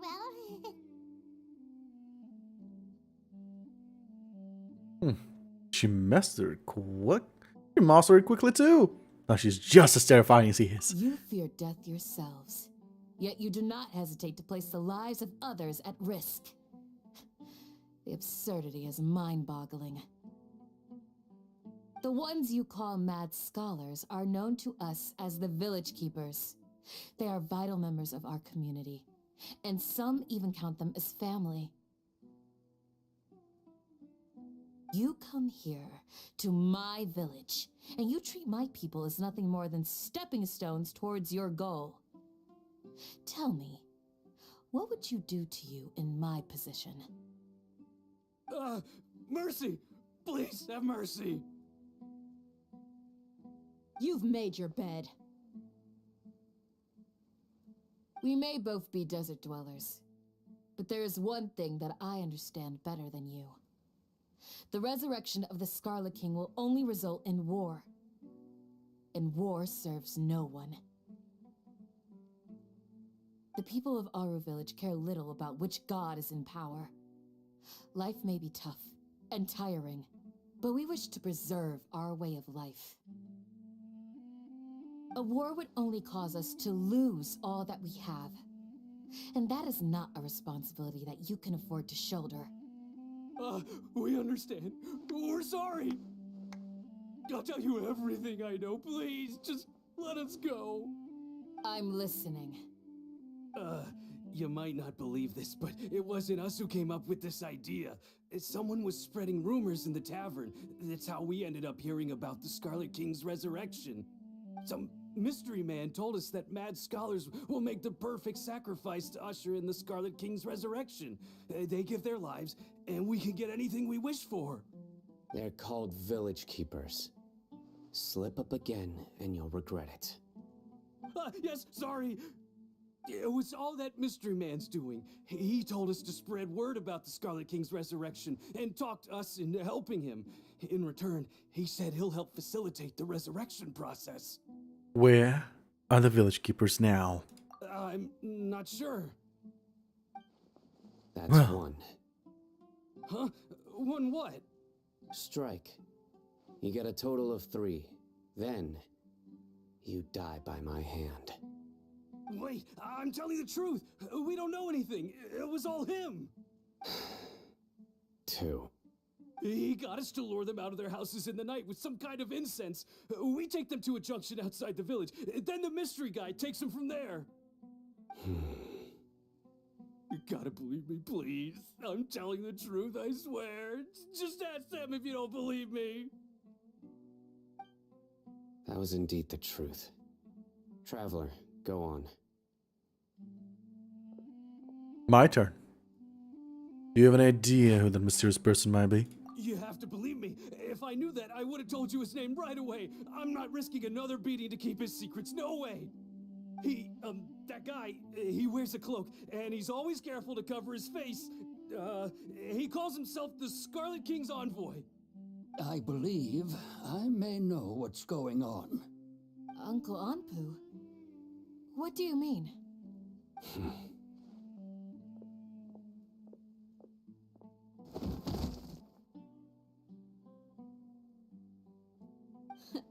Smooth. Okay, speak. If my suspicions are correct, this mystery man they speak of could be from the academia. Some time ago, people from the academia attempted to take the village keepers away. I refused, insisting that they are part of our community. It strikes me now that this secretive character shares the same goal they had. Which means it's highly likely that the academia was purposely spreading a false rumor to trick the radicals into delivering the village keepers right into their hands. They were the ones who brought them here to begin with. Now they're trying to take them back? We aren't gonna let that happen. Not the academia again. In Summer City, Satari also mentioned King Dashford's resurrection is just the Academia's misinformation campaign. Just as I thought. But what could they want with the village keepers? People are nothing but tools in the eyes of the academia. A change in their plans likely means they found another way to exploit the scholars. Regardless, our top priority now is locating the village keepers. You're right. Isak is still waiting for news on his grandpa. Time to go. Let's leave the village and try to track them down. Yes. Pack up and get ready to leave. You got it. Candace, I'll let you deal with the radicals. Leave everything outside the village to us. All right. Let's meet back here once everyone's ready.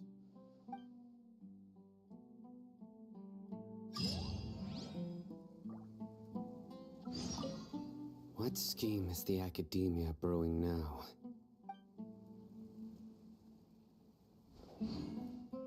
You look worried. Thinking about the village keepers? Yes. I'd look for them myself if I could. As members of our village, each one of them is very important to me. You have a strong sense of belonging here. I guess I'm the opposite.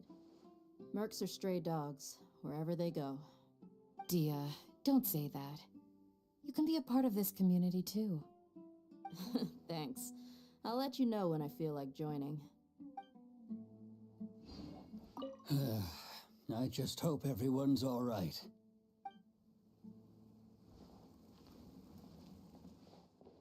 Well, I think that's all of them. Let's go.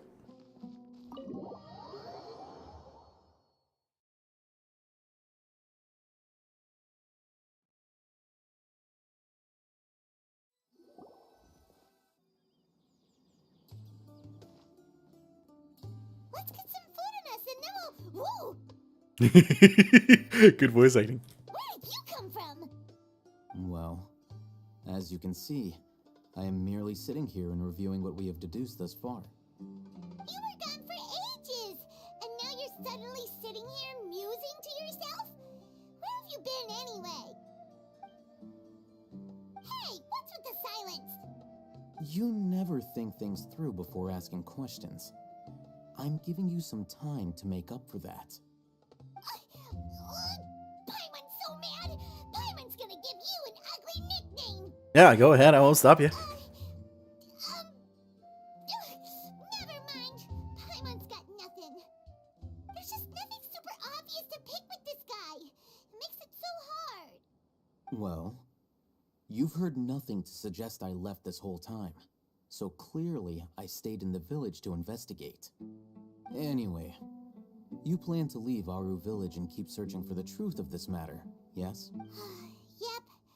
We're not gonna find out anything more by staying here, so we thought that we might as well take the search elsewhere.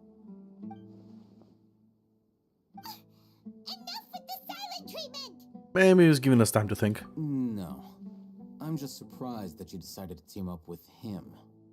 All Hatham, you haven't helped us out at all ever since we arrived at Aru village. Bold of you to question our choices. Yeah, that's true. Yeah, you're all talk. While you were investigating, I had my own work to do, which I've now finished. Really? Paimon doesn't believe you. To be honest, we aren't really a team, so I have no obligation to inform you of my whereabouts. Not to mention that going separate ways allowed me to find some important information that you all had missed. Huh? Right here in the village? Correct. What did you learn? I'm going to take you to someone. But before that, you need to understand where she's coming from. What does that mean? How do you think the residents of Aru village feel about what we're doing? In other words, do you truly believe every single word the villagers tell us? You mean some of them lied to us? Hiding the truth does not necessarily equate to lying. Again, these people have their reasons. Remember what Gandis said? Most people in Aru village don't necessarily care which deity is in charge of Sumeru. That's because whether the Scarlet King or the Dendro Archon has power is of little significance to them. By contrast, the perils of their daily lives are ever-present concerns. They won't simply share everything they know with you without good reason. That's why you believed there was no further information to be found in this village. So you're saying we can find new info from someone we've already spoken to? Glad you're following along. Among those you have talked to, there's someone who was consciously keeping you out of the loop. In fact, she's been observing your every move since you arrived. The reason being, to someone who only wants to live their life in peace, any external factors introduce unpredictability into the equation. Those eyes. Those fierce eyes. You look like a real fighter. Don't change the subject. It's quite obvious that she's intimidated by Sino's authority and strength. Right. You were asking about the Mad Scholars. She corrected herself mid-sentence because she's aware that there are Scarlet King fanatics in the village. If she sounds too friendly towards the village keepers, she could easily make herself the Radicals' next target. I think it's been a few days since I last saw them. I usually go to bed pretty early, so I'm not too familiar with what goes on at night. Remember? She made a point of denying her involvement in anything that occurs at night. But honestly, I feel quite sympathetic towards them. Even though they act a little strange, they've helped me in the past. If it weren't for them, my house would have collapsed long ago. After speaking to the village chief, it became clear that the village keepers had protected Aru village at night. In other words, the young miss was very much awake during that time. Then why would she lie? By getting involved with an outsider, she risks drawing unwanted attention to herself. As for why she might be so wary about all this, Maybe you should ask her. I'll pass on this one. You said that she is afraid of me. If so, it's best if I stay out of this. We're on it! Yep. We are on it.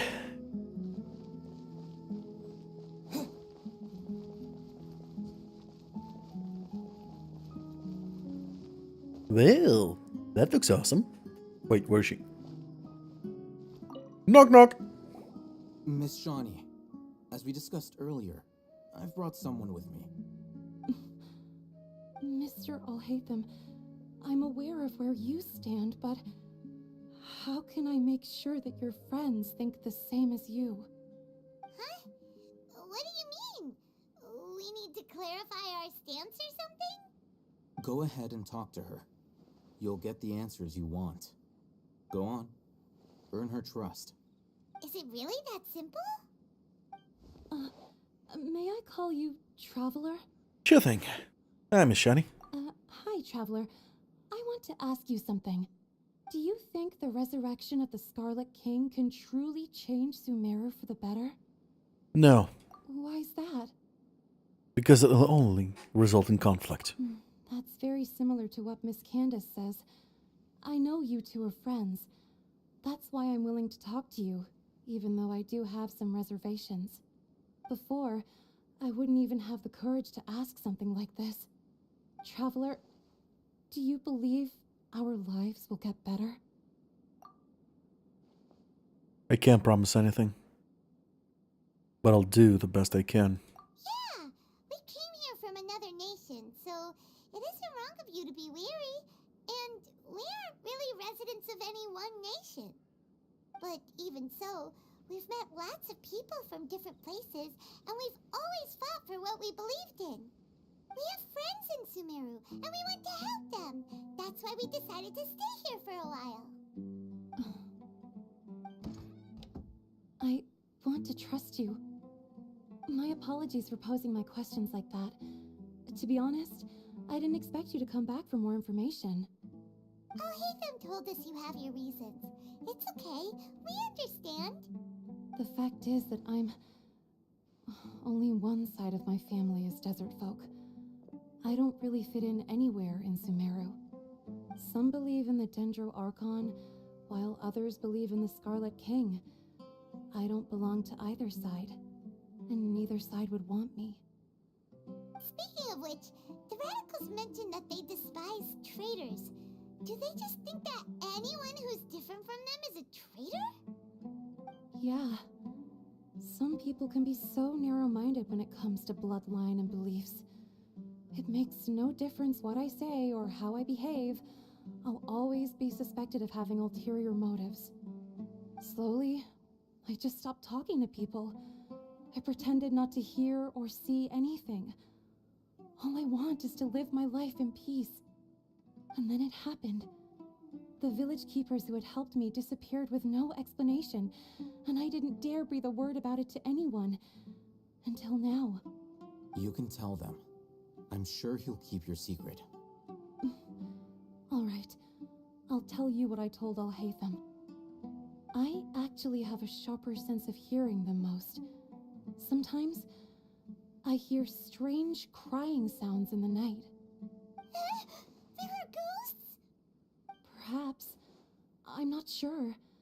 It's faint, but it's definitely the sound of crying. It comes from far away in the distance, and always carries very raw emotion. It used to be louder and more frequent, but ever since you arrived in the village, it doesn't seem to happen as often, and when it does, it's much quieter.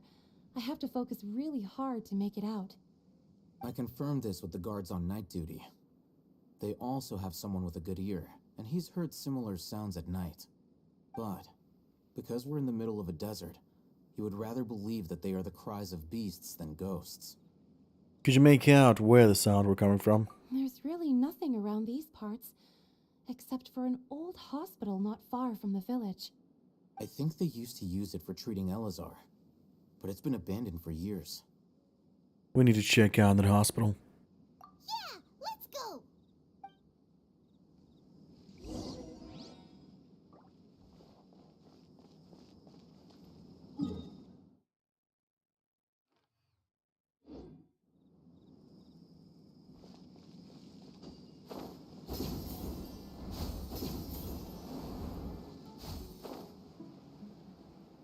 Come here, Dendo.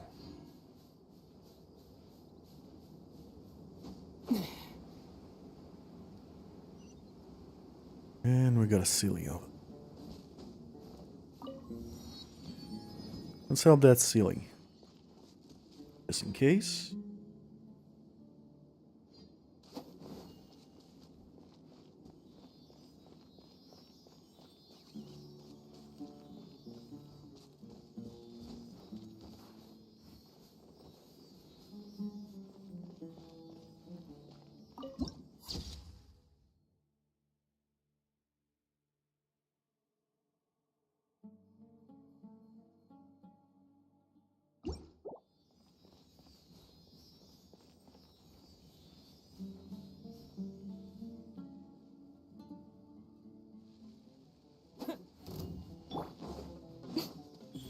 Right now.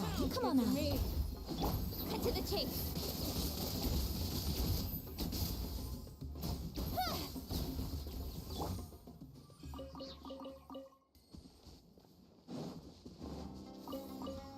More incoming. Great. Speed of light. Hey!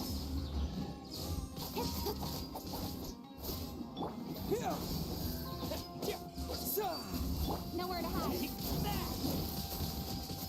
Incoming.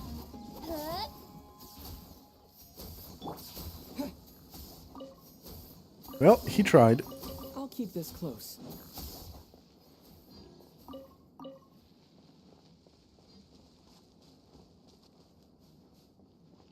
Oh, is this the place? It's in terrible shape, and there's sand everywhere. Empty and forgotten. An ideal place to hide people. Yeah, and we got Helichurls as well. Lovely. Monsters, watch out! Oh, hello.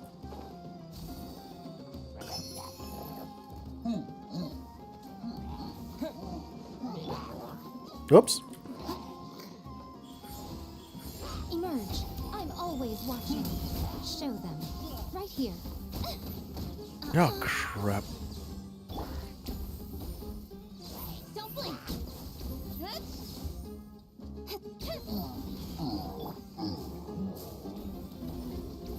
Oh, awesome. Leave it all to me, as a good knight should.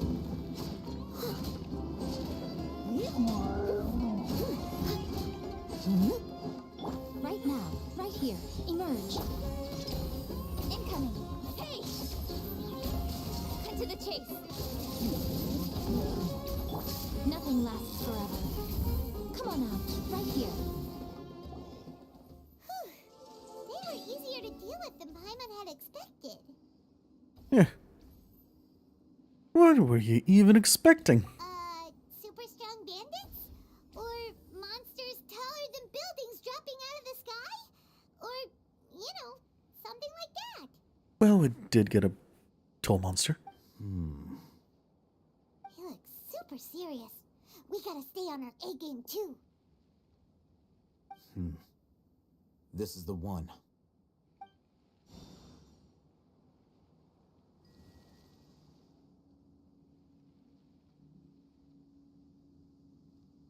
Yeah, there goes the barrier. Let's go in and take a look. Let's observe.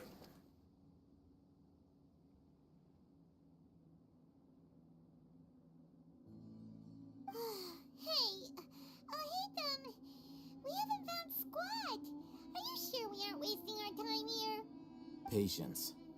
Shawnee says she only hears the crying at night. We have time to burn. Until then. Till then what? I'm taking a break. Ah, fair enough. And just like that, he sits down. Wait, he even brought a book to read? What are you reading? Let Paimon see. Okay, sure. Huh? The natural position. which is the positional propensity of an entity in natural motion in contrast with an object in forced motion? Huh? When free from external influences, every entity displays the tendency to follow its natural trajectory? So, you got that? Oh, Paimon gives up. You keep reading your book. See ya. How is he so relaxed? Look at him, reading an impossible book in a creepy place like this. You know, it wouldn't kill you to read a book once in a while either. Maybe it's time to spread your wings and become a learner. And become learned. Hey, what good is that gonna do for you? You're acting like one of those annoying grown-ups who go around nagging people to focus on their studies. The more you learn, the more money you can earn to support me. Hey, what gives? Shouldn't you be the one providing for Paimon? Isn't that what I'm doing now? Oh, right. Okay then. Thank you for working so hard and earning so much more. If it weren't for you, Paimon would probably still be floating around in the ocean somewhere. Thank you. Oh. Ah, you're welcome.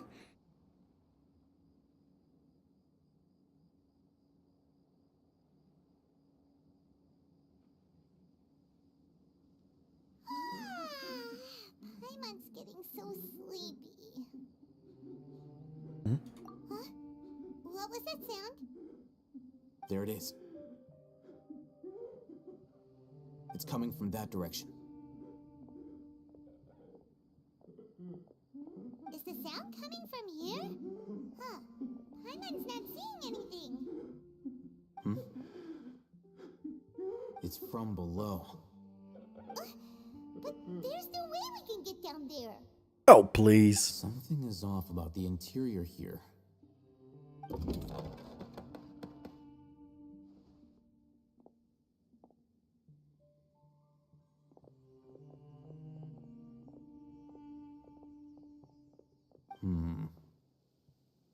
As I thought, there's a hidden structure. Wow. It's like they tucked another hospital into this one. Oh, it looks like there are other mechanisms around here. Let's keep exploring.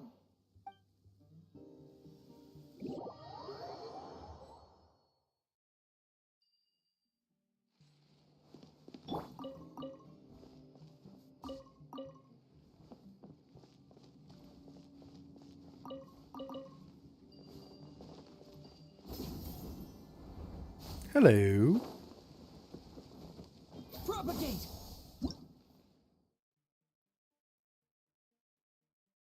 Ah. We need animal for that one.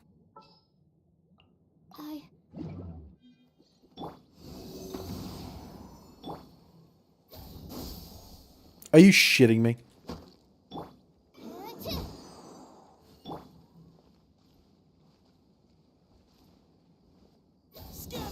There we go.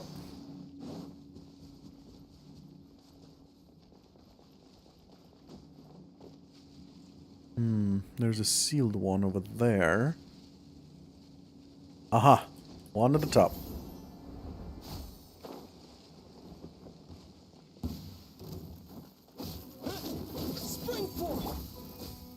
Oh shit! Animal test 6308.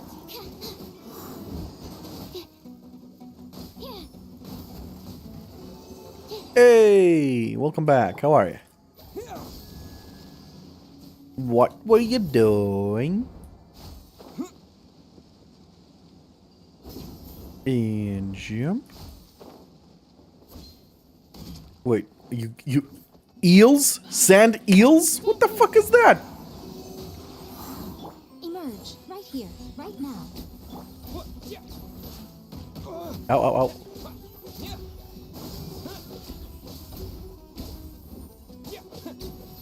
Ah, fair enough.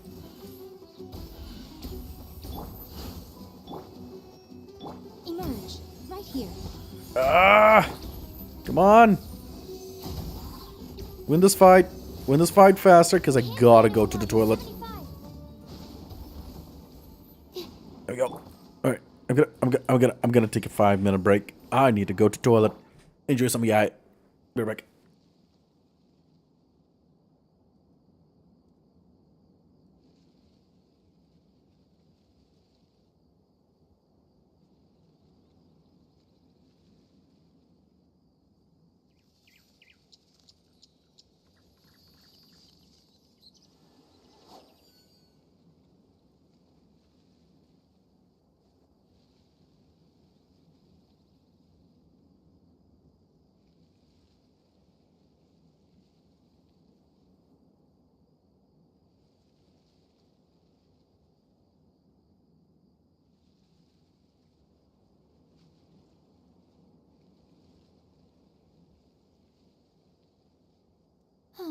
Traveling to other worlds is all that anyone seems to be writing about these days.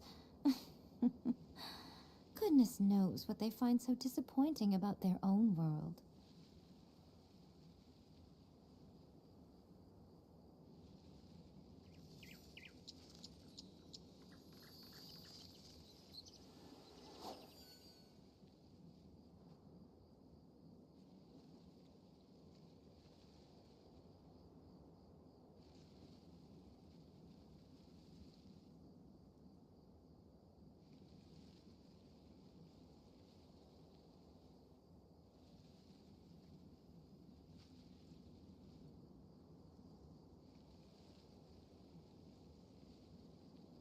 Personally, I think the idea of things staying the same forever is quite beautiful. But alas, that is simply not the way the world works.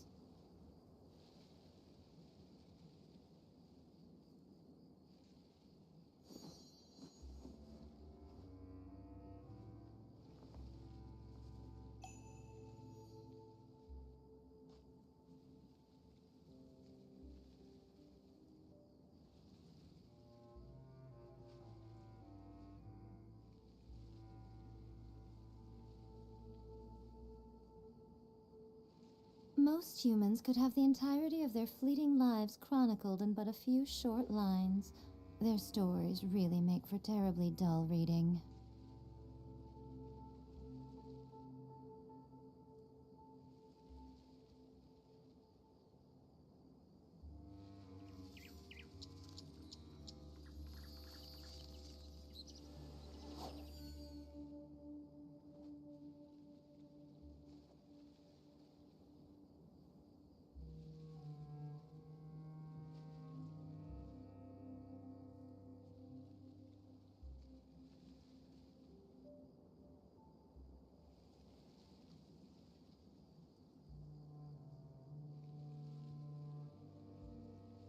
Personally, I think the idea of things staying the same forever is quite beautiful. But alas, that is simply not the way the world works.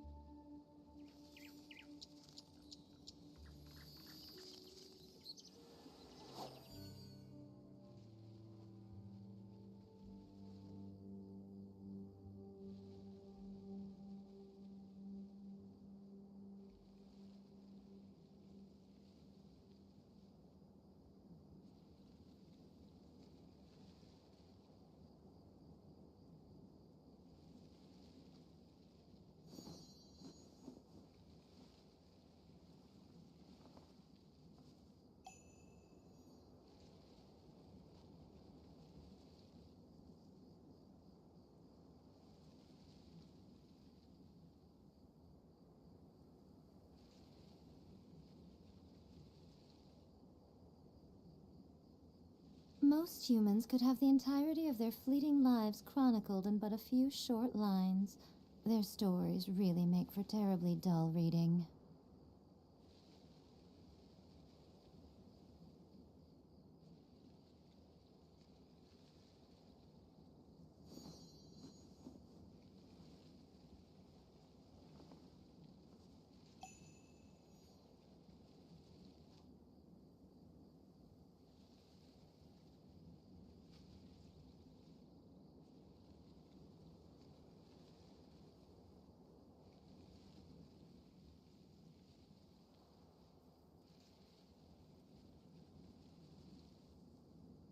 Personally, I think the idea of things staying the same forever is quite beautiful. But alas, that is simply not the way the world works.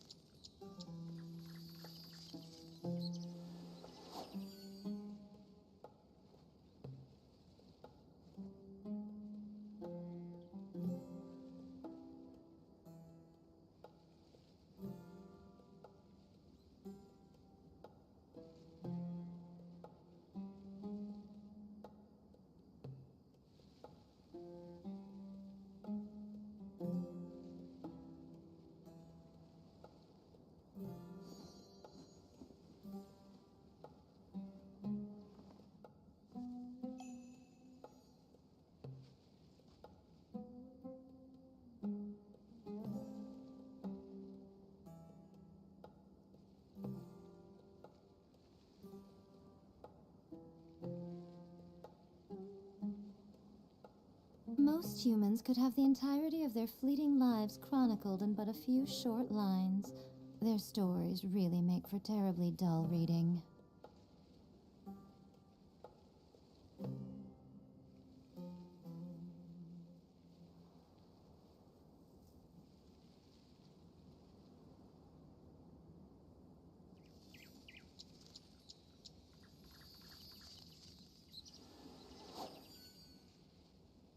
I'm back. Sorry about that. But I had to release the flawed. Okay, back to her. Let's finish this quickly. There's our hospital. Should have been unlocked now.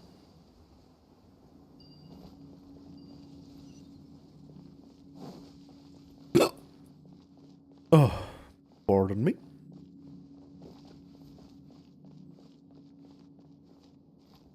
Alright, let's see. What do we have? Emergency notice.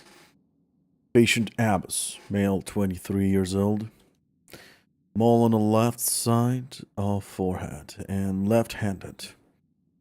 While his condition remains very serious, survival will be difficult without a professional medical care.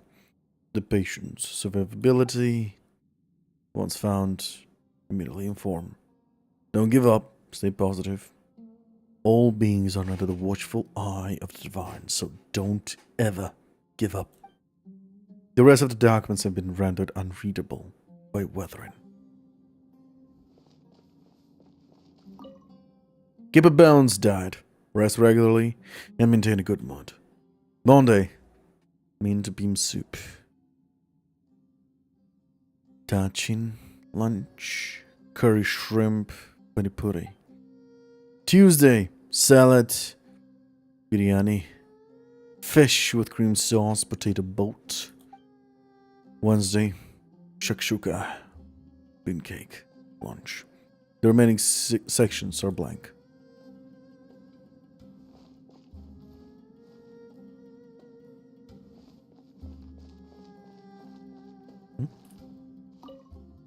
In case of emergency, contact the physician on duty immediately.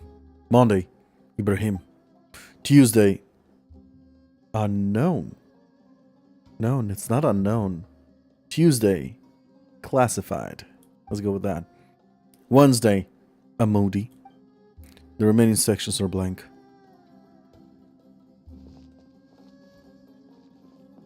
On the vase. There seems to be darkened remains of stamps inside the vase.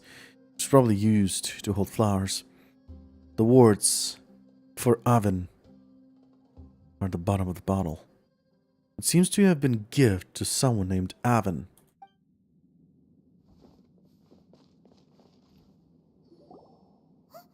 Look, there's someone over there. We need to be careful. Good idea. Let's approach him slowly without alarming him.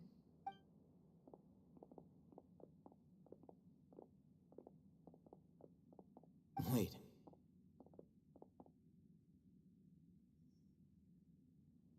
You're...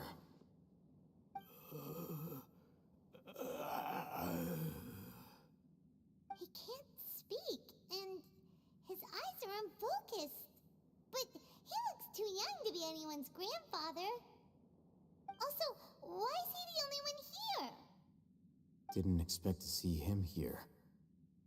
You know him? He's Razak, a senior of mine at the Academia.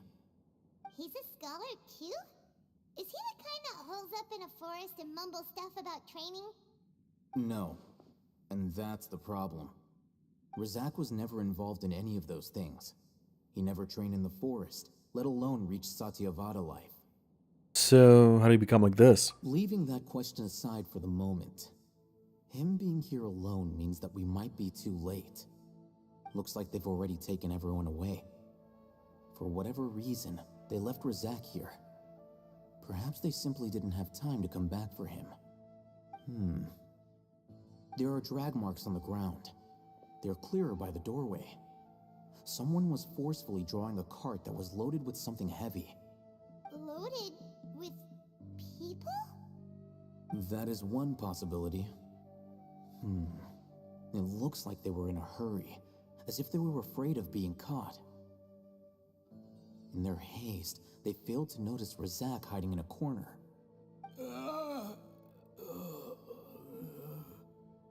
The symptoms are identical. Looks like we found living proof. Huh? Why do you say that? Allow me to jog your memory. Recall your time at Port Ormos. Don't you think his symptoms look familiar?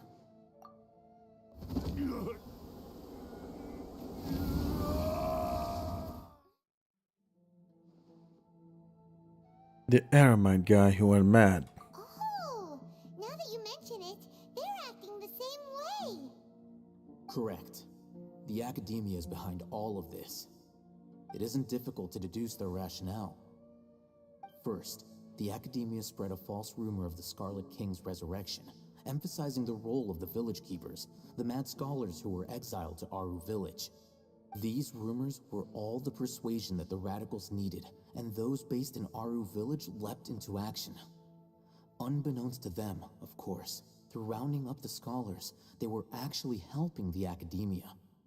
As well as being able to exploit the radicals for their own ends, this scheme has one further advantage to the Academia.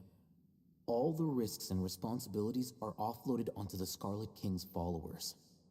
Life for the Desert Dwellers has been brutal ever since the Scarlet King's death all those years ago.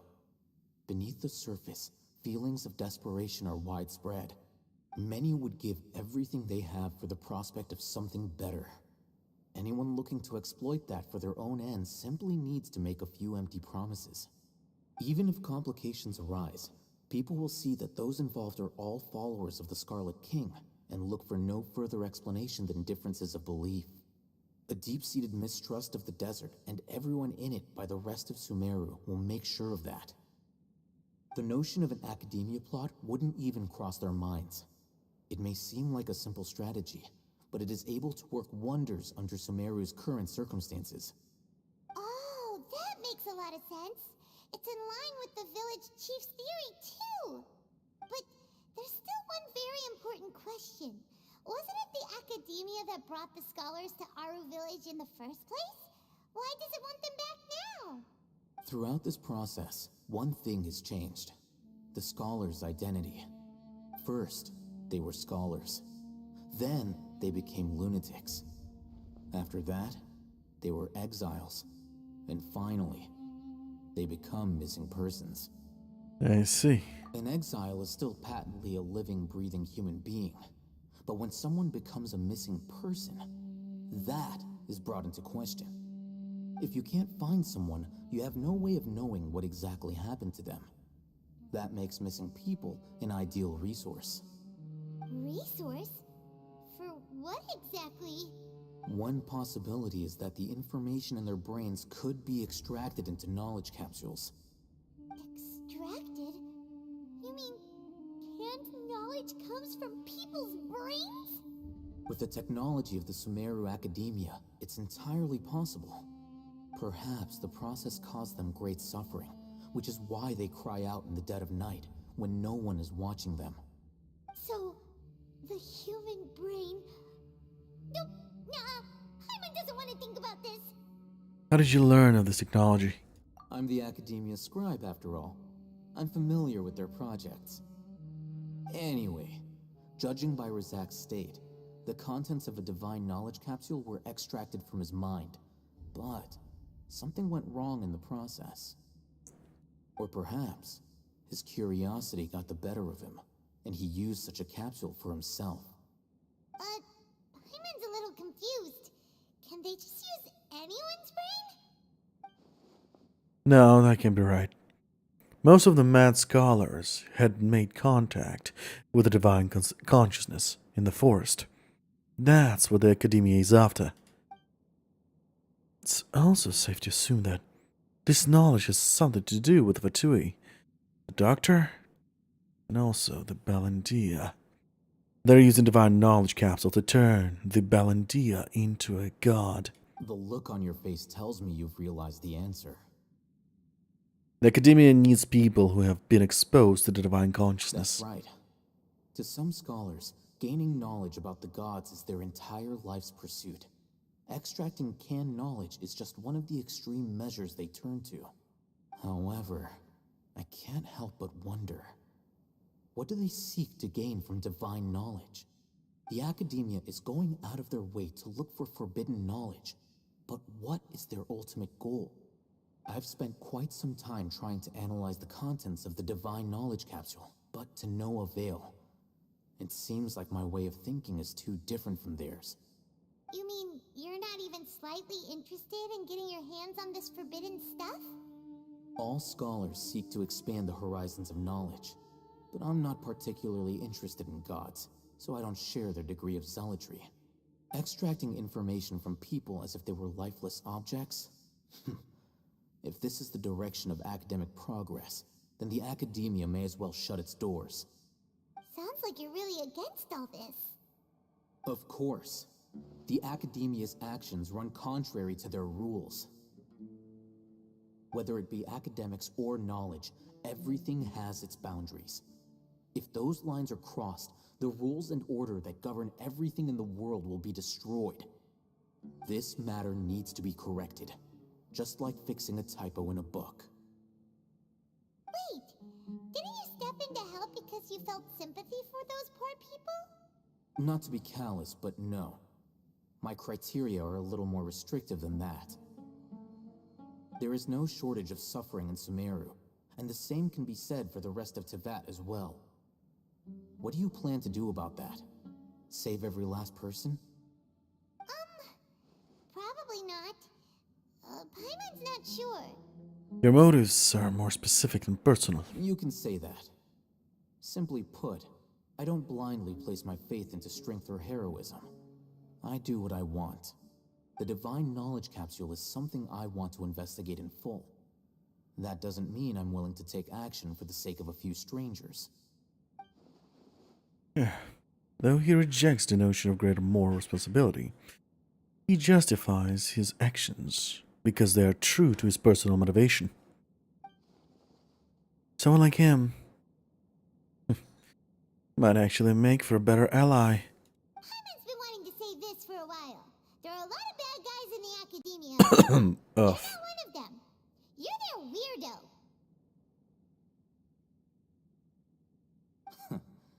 You're probably right. Though I must say, I quite enjoy this feeling of being the odd one out. Uniqueness is also an asset, is it not? Wow, that's a great way to think about it. Paimon's really impressed. If only Miss Shani had a similar mindset, her life would definitely be a lot easier. I'm just a more likable person than her in general. There's nothing more to it than that.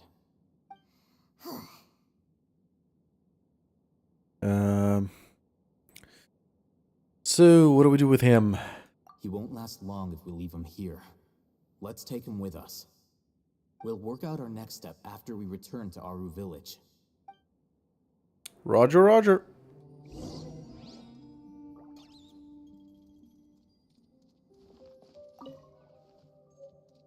Ancient key. The key stolen by a masked weasel. If there's a key, there must be a log that matches it. But what would an abandoned hospital still have to hide? Well, I would love to search for it.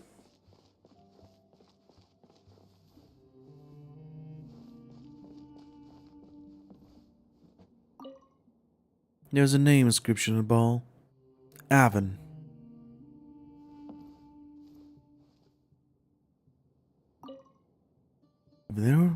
If there weren't crooked carvings of Arbas, Abbas, and a sugar jar on them, it would be difficult to imagine that this dirty clay jar was ever used to store sugar.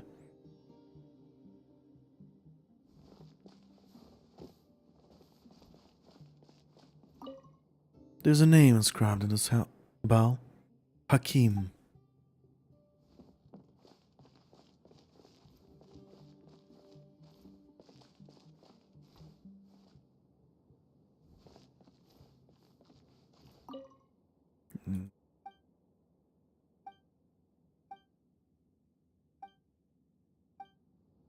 No, I don't think it's here. It might be on a different location.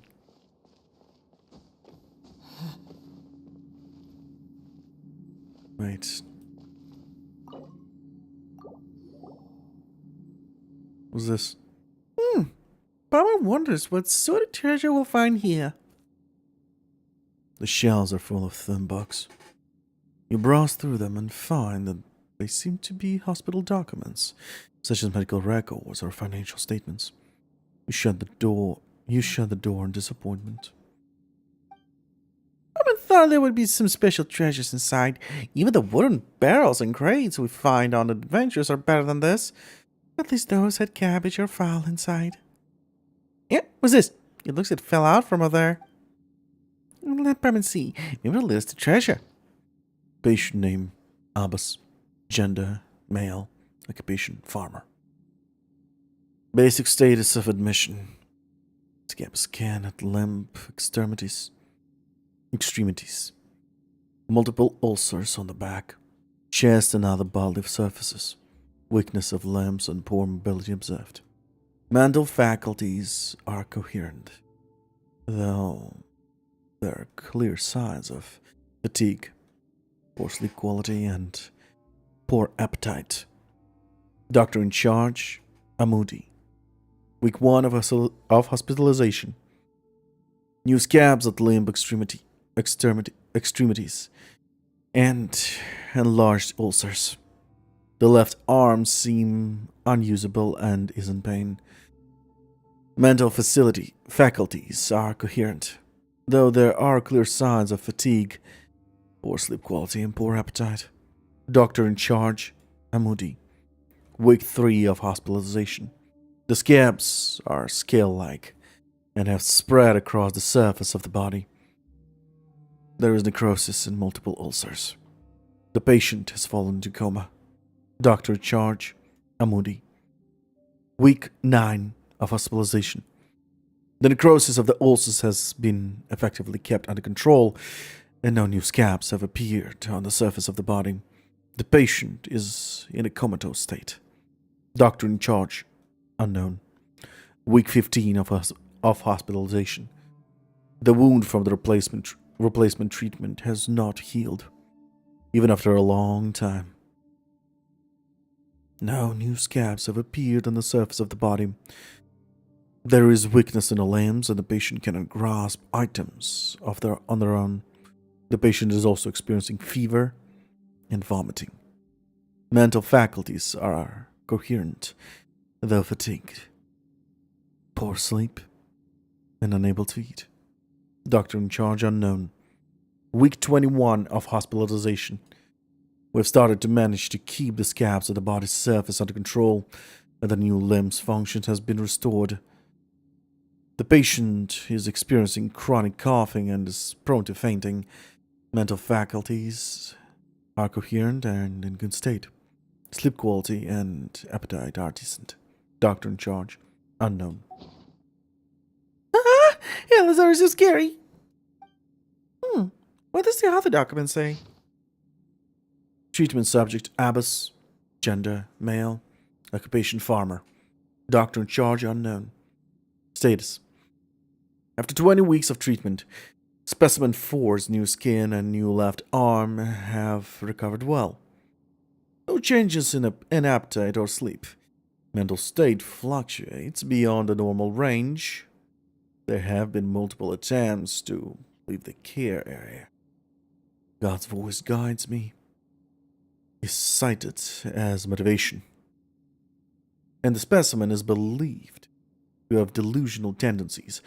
Additionally, the God's voice described in the confession is possibly related to the resonant quake phenomenon present in the internal topographic structure of the dunes. They should be investigated to rule out ungovernable input interference. Increased supervision. Treatment protocol. The second phase of the trial is beginning to see results. The next objective, Specimen 4's organs following extensive examination. Sample 3 is the best material for the third phase of the trial. Before the implementation of the is required, continuous vomiting and skin is a normal occurrence.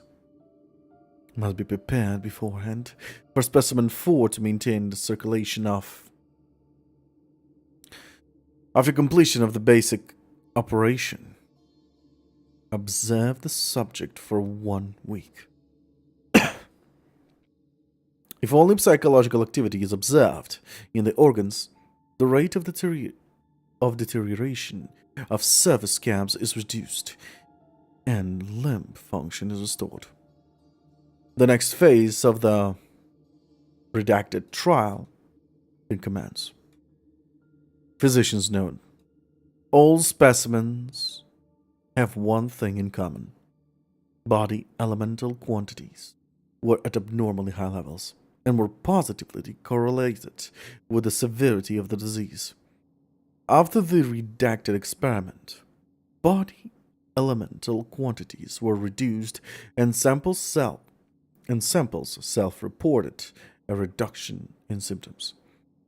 It is reasonable to hypothesize that there is a causal relationship between elemental quantities and LSR.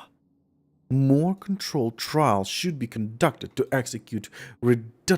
exclude redundant variables. Note: the enrichment process of elemental quantities in humans may be dynamically sustained. After the completion of early redacted experiments, within a short period of time, Specimen 1's physical indicators trended to the norm. In later stages, due to redacted not being complete, the quantity of elements in the sample bodies rebounded and symptoms increased, leading to Specimen 1. Redacted could not be recycled from materials. Information obtained. Preparations must be made for long-term trials.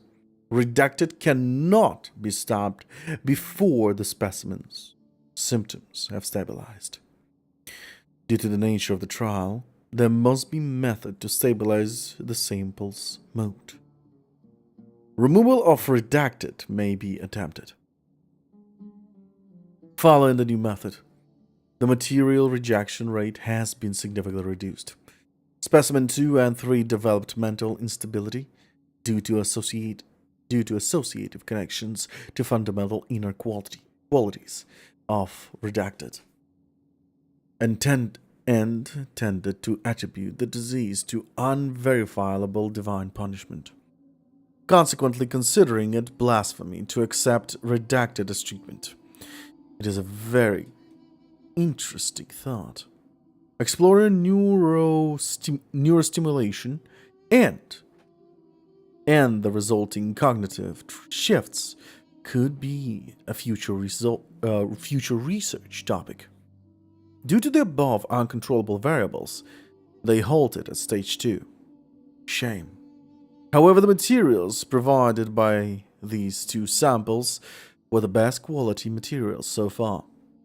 It is reasonable to believe that the perfect performance of Specimen 4 is related to the material quality provided by those two samples. Sorry about that. Sorry about the yawn. It is quite late. It's 2 a.m. right now. Ultimately, once the 3-stage experiment was completed, Specimen 4's symptoms disappeared completely, proving that it is possible to use Redacted to control the elemental content of the person's body without relying on elemental powers. There is potential for weaponization. Discussions of research on Redacted have to be increased in the future. Humans have unlimited potential. It may be foolish for me as a researcher to write this, but with enough input, I might be able to reach the level of a god. So people might call it. Probably didn't understand the thing. I didn't get it either. Ignorance might be bliss here, to be honest. Yeah? You understood it? Papa only got the bit that goes, God's voice guiding me. Does that mean there'll be unique voicing guiding us voices guiding us here? It could be underground water flow or creature activity. Yeah, who knows? There might be some underground ruins. Let's listen for any sounds and take a closer look. When we hear something. Before my time. People don't want to mention his name, nor do want to remember his words or deeds.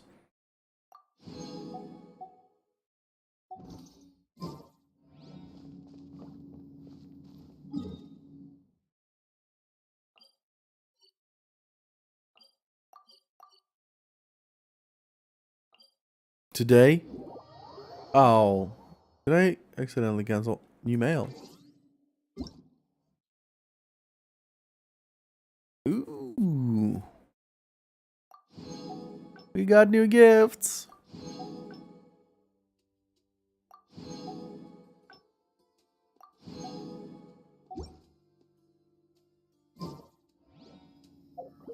Man, it's not enough for another pool.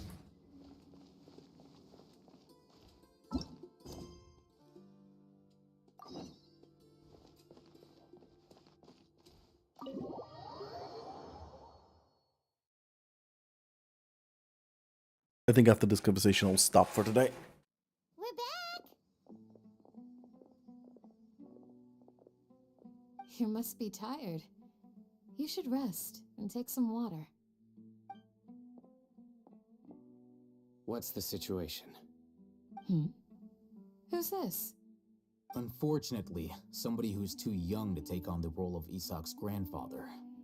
Nevertheless, he's one of the people we're trying to find.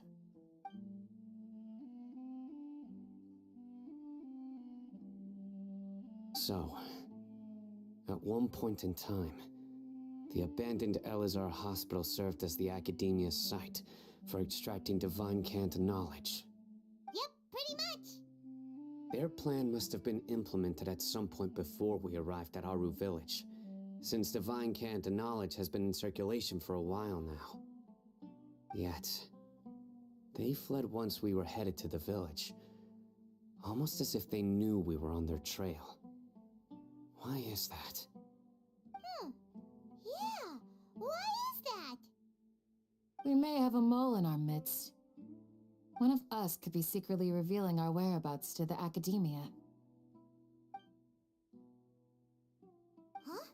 Are our friendships that shallow? Looks like none of you have realized wherein lies the issue.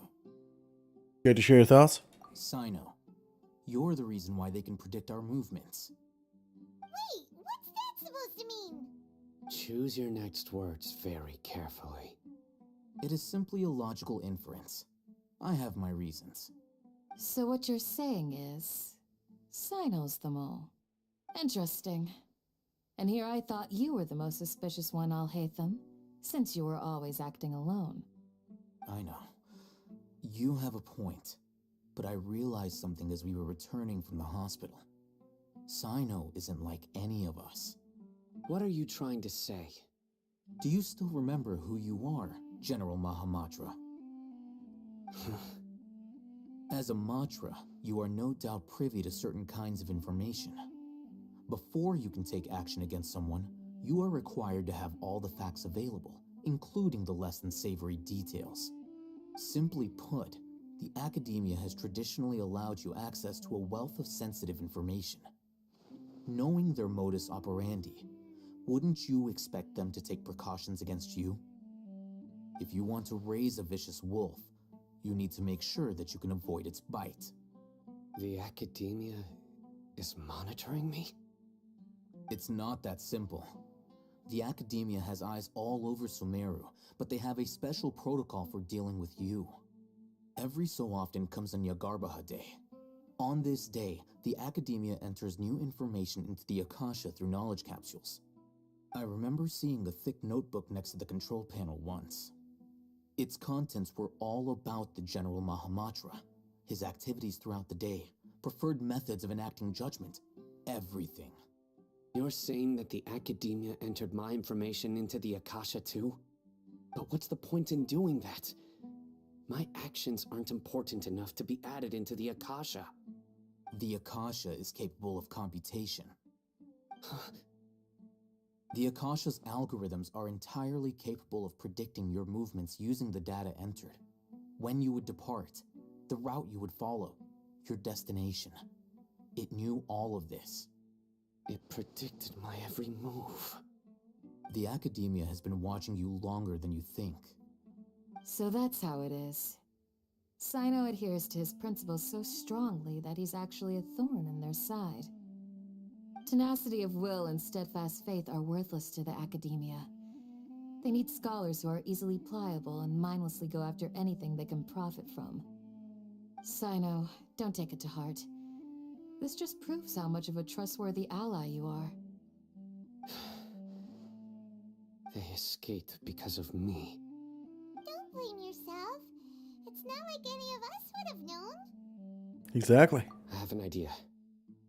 If they predicted my movements, then I might be able to guess where they went.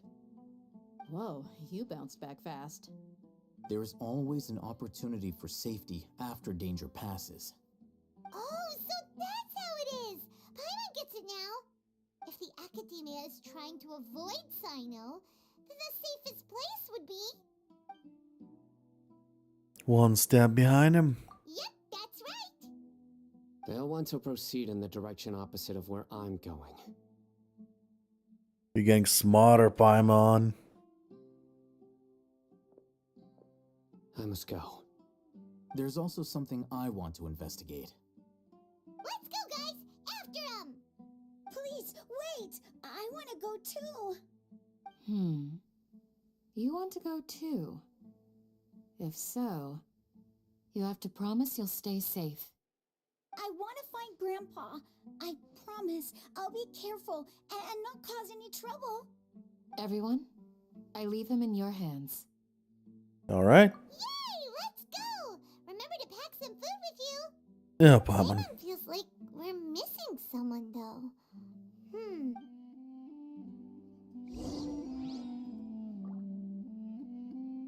I'll be awaiting your good news.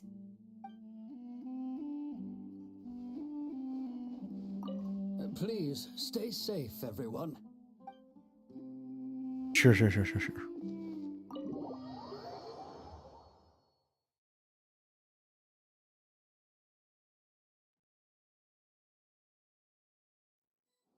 All right.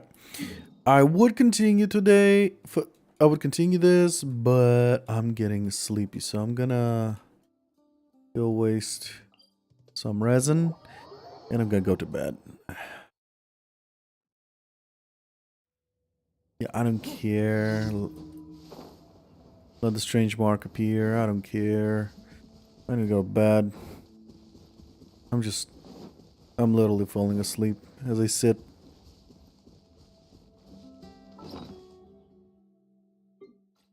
Alright,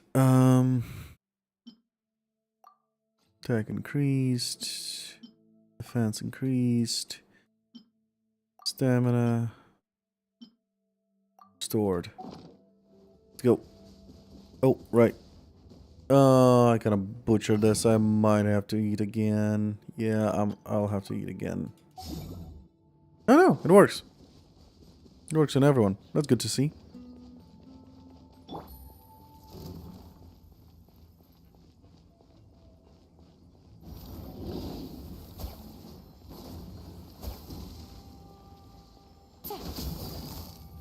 Oh no.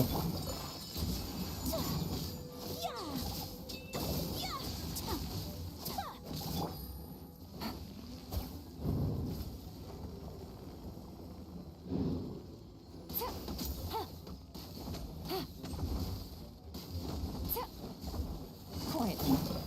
Take flight.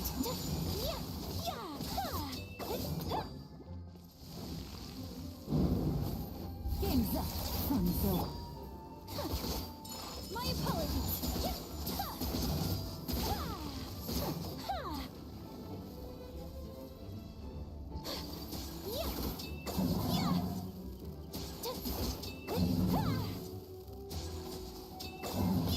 Done. Alright. 4 more. That's actually the energy I need right now. Only 4 more energy. I'll be done. Instead. No! I'm a trigger an event! Run away, run away, run away! Can't do that. Oof.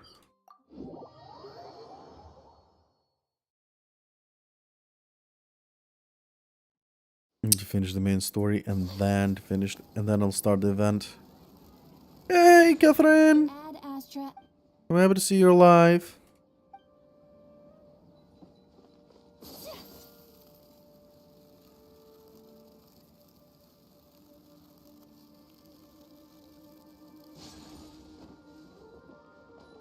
Okay. I wonder if I have 5. Damn it. Oh, still 5 limit. Alright, how much time do I have? 10 hours. Oh, good enough. Good enough. I'll go take a nap. No, not a nap. I'll go to sleep now. Just gonna put them...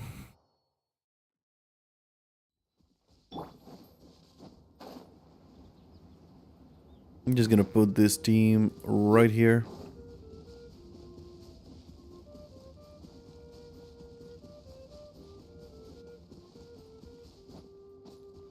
Alright. I'm signing off. I will play a little bit tomorrow as well. Continue this game tomorrow. Well, I need to finish the main story, then start the event. And if I'm lucky, I might even stream from work tomorrow. Alright. Thank you for watching, and I'll see you guys on the next stream. Bye-bye.